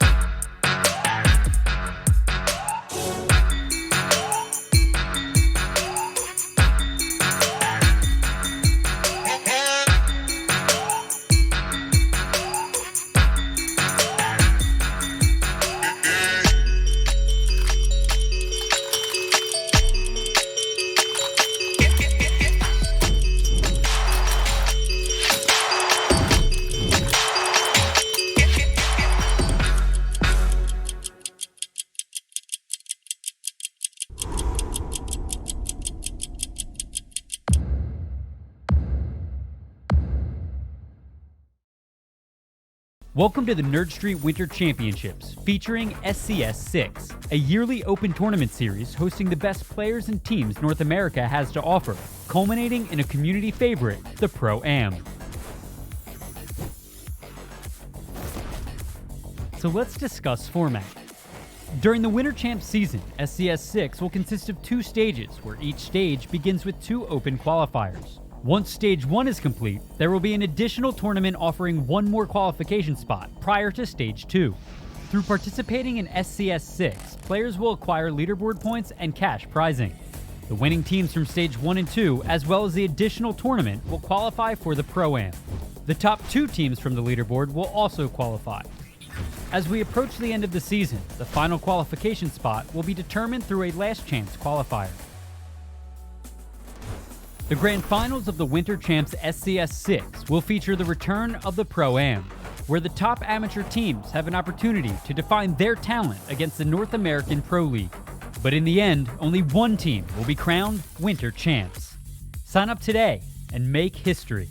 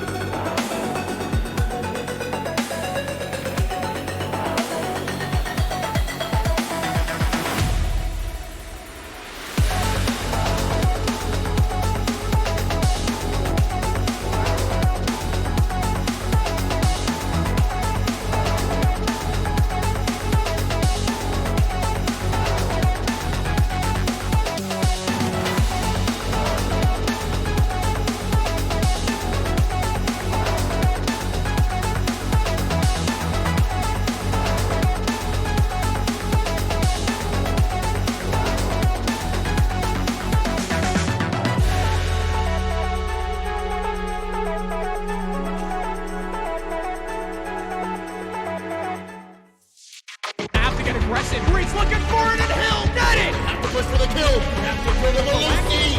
Transfers on 1-3. What a passion! It's high noon. There's the 1v2, and 5-1 for certain.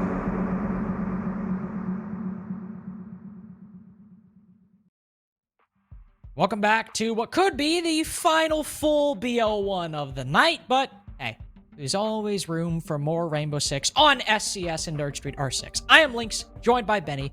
We have our final game. When we ended, it was close. We weren't sure. Were we going to have to wait a little bit longer? Were we going to? Wichita Wolves blessed us, and they finished up their game pretty much right as we got off the air. They'll be fighting Boba. Again, what could be the final game on this channel. Full game, I mean. Yeah.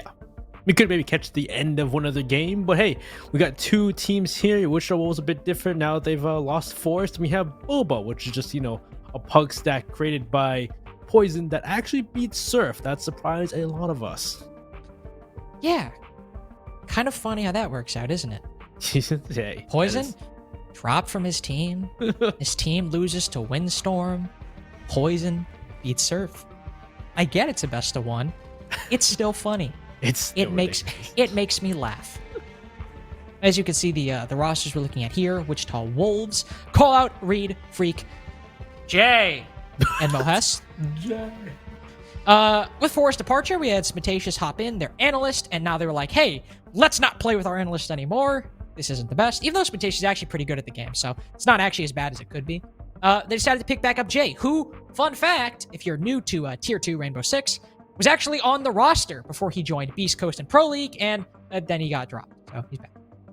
Hey, but where we going to? Where we getting a new map? No, we're not. I'm sad. We're going back to Cafe. It's Clubhouse Cafe. 4-hour day here at SCS. Yes! I'm sad. Yes! I'm so happy right now. I mean, it's Cafe. It's not bad. It's not bad. Yeah, You know what's actually good? What?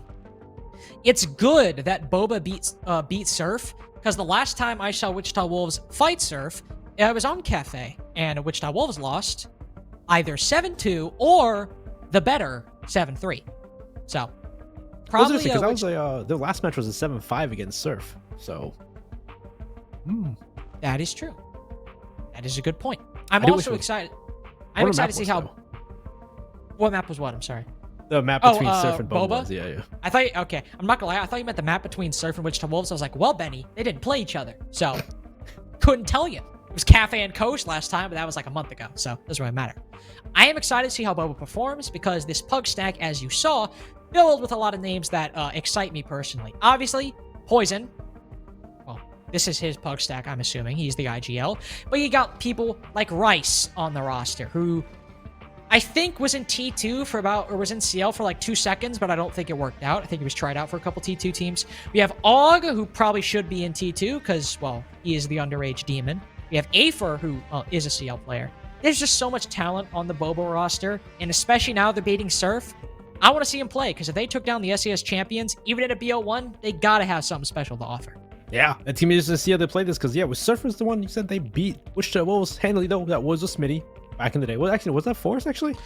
That was actually with Forest. Yeah, that was with Forest. So they, they handily beat with Forest. So it's be interesting to see how this team does it. And, see how Poison's new team plays.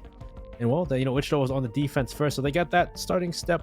Well, you say starting step, but even before, some of the other teams kill each other on defense, or on attack. They just 4 rounds on attack, for God's sake. So maybe Cafe's attack side for all I know. I will say one thing I am interested to see. This is, I believe, the first event where Wichita Wolves are debuting this new roster. Or, well, I say new, but Jay's back on the roster. So it's like, it is new, but it's still with an old player returning. Either way, the one thing I was excited about, in fact, I literally dedicated a critical point segment to that first game during Surf, was that Forrest could be on entry. Well, now Forrest isn't here, and this roster before, Jay would play Hard Breach. Call Out kind of flex back and forth, but he wasn't usually the entry. He's not typically an entry player. Reed was on Hard Breach when Forrest was on the roster. Yeah, freaking Mohes, but even then, Mohes is a flank watch, and that is his claim to fame. That is what he's so good at. I am a little bit worried here on how the aggression and the entry game is going to look for Wichita Wolves, because we lost Forrest, or they lost Forrest, who, as you saw in the game we just saw in 2 games, really good player, really aggressive, very good entry. Now the only person who really fits that role truly is Freak. And as we've seen with IF, one entry, one aggressive player is not enough to make a team that always wins their rounds. Yep, I would say it's interesting to see what the roles are going to be, because like Call Out, Reed, and like Jay can play very similar roles. So it's like I don't know who's going to play what here for them.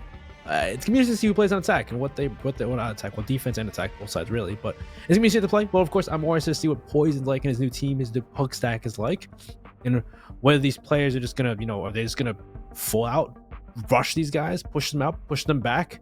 Because really, it doesn't seem like a very aggressive team. It seems like this Wichita Wolves roster seems very, disciplined, very methodical, which could be a bad thing.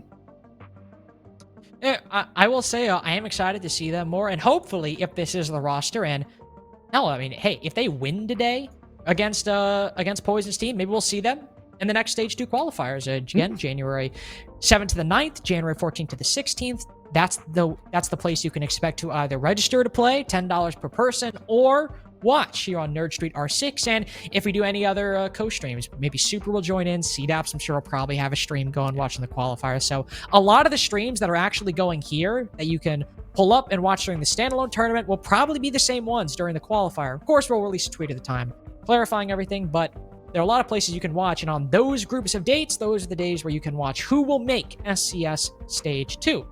We might see the Wolves there, and if they win today, hell of a storyline going forward if this new roster is scary. Yeah, I mean, it's to see, we've got a lot of other contenders out in this going to tomorrow's games, which will be best of 3s going forward.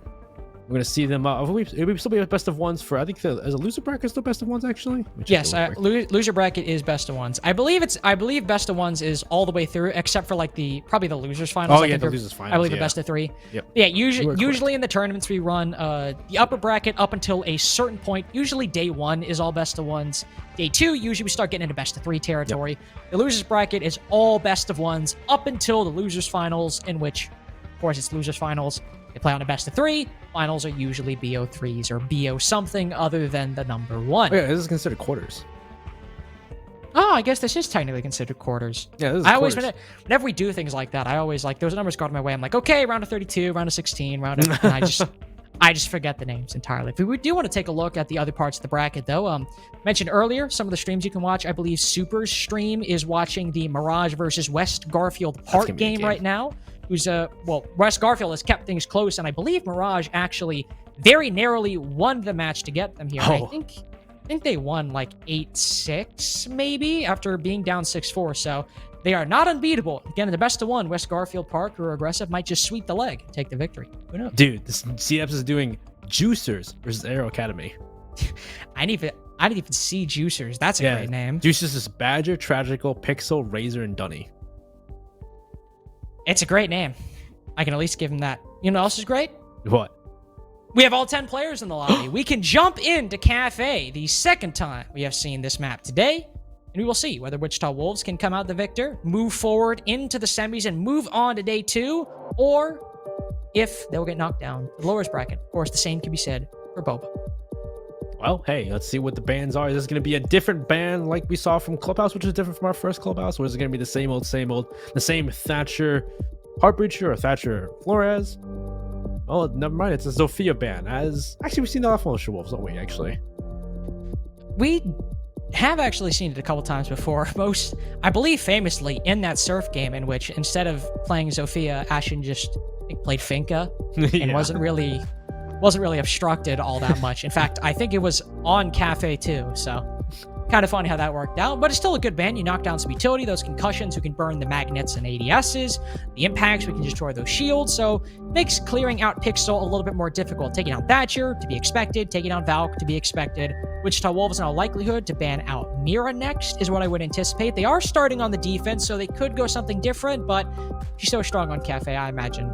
Just want to deny it for the opponent to use, even if it means you get it if you leave it unbanned. Yep, there we go. Taking it out. Same old, yeah. Those are just utility that in Cafe is so very strong, you have to get rid of it. Usually the only real ban that fluctuates is that second attacker ban besides Thatcher, because even Thatcher himself, in this map, you can throw it anywhere. You throw it on the roof, you can deal so much damage to the utility on the defender side, so not too crazy. we'll see how it works out for our defense here. First, for Wichita Wolves, we're going over to that kitchen cooking first, which we're going to see if they actually roam or not with that new roster they have. So far, right now, not too much of a deviation from rules. This is kind of the same things Mo Hess would play. See, I've seen Freak on the Legion a bit before, so not a different position. One thing you will notice, and that it will draw our attention to, is that instead of a sledge, Boba have opted to go for a buck.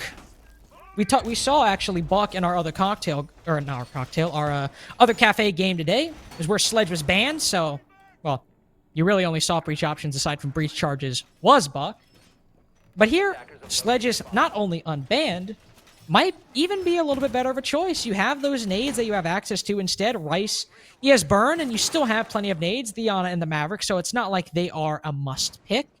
But Buck is a little bit more versatile, and Rice might just be a preference for him. So just an interesting choice to see come out for Boba. Maybe they thought it was Cocktail, and they decided it seemed from the lineup, it seemed like it might be Cocktail from the lineup, it seems like. No, but even then, with Poison on the Jackal, you don't really bring a Jackal for Cocktail. It's not really something you need to like clear out a roam. Yeah, that's very true. Well, Mo Hess is going to run out so he can find a pick. And, well, Reed's already dead. May have peeked out that double door. Freak will return fire, taking out Fettuccine. So this is some aggressive play that I didn't expect Wichita Wolves based on the people you see, like Reed and Call Out. We usually don't get that aggressive, but that's the fuse on the floor in the hands of Freak. But Og's ready and waiting, expecting the second one. But Call Out, yeah, see, these players you wouldn't expect to get aggressive are just taking fights in the first 30 seconds. Wow. We're in a 3v3. It's not even 45 seconds in. And in this, the defense has lost an Oryx and a Legion. Whoa. The attack has lost a Jackal and Ash. Most importantly, a Maverick. The only hard breacher they have, and they have to attack Kitchen, which is a site where even if the kitchen hatch is open, which it might be, we saw Reed up there earlier. He could have opened it up, allowed for a rotate back. In fact, that's what he did. So one of the most important things you need to open up is already open for the attack. They don't need to worry about having that Maverick. But you can't open up anything else. No bakery wall, no freezer wall. You just have to deal with what you have. At this point, just come out and kill more than anything, really. If you see, if they can somehow drone out with the drones they have, these players who's isolated, because it looks like there is one player in Mo Hess who is isolated from, Call Out and Jay for the moment. So if they can push that one player, make it a 2v2, and try and get on site, try to evade these. Rice has made his way down the hatch. Pre-fires come through. He sees it through the opening, sees Mo Hess. C4 comes out. Rice takes a bunch of damage, but isn't dead just yet. Rice makes his way into bunker. That's huge. So he has to control his sight. He sees another head. Can't finish off the kill. Allows for now Og to come with him. Try and get the plant down. Flash comes out to push out Call Out. Mo Hess still takes down Rice. Now it's all on Og in a 1v2. Og knows one's playing the double door, and he won't. Unfortunately, cannot win that fight against Call Out. Wichita Wolves take the first defense. Ironic that the nade Og sent out to try and push the Wamai out of the position. Once the Wamai popped up, he pretty easily smoked Og as he tried to get that kill. Funny enough how that sometimes happens, but in that round, some of the most important moments happened in the first 30 seconds, specifically the opening pick. Fettuccine on that Maverick. Not only was that the Maverick, that was also a diffuser. You saw Freak's strategy. He kept sticking his head in that window because he saw it was Case. He knows if the attack want to go for it, they're going to have to walk in front of that window. Unfortunately, he was cut down, and there was still a kill elsewhere, but it was a 3v3 towards the end. Really was the big thing after that was making it that 2v3, getting the kill onto Poison, because at that point, that was your one player who was trying to make something happen down below. So on the second floor, all you really have is that buck, but because all you have are those two bodies, unless the defense gives up a pick below that ceiling, there is just simply not much you can do to try to win that back. It may be different if they killed Mo Hess there that was pushing bakery, but even then it was difficult. They didn't make their way into bunker, but especially Rice trying to hold bunker by himself, it's difficult to get that, especially because they saw all kind of come back and try and reunite and try to get that plant down. It's difficult there. But hey, we're on to Bar and Cocktail for Wichita Wolves here. Once again, well, of course, same old, just, Humidor play, it looks like, having that pixel shield. Not too much differ here for Wichita Wolves. We're going to see, well, again, the question going to be now for me is that, are they going to play that aggressive once again on this site where we saw even from our last cafe match where some of that same aggression Attackers could must bite you in the locate butt and defuse the bomb. quite easily. It very well could. Same thing.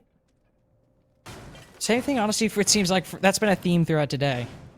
It's just for a lot of those games, getting aggressive could sometimes bite you in the butt. We saw it during that West Garfield Park game, where if you get aggressive inside of Christmas and you're not careful, those windows can end up being your undoing. A lot of times where uncalculated aggression can sometimes be the end of you. Thankfully, there are some precautions here for Wichita Wolves. You know, those castle barricades protecting the Jaeger. Now that one's opened up, White Window not nearly as safe, so Call Out will take refuge behind that railing.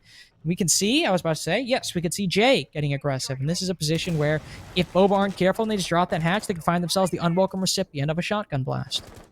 See, this is where I remember in front of the other cafe game is having that Twitch was nice actually, because you can get rid of those mute jammers, open up that that wall, and try to push out these players, at least push out the piano player, and then just trap that player inside of Cigar and force them to rotate either through Skylight like we saw or jump down the hatch into Red Hallway. We'll see how how Boba does it here. They're gonna at least destroy the Runic Gate first. Maybe throw a grenade down and try and push off of Jay. Though I will say before we've seen people also get shot through that drone hole too. There's a lot of different ways you can try and deal with Jay here, but it's gonna be interesting to see if Wichita Wolves how they're gonna aggressive here. Are they gonna try and someone jump out, maybe one of the person repelling? Actually, we're able to open up a section of that that red to piano wall. Well, I was playing playing Psycho, trying to stop the new hack. And it looks like actually Flores will kill. Oh no, he's gonna back off and actually play for the moment. He's just trying to stay alive for as long as possible. No. Oh my god. I mean, yeah, he's a dead man right there. If the castle barricade opened up, if he was playing on the hatch, he could have dropped down, but there was just no chance he was making out of that. So he lost the smoke, and in exchange for the ash, I'd say it still favors the attack, and even more so now that Og has got 2 kills. He's got the smoke. Call Out, who was playing White Stairs, I believe he pushed up, though, so in a bit of a different position. Looking very good for Boba so far. In fact, so good, they'll just drop the hatch. Fettuccine, no! Doesn't catch the Rooney off guard. Freak somehow wins that fight. Almost the second as well. Yes, he does. How that collapses. What? Wow. Huh? That was... How much time was available for that play? Like, how much time was left? I really cannot believe that happened for Boba. Yeah, I guess they saw their opening, but yeah, maybe got a bit too quick with it. Yeah, that was just like they get the opening picks they need. They deal with the play in Cigar and Humidor. They get the other pick too as well. They're looking good. They're looking to just make the push into piano. And sure, they droned out the last 3 players. They know they're all pushing from White over towards Cocktail. They're trying to retake that control over Cocktail to make sure they can't push into sight. And I guess they saw it as a play to push through, but by the time they made the jump into Skylight, by the time they just started walking to Bar, those players on Wichita Wolves could just retake the positions, whether it be Freezer, Single Wall, and Cocktail, playing Lumber, and just wait for the push from Boba into positions you'd expect and just win those fights. And at that point, it's a choke point. We even saw too, there's members from Boba that jumped down Nubal without knowing that Mohes was playing Shaiko and just kills him as he drops the hatch. So just little mistakes like that from Boba. Maybe it's too quick. Maybe they're just too eager to jump the gun. I mean, even though they jumped the gun, almost worked if Fettuccine just wins his fight there, but Freak is built different, or maybe Fettuccine wasn't up to the task. Either way, still an opportunity for them to win it, but it's a 2-0 for Wichita Wolves right now. Going down to reading. We'll see them take it in in a way that's very much with the path of the C4, which I believe is a subclass in Dungeons and Dragons. 5 C4s on the board for Wichita Wolves, combined with that pulse. Extremely dangerous for Boba as they move across that top floor, because even though there are defenders there, they don't have to get aggressive, because the attackers have to go to them. They have to clear them out, and they can use Reed's Heartbeat Scanner to create a deadly floor for Cocktail. So yeah, didn't you play that monk subclass? Wave the fist, wave the elements, and wave the C4? I know, it's crazy. It's crazy. It's in I believe it was in Unearthed Arcana. Oh no. All right, well. Hey, refrag though, at least. Refrag. Good job, call out. But that was unfortunate cut off by good Og. Og's getting a window. You wouldn't expect someone to be on the dining window that early. So good on them to at least get the refrag though for Mohes' death. And now that's 1 C4 off the board. But still, you still have 4 more available and the pulse to give you that info. So whether or not we see Boba still go for that roam clear is gonna be interesting though, because you know you're gonna be scared of walking above the planks as there's C4s awaiting you. And wow, nice shot by Rice. Freak just sitting there waiting, and Rice plays it perfectly. Yeah. Hit him with the drive-by right there. Not much he could do to react, but both players holding a tight angle. It's Freak, the loser in that. And we keep hyping up these C4s, but one by one, they are falling for the attack to the point where Afer is just inside the site. Callout's able to get one sitting inside a train, where the Reed desperately trying to find where the attack is coming from inside of Z. Both defenders caught off guard, unaware of the attack's position and how far they had truly progressed into the site. Yeah, they just had zero clue what was happening there on the side of Boba. Like, seems like Wichita Wolves were expecting that same, same roam clear. Or if they don't roam clear, they're going to go for that push and train and go for the minimalistic take. That's usually what we see from teams most of the time. But Boba is like, nah, we're going to change things up entirely. One go upstairs, one go towards reading door. We're going to have a person over on the dining window they did not expect, and unfortunately, Wichita Wolves could not read into that. Sure, there's some good kills here and there. There's a trade from Call at the beginning, but then they walk into reading. You see already Afers gets 2 kills walking into reading. You see another play upstairs. You see Poison coming up from White later on to get that last pick. And Wichita Wolves just seemed unable to grasp what Boba were doing in that round entirely. Yep. Nice first round for Boba on the attack. Thankfully for Wichita Wolves, they're like, yes, go to kitchen. And go back to kitchen, which Benny was a bit of a different round than what we normally experience. Didn't follow your general Rainbow Six conventions in that 4 bodies dropped in the first 30 to 45 seconds. One of them being the So Hard Breacher for Boba. Now, do I think this round will go the same way? I'd be very surprised if it did, especially considering that Reed is no longer on the Oryx. Freak might still get aggressive on that top floor, but I doubt we'll see him hold it and try to spawn peek as long as he did. But I would expect them to at least put some pressure on that top floor and open up some angles if the attack does not push there and they go for, say, Bakery Direct. Or we can just count on it at a bare minimum, Freak running around trying to get some kills. Yeah, nobody's peeking. Like, maybe there's one peek towards Doc from the Legion of Freak, but otherwise, nobody's really taking those aggressive plays like we saw from the first round. They're all playing it like you would expect, though, just hanging on the bakery, hanging on to some of those angles.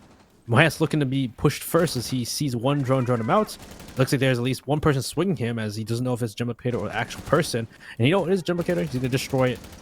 Mojas is just pre-firing through. I'm assuming the members of Wichita Wolves now will be recognized from that and will start using the angles. And wow, great shot from Mojas. Down goes Fettuccini. He was on top of the thing too. And Reed, he's playing in a position. Alg just walks in. Poison at least takes out Jay, but Freak elsewhere will refrag that. And so far, all the 3 members on Boba are now dead.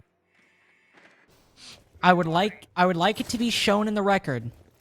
I believe Mojes had 1 ADS. He had 1. I think. I'm pretty sure. And they didn't even try to burn it. Nope. Og had 2 nades in his pocket when he walked into Bakery. Rice had 2 nades in his pocket. Could have been used. Fettuccini had nades in his pocket. And yet, here we are. Rice does spot the Legion. Doesn't matter. Freak's better. Afer now in the 1v4. What is he to do? Rice just died. Just a couple feet diagonal from him up above on Brown's stairs. Now what is he to do? Everyone is watching on the defense over towards this position. They know he's at that barricade. He'll send a nade in, but that ping is very, very delayed and dead intel at this point. Nobody there. One inside a coat check right around the corner that Afer has no idea is standing on a desk looking down at that window, anticipating the vault in. Just spot the Mozzie and Callout walks directly into his crosshairs. Doesn't really matter though. One impactless frag stood and standing up against and next to 3-1 for Wichita Wolves, in which those 3 wins felt like haven't been much of a challenge. Yeah, it looks like they're trying to maybe push White and Bakery at the same time. You saw that Bakery push was mainly just Poison who was getting refragged, and then the 3 players that were pushing that Bakery side. You saw from that what happened there. It's just one player. It's just a Kaid sitting behind. It's Mojes just sitting behind the bar, and he only has 1 ADS, I think. Well, if Link's correct, I don't know if he had or not, but they didn't try to grenade him out. They didn't try to burn him out. They didn't try to maybe open up that small Bakery single wall towards that Bakery side. They just peeked it, whether it be above the car, above the APC on top of the car, or they just dry peek it from the left angle. They just try to take a fight, and they all lose that fight too. So really, Not sure what's there. It seems like Boba at that point wanted to take fights, especially the white side. They're just kind of opening up, pushing through. There wasn't a lot of just other angles for them to pinch these players, go for refrags, because it seemed like they were just all one-sided affairs from Boba, and that's just kind of a 50-50 gunfight. Well, maybe not 50-50, because it's disadvantaged fights against players who are sitting behind bars, sitting in positions where they know where you're coming from. A bit of a lackluster clear from Boba. Again, kind of like that cocktail push. Felt a little bit rushed. Felt like we were going to our last resort option instead of fully going for options 1 through 3. Hell, maybe there wasn't a lot of burn. Maybe both the Twitch drones got shot. Feel like there were more options, though. Could have even used nades to burn those ADSs. Or ADS, specifically, as it looked like there were one. But either way, hopefully we'll see a little bit better here. They get to go down to reading, which was the one time we've seen Boba win a site, and it seemed fairly good. And by the end, it always seemed like they were a couple steps ahead of Wichita Wolves. I mean, by the end, they entered the site, and Wichita Wolves were scrambling to find out how they had managed to gain that ground, and by the time they did, they were dead. 2 players down below right now, 3 players down below, in fact. So if Boba are quick about this and Wichita Wolves aren't, we could see a lot of progress made in very short order. They move back up. Weird spread of players at the moment. Maybe they're more aware of maybe, Boba trying to bypass them and walk into sight, so maybe they have more players downstairs. But it looks like they still those players may have returned back there. Freak's gonna take some shots towards Skylight, but so far it looks like maybe Boba are trying to go for that roam clear once again, which maybe they had a chance to go for the roam clear when there's only 2 members, but so far it looks like those members have come back to the top floor. Callouts making shots towards red. And really now we're going to see Boba try to clear out this utility on this top floor that expecting it. Jay sitting here once. I think last time too, there's a trade on this top floor. It's clear for the start off, but I can wasn't clear. It was Rice getting a great shot on him, and well, Poison was starts off instead. Down goes Freak. A jump out once more from Reed, and both members go down to Poison. Double jump out not bearing fruit. This round not bearing any sort of reward for Wichita Wolves. A 2v5 right now, and not even half the round has elapsed. Call out and Mohes, where at least before they had ample C4s to deny from down below. This go around, they have a shotgun and toxic canisters. That's about it. Somebody's got to make a play. And it's probably, well, it's looking right now, it might be Callout, who's worked his way downstairs with a couple players inside a pillar. Nobody's watching. This push in and this rotate up round. He gets 1 kill with 1 player inside a train. Callout not even looking that way. This should be the kill. No, never mind. The Honest not looking. His back is once again to Callout. Gets a kill, but there's still some capitalization. And now, finally, some fruit falls from the tree for Callout to get. But Fettuccine, he has the diffuser and is putting the bomb on the floor. The attackers have top control, and now with the bomb down, oh no, a nade right at that door. They just threw it, just for the hell of it, just to say, hey, what if he pushes that door away? Well, he did, and he died because of it.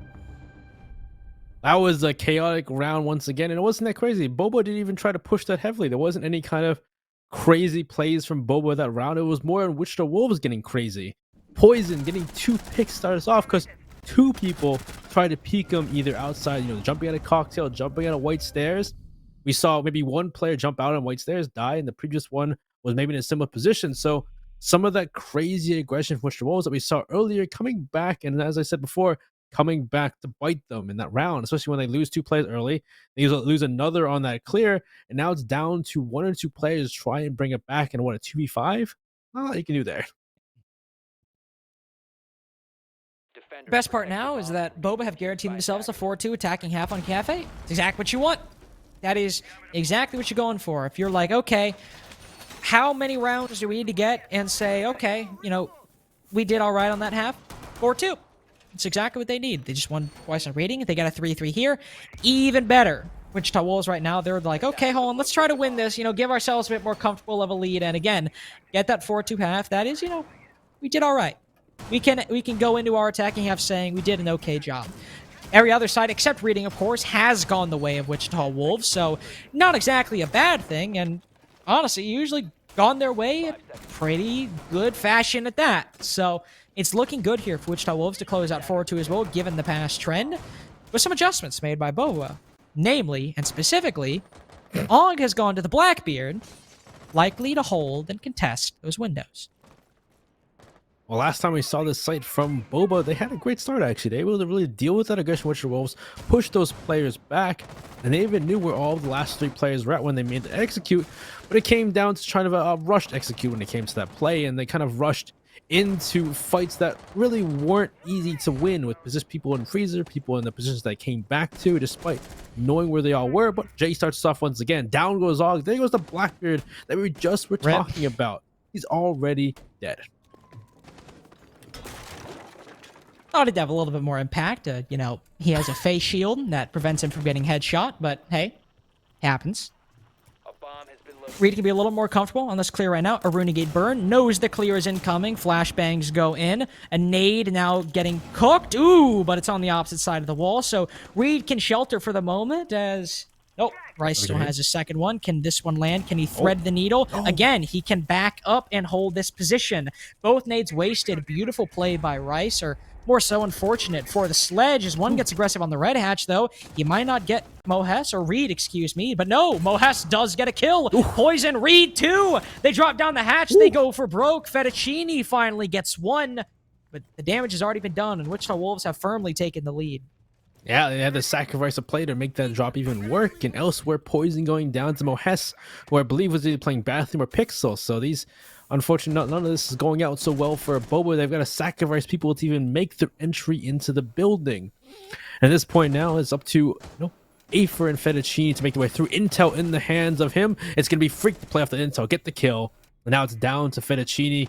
The once coach to try and bring it back here is trying to make his player debut, and he's been now he's put in a situation he's going to 1v4 try and fight multiple members on Wichita Wolves in positions you're expecting. He knows Freak's playing stage, but unfortunately he can't play it off as Jay just pre-fires through that cigar little closet and finishes him off. We've got a 4-2 as you'd expect here on Cafe. As you'd expect and as you would like for both teams. Especially with Boba, especially how on Cocktail and Kitchen, their attacks weren't exactly the best. Getting a 4-2 and doing so well on that rating site at that, that's good because everything else was a little bit weak. You really needed to win those rating sites in order to get that 4-2. They managed to do it. Again, maybe the best you could hope for, given their performance on Cocktail and on Kitchen. That go around, it was a similar problem. The aggression for Wichita Wolves took them off guard. Jay's able to get a pretty quick opening pick, get an angle onto that Blackbeard. Reed was never really cleared out of Humidor. Again, they threw those nades and they're like, I guess we'll have to drop now. Even though, again, Finka had 2 nades in her pocket. They knew there were no ADSs there. Or the ADSs were burned. Situation where Boba was like, let's just go for the push. And they were cut down in the process. A theme that consistently happened on their attacks, and they paid the price for it. Well, on to first defense Wichita Wolves. We've got Kitchen up started next for them. Let's see if we can see Boba have that same success on these, I guess you say primary sites or more played sites here. In Kitchen, whether it be upstairs and bar and Cocktail. We seem to be that same kind of, bakery hold from the side of Wichita, or not Wichita, from Boba here. Or we'll see what Wichita Wolves are going to be to actually clear. Are they going to go upstairs and clear? Or are they going to actually try and clear bakery? But so far, it seems to be that same horizontal kind of play. No real roam. Doesn't seem to be any kind of vigil or any kind of play upstairs. They're just going to be holding on to these, horizontal positions, these positions around the site, like Code Check, like VIP, Bakery, for as long as possible. Let Wichita Wolves do their work and see if they can deny that either that transition, if they go from the top floor down, or if that initial push into the first floor in general. Well, thankfully nope, never mind. I was about to say, thankfully with nobody up there, but there is somebody moving up there right now, but I think that's the Maestro, so I'm going to hedge a guess, Benny. I don't think he'll be there long. I do not think we will see the roaming Maestro on the top floor. But as you said, he is trying to come back. But the issue here, Mohes has opened up that double door, and there's somebody moving on in. No. So Poison for the moment trapped on Brown stairs. Freak has moved quickly into Coat Check and he'll move quickly out as it's Poison who does him in the end. Freak try to get aggressive, take that quick bit of map control with a player gone unread on Brown stairs, and the Coat Check control not nearly as free. Mohes now tries the same fate as his duo, and he meets, well, a similar amount of damage taken. Put below half health, there's still Fettuccine and Og, both in that area to contest. Coat Check so far has been a very big problem for Wichita Wolves. Yeah, we've seen in the past teams have taken coat control, and when they're not expecting it, defending teams take major damage in that control, but it looks like this time around they were understanding that nobody was there and they were expecting it. The Malusia Fettuccini was waiting for that chance. He dealt heavy damage to Freak, that heavy damage to Mohes. Poison's able to play off that and deny him, but it looks like there's a push in a VIP. Flash comes out, Rice in a dire position. There's someone to help him out. He down goes. Og trying to help him out. Down goes as well. So 2 players down in that VIP push to bring it back for Wichita Wolves. Something finally worked after brute forcing that bottom floor. Afer gives his life away, walking right into the crosshairs of Mohes. Poison, who got the opening kill, the only pick for Boba so far. Him and Fettuccini, the only 2 left, and well, Fettuccini, now the only one left, has not exactly been performing very well for Boba in this match so far. So getting a 1v4 here, saving it, going 4-3, be a massive statement for him to make happen. I believe he got a 4K on Cafe today, so hey, maybe this first kill on the vertical player will work, and no, he doesn't. Oh, poor Fettuccini. Oh man, but that was a great start. That was a great start for Boba. Boba had a great start there. Fettuccini reading the fact that coach check is a huge part of that defense, especially when it comes to that horizontal roam. They jump right in the kill. It seems like Wichita Wolves thinking, hey, we're gonna catch them off guard, we're gonna jump right in the coach check. Fettuccini reads it. It's heavy damage of Freak. Freak gets finished off by Poison playing Brown Stairs. Mohes tries as well, takes heavy damage at engagement, pulls back off. And then from there, Wichita Wolves have to kind of pick up the pieces after losing their first member. And what's they do? They're actually able to push into booths and into VIP. Nobody was playing Whiskey. Poison from Brown Stairs, I believe he went back to site from White Stairs. So nobody playing Whiskey, and Rice is kind of by himself in VIP, so he has no real support. That allows for Wichita Wolves to then flash him, push him, kill him. Og tries to push from Freezer to help him out, but he's just caught in a crossfire, taken out by another player. And from there, they then try to push up. Another player peeks Whiskey late, and well, Mohes is already there. He takes him down, puts it into a 2v4, and from there it's Fettuccini and well, one other player who then died pretty quickly after that, trying to bring it back in the 2v4, which inevitably at that point is very difficult. And after that, 5-2 for Wichita Wolves on their attack. Starting off a little bit shaky, but still getting the round win at the end very well. Now they get to go to breeding. Where? What do you need to do on this side, Benny? What do you need to do? Well, I'll ask you. Thank you for... oh, sorry. Wait, I'll answer. Thank you for asking. Oh, I was going to say... Listen, it's 11:28 Eastern Standard Time, okay? Words late. Are... My ability to speak is... It's going. It's not tomorrow. It's not as strong like it used to be about 3 hours ago. I'm an early evening kind of caster. I'm old, so that's my excuse. Yeah, you are. And I'm still taller than you. Shut up. You're like the same. You're like barely an inch taller than me. Get out of here. I don't know what you're talking about. Get out of here. Either way, I have to go to bed soon, so someone please finish. I will not get out of here. In fact, you know who will? Call Out can get the hell out of the building or off of the building, off the roof, back down to the ground. Look at that, Benny. Guess who that was? That was your sledge on a reading room attack, and you lost it trying to break a hatch. What a silly way to lose it. Now all you have are the breach charges, and if Freak goes down, your main entry, which, let's be fair, there's a non-0% chance of that happening, you would then be out of soft destruction. Hey, Boba won this without soft breacher, though. Yeah. Good point. Well, the question... Make a compelling argument. I make a compelling argument, but that was also because Boba made some crazy plays, and also because Wichita Wolves also just did some crazy things, but Rice playing it off. Down goes Mohes. There goes your roam clear-esque, or, someone to help out with the roam, and Afer's looking for a chance to jump out and kill this read on the rappel, but he looks like the ping comes out, he shoots the ping, but he's on the roof, so at this point Afer's probably just going to pull back. But either way, now that it's a 3v5, I'm not so sure which the Wolves have this in store. This could be the one site they lose, but it looks like, pings come out, one player, Jay, looking around, making sure it's clear before he pushes through into mining, but he's going to be too late to try and get that rotate off. The attack will then take the control inside of Train shortly after that. Of course, in the 3v5, always difficult. Somebody's got to go do something. Somebody's got to go huge to bring this man advantage back. Because you're pushing in for a 3v5, trying to go for the plant, unless the defense kind of throws. Not really a lot you can do, but they're not watching Og from behind. Able to get that kill. Jay trades it out, but going one for one in a 3v5 doesn't exactly equate to a round win, and that's arithmetic for you right there. 45 seconds left. Even more arithmetic if you want. How do two guys with only 40 seconds remaining somehow win this round? Well, they probably got to subtract the 4-player man count for Boba by 2 if they want to make this work. And if anybody can do it, it is Jay, especially now that he's the only one left. They'll know his position because of the Gone 6 revealing his location. He'll get 1 kill, but in the end, 2 impactless frags for Jay. The only 2 for the Wolves. Now 1-1 on the second half of the match. Every clap for the math genius that is Casting Links. I like to keep in mind I'm a political science and philosophy major. Any arithmetic you see is just extraneous and not necessary whatsoever. You want some more arithmetic, Benny? I'll throw some more math at you right now. I got 4 important numbers for you. 7, 9, 14, and 16. You know what those stand for? oh yeah, I know this. I You know what those think stand for a for? second there. Those stand for the Stage 2 qualifiers. January 7th to the 9th, January 14th to the 16th. Fermi was telling me, like, oh, you know, he's probably going to do it in prep phase, you know, new half. He'll probably do it, but later in the round. No, I'm doing it right now. Look at those qualifiers. Look at those dates. Exclamation mark play for more info. That's quick math for you. Oh, My man, boy, but either wicked way, smart. it is really 11:39, isn't it? I got like a second win there. That was Sorry like to come back like alive. all of my chi right there. I'm expended for the rest of the battle. He expended it to advertise for Stage 2 qualifiers. Super Saiyan 3 just to do a 30-second promo.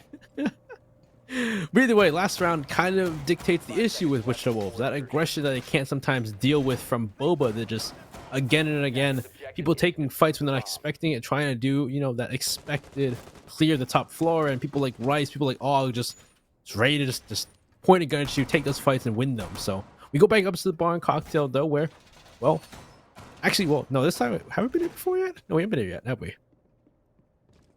No, we have not. It's been kitchen, then it's been raiding, now it's been cocktail. Instead of bottom to the... Well, I guess bottom... No. Instead of top, bottom, middle, which is the normal rotation, it was bottom, middle, top. Poison's bringing the clash out again. Poison does love his clash. If you have watched this, sometimes it has even been banned against Poison, specifically on this map as well, to try to not deal with Poison's top floor hold, which is he plays Clash. And Clash is annoying.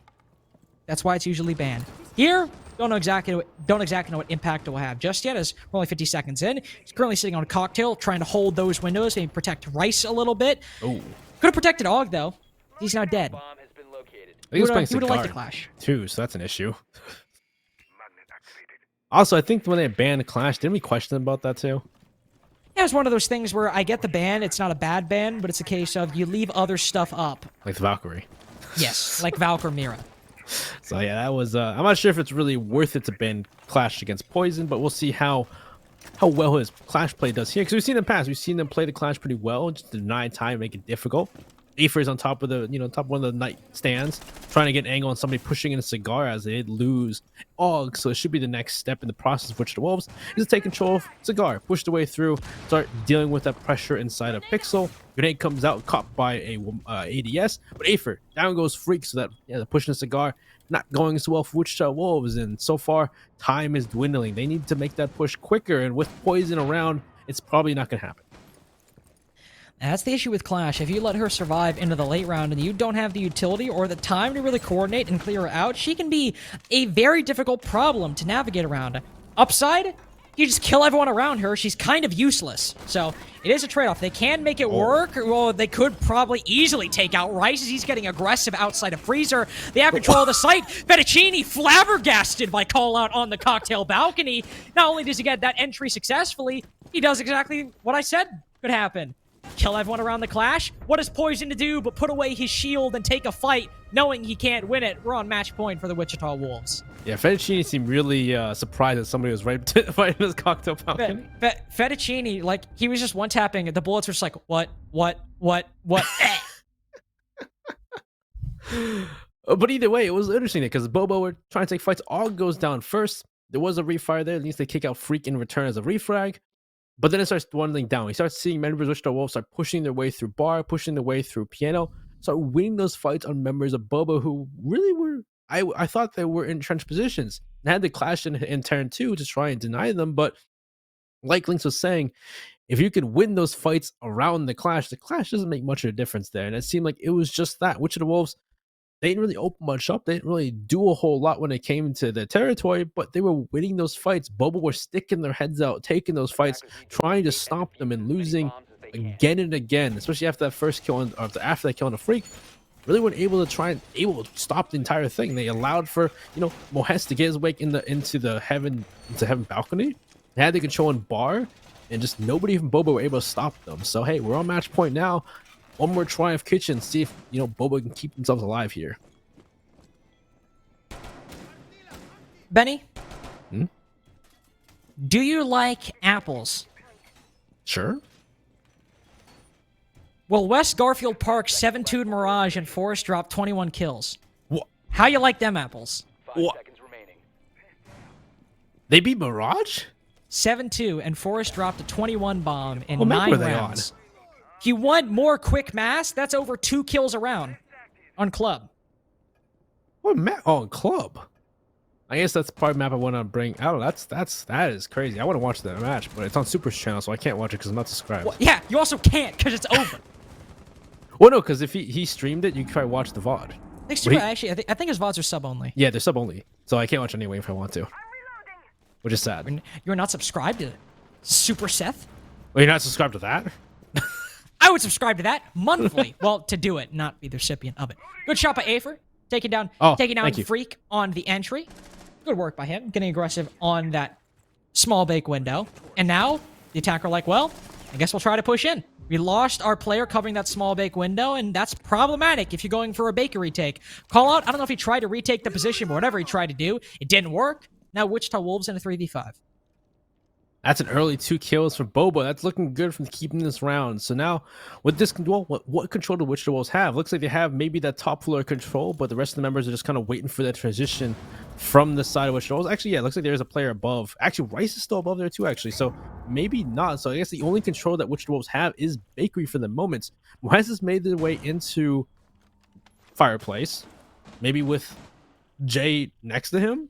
But otherwise, looks like he's trying to deny that play, but he doesn't have an angle. Wow, he just walks in. Rice has no clue. Down goes Og. He's going to jump in a freezer, and he's going to see if he can try and make another kill happen. Poison has the control. Poison going to finish him off. Reed else takes the Fettuccine, though. So this is kind of all falling apart for Boba. What, is this it? What? Is this it? I mean, maybe Afer has something to say about it. Poison just whiffed onto 2 separate people, and Mohes might have accidentally dropped Freezer. I'm not entirely sure. Afer in a position. He can't really stop that bomb from going down, but Mohes is on 1 HP. Then all that's left to do is take down Reed. Og is down on the top floor. Afer, I guess he does have time, but this is a big risk. He's making it a 2v2, but a lot of time was wasted moving up to that top floor, about 10 seconds or so. And now to pick up Afer, but making this a 2v2 could still happen. 1 player on low HP on each team, 1 player on full. We're dead even going into this, but it's Wichita Wolves with the positional advantage. Mohes playing close, Reed playing off of Mohes's contact, so if the Yana gets into engagement, he can easily trade it out. Only 3 seconds until they can get the diffuser on the floor! A 3v5 clutch from Wichita Wolves. The new roster doing extremely well so far. They are 4-0 on the day. They move to tomorrow. Day 2 What a of 3. world this is, where that round turned the way it did. Really, that was Boba 2 kills to start themselves off. Great start to the round, and then just a sequence of events I wouldn't expect. One, the fact that Mohes is just inside of dining. That's what I was about to say. Clearly something the defense did not expect. They're like, he's just inside of dining, and then you see Rice rotate, walk in like... we will rotate down the hatch. Then Mohes was like, but what if I told you? I have the hatch. I have the high ground. Not really the high ground. It's ground you wouldn't expect. Not really. True. It is not ground you would expect.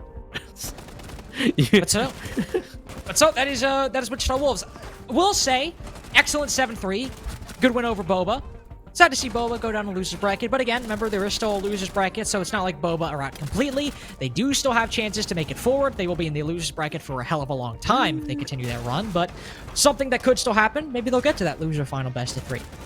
We'll say, though, the West Garfield Park 7-2 victory over Mirage, that's kind of what's sticking in my mind right now. No offense to Wichita Wolves. Good victory again. But man, West Garfield, a team called West Garfield Park, just 7-2'd Mirage in a best of one, Who will but they still play, 7-2 actually? Will they Mirage. play? Will they play Wichita Wolf next? Actually, no, they'll play the winner of Aerial Rise Academy Rise and Juicers. And I mean, listen. No offense to, I mean, I don't know who's going to win that. Still going on. It's best of one. Anybody, anything could happen.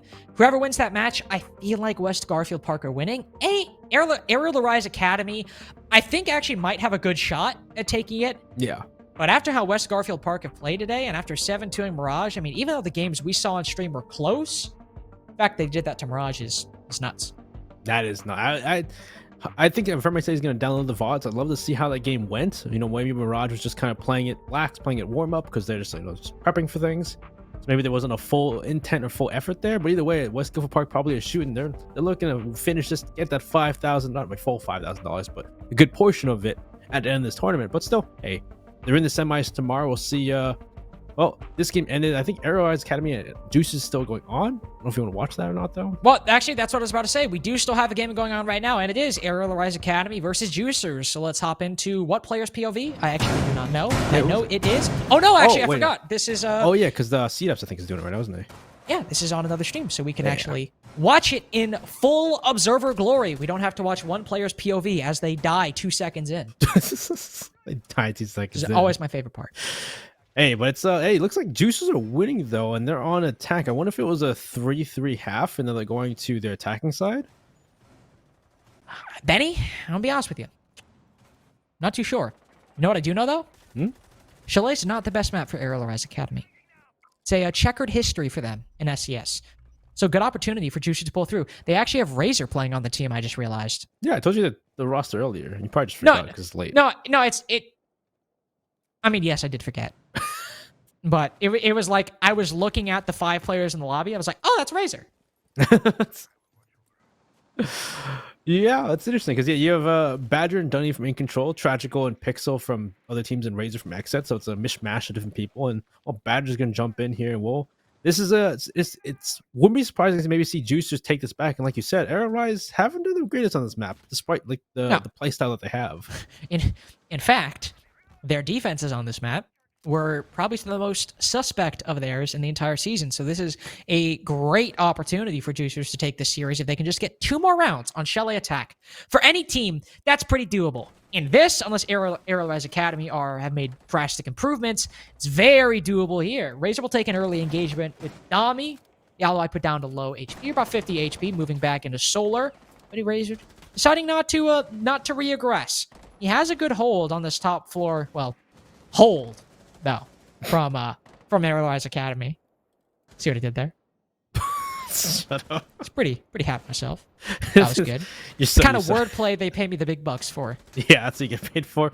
Yeah. But either way, like they have this control office, so they really don't need to aggress further into bedroom unless someone want to get these roamers. But with that control of office, they can try to push back these defenders like Spiker, who's playing on site. He's going to open up above him. He's going to drop down the hatch. And if they open up that wall like they're doing right now from Badger, they can try and get that plant down. Just make sure nobody gets aggressive upstairs, but Hypers will do just that. Getting a kill, taking out Tragical, now forcing either Dunny or whoever else is up here to be aware of his presence and trying to either cut him off or make sure he doesn't get a kill onto somebody planting like Badger downstairs. Well, the C4 in Venatorial's hands, getting a bomb down is going to be difficult, especially with Frozen having some toxic canisters as well.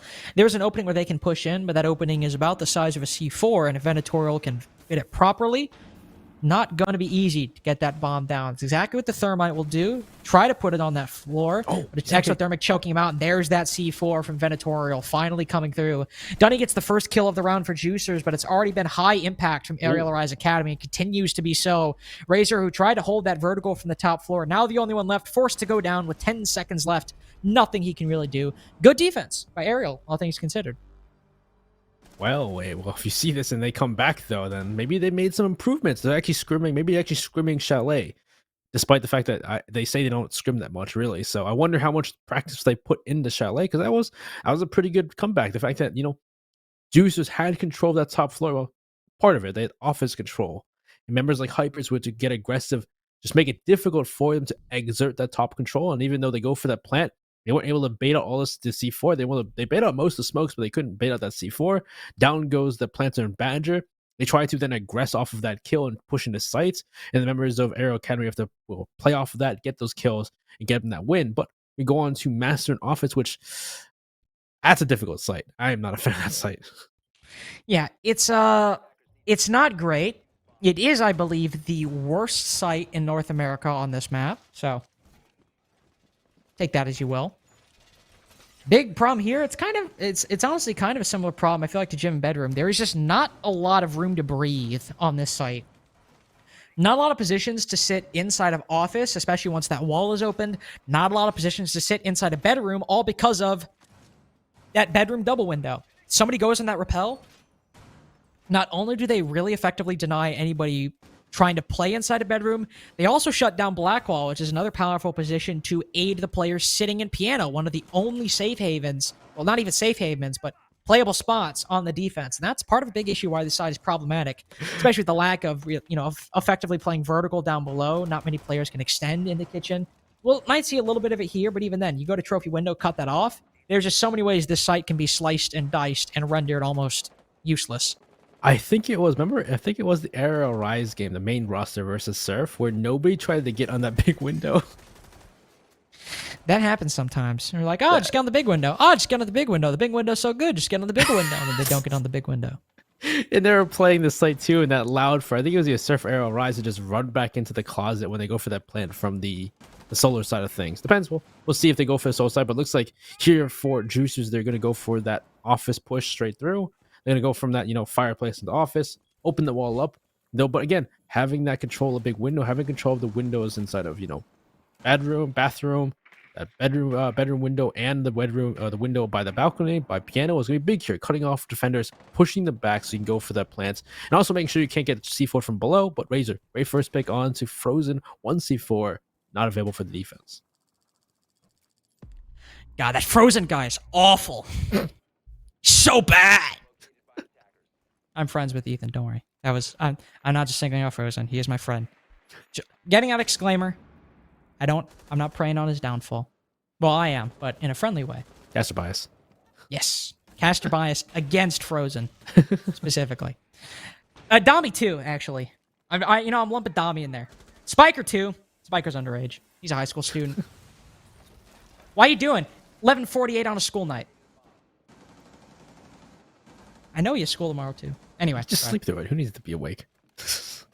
True. Good point. You do that for work tomorrow. Tragical gets a kill on a Spiker. Get smoked. Ooh, look at that. Dami taking out to all of my haters. Everyone taken down in one fell swoop. Beautiful sight to see. Now I hope Hypers and Venatorial can clutch this. Nope. They cannot, unfortunately. Hypers, the only one left in the 1v5, Benny, and he is in basement. What? Why are you in basement, Hypers? Did he drop a hatch? What are you... Hypers, what was the play there? No, he was supposed to go with the C4 from below. He was playing kitchen.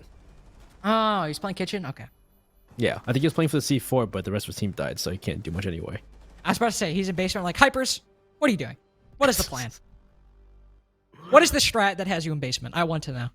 Yeah, but either way, right. that was just really tragical jumping through. Well, Razor got the first pick, but tragical jumping through the bathroom window, able to just disrupt the entire defense. Unfortunately, nobody was in a position to deny him. Only if they were swiftly cut down. So great work on Tragical. And we go on to what could be match point. Could be the end of the last round. Indeed. Benny, Juicers just have to win one chalet attack. Do you think they can do it? Curse them and say, yes, you can. When you think about it, Caster's Curse is really just like...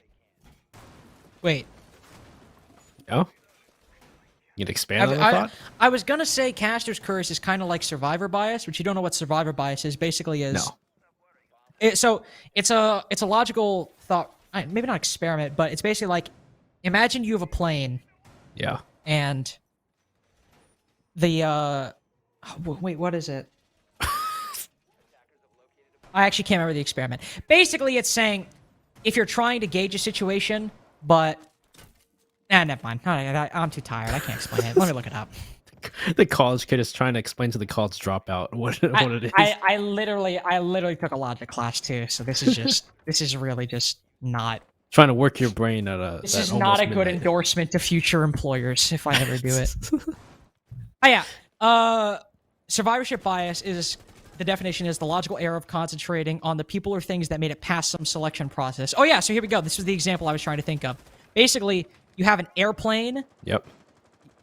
Okay. Yeah. You got that? Yeah. We have an airplane. Yep. All right. And you see all these airplanes that have bullet holes in them that are getting shot returning from missions, and you're trying to adapt it to, okay, how do we fix these airplanes and where they're getting shot returning from missions? When in reality, those are the airplanes that work, because the airplanes that don't work don't make it back from the missions. So basically, I gotcha. You're basically getting a disproportionate sample size based on, again, who survives the selection process. Not who is dead. So yeah, for example, if we're talking about here, you're looking at Juicer's performance, and you're like, man, how can we improve Badger, Razor, and Tragical's gameplay when Dunny and Pixel are the ones that are taken down? But thankfully, since we have this observer POV, we actually get the full sample size. True, yeah. You can actually fully gauge it rather than just gauging it off what comes back from a life or death situation like that. So I get you in a sense, but I'm also dumb, so I kind of don't get you at the same point. No, you're not dumb. I kind of get you, but it's interesting because we have a different sample size because we can see what's going on here. Like Tragical, Tragical gets a kill, Razor with a grenade, topples the changes, and both members are off site. Oh my god! So now with sight in the hands of not really in the attack just yet, Venator is able to come back, take down Dunny, so he's back on site. That's big for these two players. Venom and Frozen now in a better position. Venator is going to get shot down, though. Down he goes with Razor. And now it's all Frozen. A 1v3 to keep Aero Academy in this game. Can he do so? Can he? I don't know. I am not convinced. Because right now he's stuck in connector. Why is that bad? Well, he's stuck in connector. There's only two ways out. Two doorways. You throw a flash in there. Or, no, there's no nades left in the attack, unfortunately. Never mind. Tragical is actually unaware of his position, but Frozen can't land the shots in time. Badger gets the trade. Surprisingly, Benny, Juicers were able to win one more chalet attack once it was 6-4, and they will move on into, further into the winners bracket. West Garfield Park. Yes, and most importantly, they will play West Garfield Park, but they won't play it today, Benny. They will play it tomorrow. That was a bad time. We cut the cams right as I had to burp. They'll play tomorrow, day 2, where we have not best of ones, but best of threes in the, I guess it's technically the semifinals. Wouldn't it be, Benny? Yep, semifinals tomorrow. It'll be, seed ups and cookies, I believe. I think. Maybe? I think so. I want to be honest, I can't. Yeah, it is. It is seed ups and cookies. I don't know why. I thought I saw seed ups advertised that he was doing a co-stream tomorrow, so that's why I wasn't sure. So yeah, we can take a look at the bracket right now. We have 3/4 of our teams figured out and decided. We are just waiting on the one-shot chess club game to finish up, which actually should be a hell of a game if it's going on right now. If you don't know, after Mystic disbanded, Gunnar was like, I'm going to chess club, which was Mr. B's team, which has Mr. B, I think Bills, Doc, Gunnar, and probably Snake, be my guess. I think it is Snake, actually. Yeah, you're right. Big Snake's on chess club? I'm going to check. I think I saw it earlier today when they were playing against Carney. Well, unfortunately, Benny, I don't value your opinion, so I'm going to check. Yes, I was correct. Okay, we're good. So yeah, Wichita Wolves will fight the winner of that game. Could be one shot. They are especially good in best of ones. Best of threes have sometimes been a little bit difficult for them. Though in SCS playoffs, they did an okay showing. But Chess Club are also very good. So we'll see if one shot end up winning. One of those teams will go on to play Wichita Wolves. And then, of course, River wins that. They will go on to play the winner of West Garfield Park and Juicers, which I imagine, Benny, probably going to be West Garfield Park. Nah, Juicers is going to win. Totally. I mean, they could. I think they could get a map as well. This is the battle of two pug stacks. So, again, anything goes even in a best of 3 at that point. So, could happen. Still think they're going to win, though. Hey, we'll see, though. It's an interesting thing. And if we want to watch that tomorrow. If you want to watch that tomorrow, of course, you can be here. But we also can watch something because we have the play of the day, which is sponsored by Mike and Ike's. The Mike and Ike's sweet play of the day. I know what it is because I saw them pulling up the clip. You also could probably guess if you've been paying attention to the games today. Of course, Mike and Ike's are the fruity candy that you can always power up your game with, either the original or the Mega Mix, the green box versus the blue box, respectively. Thank you to Mike and Ike's for always being the OG sponsor for SCS and Nerd Street. But Benny, the sweet play, I mean, what do you think it is? It's kind of obvious. Isn't it the ace? I don't know. Is it the ace? Yeah, it's the ace. It is the ace, as you can see. Forrest gets this first kill onto Goons, who is has the wall ripped open in front of him while he's mid C4 throw, so not much he can do there. And then Forrest goes on to kill them all, as it is the requirements for an ace. No, he pulls an ace out of his pocket. I did kind of spoil it. If you haven't seen this round, you know he gets an ace, so you know I what didn't happens know that he now. actually repelled out of the window here, actually, because I didn't actually know where he came from for some of these kills. Because, like, he was that piano side, and the next thing you know, he's, like, somewhere else entirely. Did he just jump to Skylight? How does he get in, actually? Let's see. I think he repelled in on a cactus side. He did get a grenade here. I think he got a grenade kill, maybe? No, he didn't, actually. I'm gonna be honest with you, Benny. I don't remember. This was a while ago. It's been a while ago. It's been approximately 2 best of ones ago. Wait. Yeah. No, 2 best of ones ago, right? Yeah, because we cast them twice in a row. Yeah. Oh, yeah, you're right. Ah, Oh, yeah, yeah, this is when he that's jumped what out. happened. Duke hit the jump out, then got Yeah. shot. Man, this is like relivering. Never mind. I couldn't speak there. What just happened, dude? Have you relived yourself? Shut up. Shut up, man. All right, so I'm assuming he just watches from the window and just cuts them off as they rotate. So just wow. Yeah, that's just an LMG moment right there. Like Z just could not compete at that point. But then the round, oh no, is the round lost? Oh, no. Is it gonna happen? Force like get back on the floor, buddy. You can't get back up. Then what happens next? Oh, this is where they have to push them because they somehow made their way into Cocktail. Bio gets the plant Did down. he just shoot Bio? He might have actually. I'm not sure if he did or not. But at this point, Forrest has the position. He's in post plant, so he just kills one, turns around, kills the other. Well, no, he does not turn around and kill the other. He turns around, meanders for a bit. Semi tries to bait him off the plant, and then with less than 1 second remaining, actually, it was exactly 1 second remaining, he gets the final. Yeah, that was a round where I didn't know how it was kind of crazy that Bio and them were somehow able to get through Freezer, make their way into Cocktail, and then Forrest is just on the window and goes, "I'll join you guys." Just jumps in. I'm also not convinced Forrest did not shoot Bio there. We didn't see it from his POV at that time. The replay can be a little bit finicky, especially with the POVs, so he might not have. It looked like he shot Bio, and if he did, that's really funny. That makes it my favorite play of the day we've had so far, if he aced and also shot Bio. Thank you for watching. He wanted to make sure he'd get the ace. That's true. He wanted to make sure he got the ace, even if it meant potentially losing the round. Thank you, as always, for watching. I don't know if there are games still going on. I don't know if anybody's watching that One Shot Chess Club stream. I'm sure we'll get word on it. I think if it's on the anybody is. Collegiate stream, and Super is restreaming it.